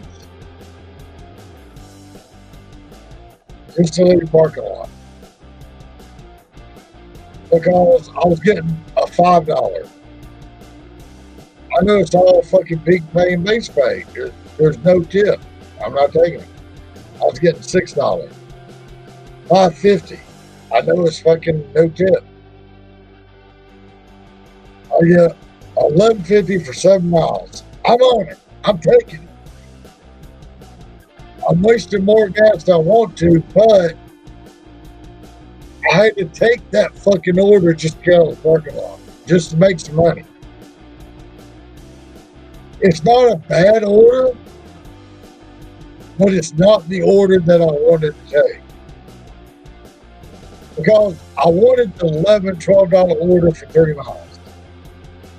With $3 base pay, $3 extra, I wanted the fucking $11, $12 for 3 miles. But the orders were coming in so bad. That is like 1150, 7 miles. I said, okay, I'm taking it. I spent a lot more money in gas tonight than I wanted to, but I had to do it to make the money. Because, and the people like you understand what I'm talking about. I mean, at some point, you'd rather waste a little bit of gas to make more money than just sit in a fucking parking lot and make nothing. Right? Obviously, I'm not gonna fucking take a $3 order for 6 miles. I'll sit in the parking lot all night long for that.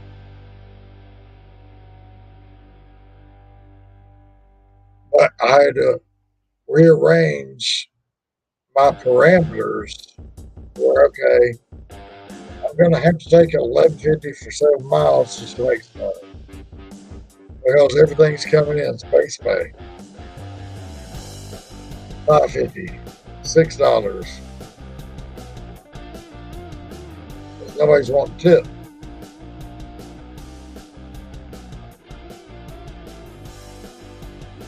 I waste a little more gas than I wanted to tonight, but I made what I need to make, so.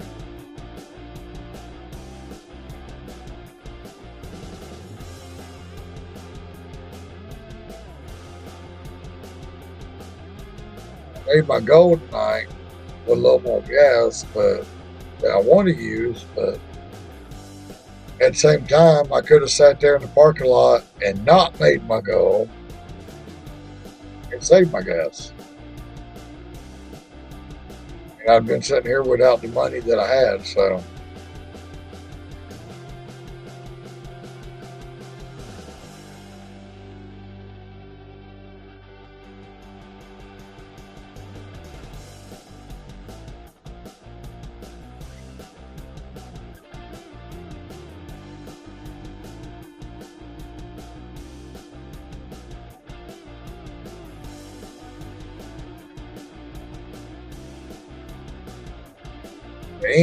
Anybody that's watching us later, you go check out Rideshare Rodeo. His name's Steve. Check out Roy Will Be Roy. He's got some good stuff coming up. Rideshare Rodeo always has a lot of podcasts with some good people. You can learn a lot of stuff from him. Check out Rideshare Lisa, obviously. She's right here with me. You're too funny. I don't think I got to plug you. I mean, you're right here with me. I mean, Go ahead and sign. Yeah, but just because I'm here with you doesn't mean I have a channel. So, well, everybody has a channel, but doesn't mean that they do videos. so y'all go look up Rideshare Lisa. For like the 18 people that watch me.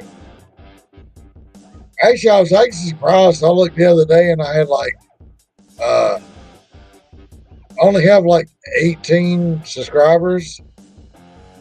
Well, I had like 300 watch hours. I was like, okay, I'll call that a plus. I only got like 18 subscribers, but I had like 300 watch hours. I'm like, okay, that's cool. I didn't really get into all of it, you know what I'm saying, like y'all do. I just noticed I had 18 subscribers and it said I had 300 watch hours. I was like, hell, I don't think I've been online for 300 hours. I figured that was cool. I was like, maybe people are watching my shit when I'm not here.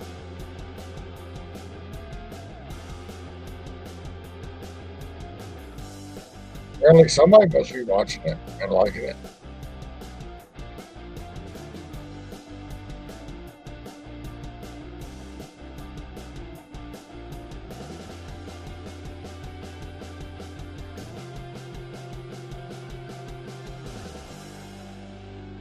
I know.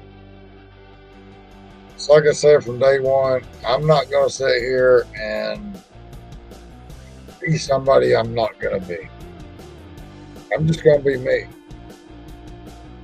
Either you like it or you don't.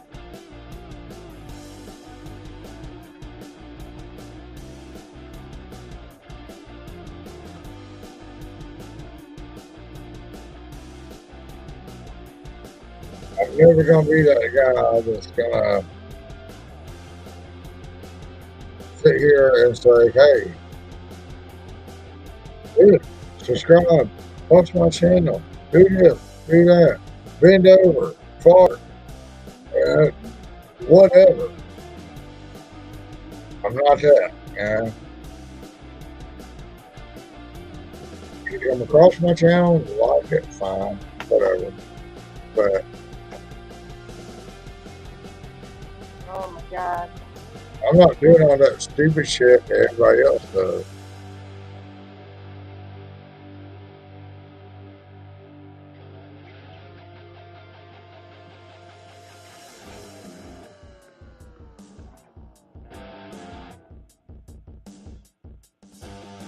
I think Body crushed out on us.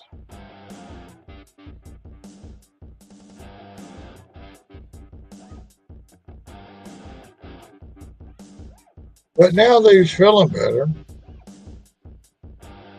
I need to find out when he wants to come hang out on the panel with us.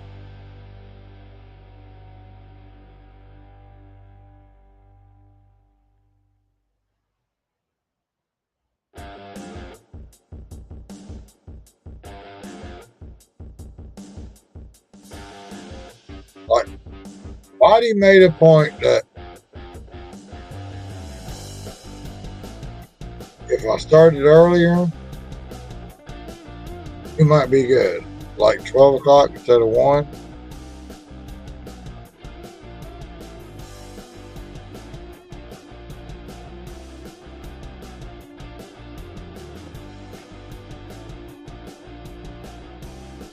So, Body, if you're watching this later, I'm going to put a challenge out to you. I'll start my live at midnight if you show up on the panel and talk to us.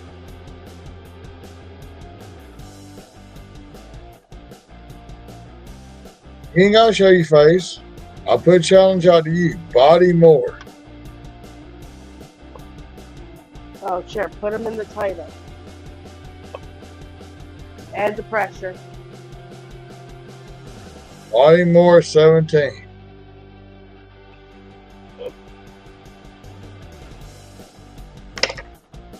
You said you were going to come on panel and you were sick. Come here on Tuesday or Thursday night. Let me know when you want to come in. Whatever night. I can go live 7 nights a week. I don't care. I can start at midnight if you want me to. Tell me when you want me to go live. If you're going to be on the panel and hang out with us, I'll go live. You tell me when. The ball's in your court, brother.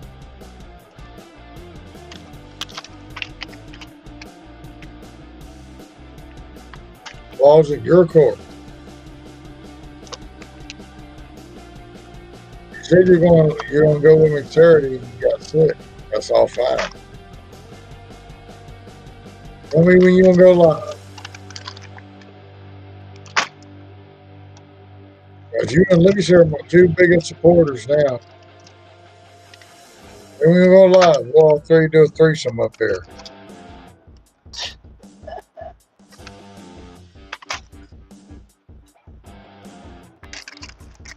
Be me, you, and Lisa. I'll try and be awake for it.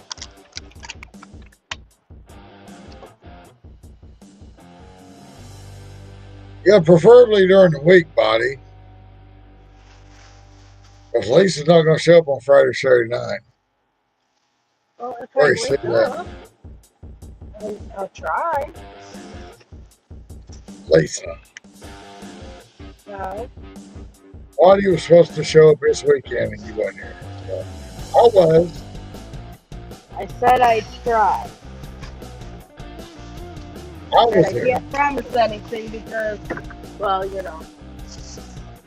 I Well, sleep on he's the always, weekend. he's always here during the week. I'm always here during the week. And you're always here during the week. So that's why I'm saying I put Body a challenge. If he watches this, I'll challenge Body to pick a day during the week because he's always watching us during the week. I challenge him to come up here, tell me what day he wants to come. I start at midnight. He says 1 a.m. is too late, but he's always in here. He's being supportive. So if he wants to go at 12 o'clock, I'll start at 12.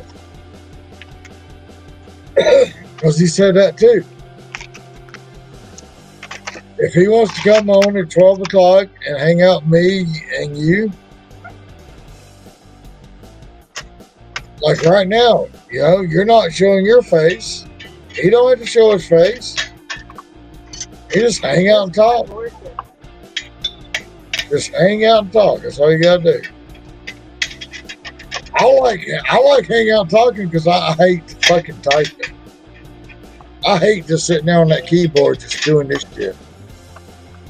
Yeah, Doing this shit on a keyboard. I hate that.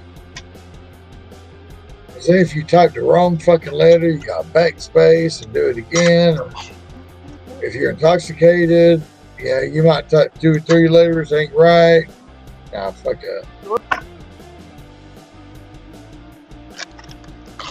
I just rather get intoxicated and live.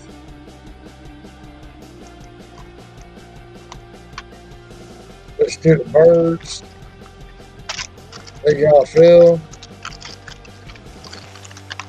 Because once I get intoxicated, my fingers don't work that good. And that work that good anyway.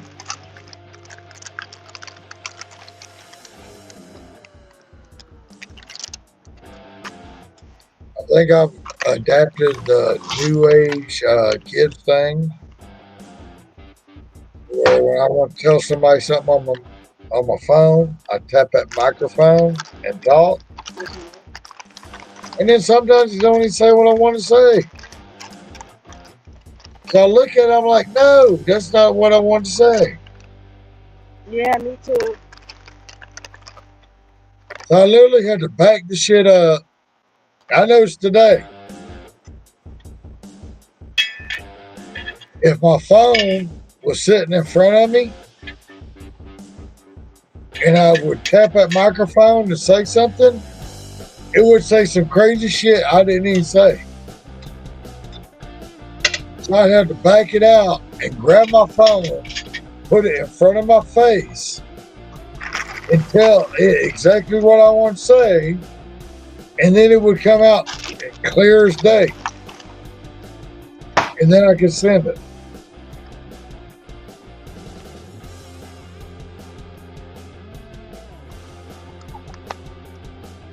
I'm like, what the hell is going on?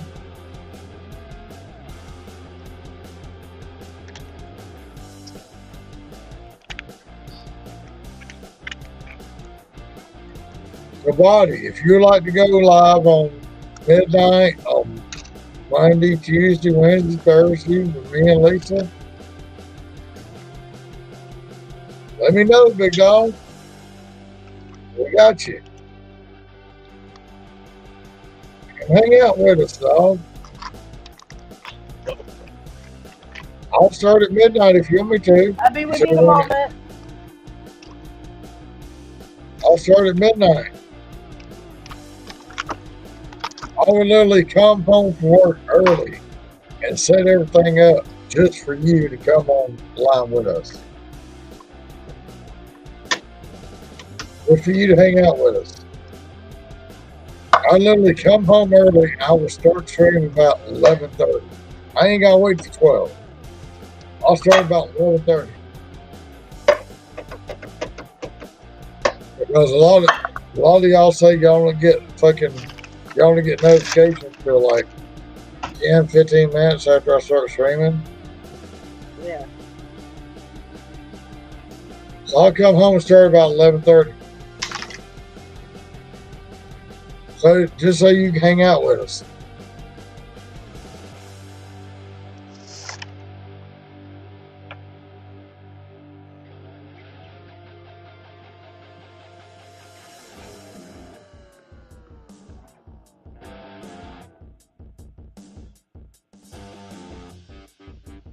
See, I cut the music on, he went to sleep.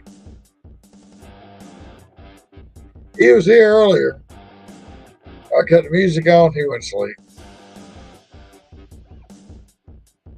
He laid down, he wasn't listening to us, he was listening to that music.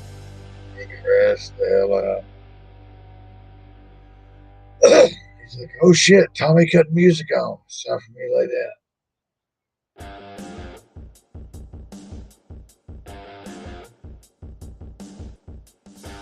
I can see going to sleep this shit. If you listen to it every night, I could listen to it.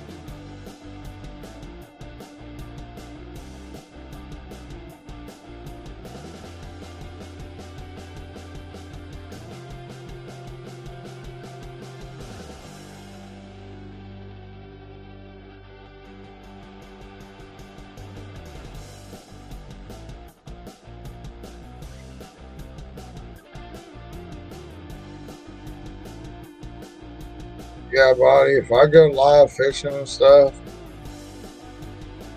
it'd probably be cool. Because sometimes it might just be me. Or I might have the grandbabies with me. I'd be running around and doing everything. It'd be cool. Yeah.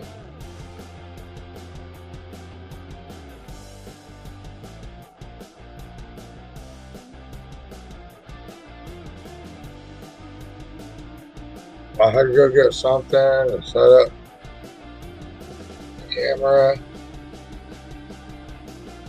Alright, I'm going to have to be ending the stream, mister. Because it's after 6 and all I keep doing is putting you on mute, so. Alright, well, I'm ready to go to bed anyway, so. Of course. Bye, Body Moore. Have a good night. Everybody have a good night. Bye, Tommy. Have a good day. Yes, ma'am. You have a good day. Thank you. See you later, buddy. Y'all have a good night. Bye-bye.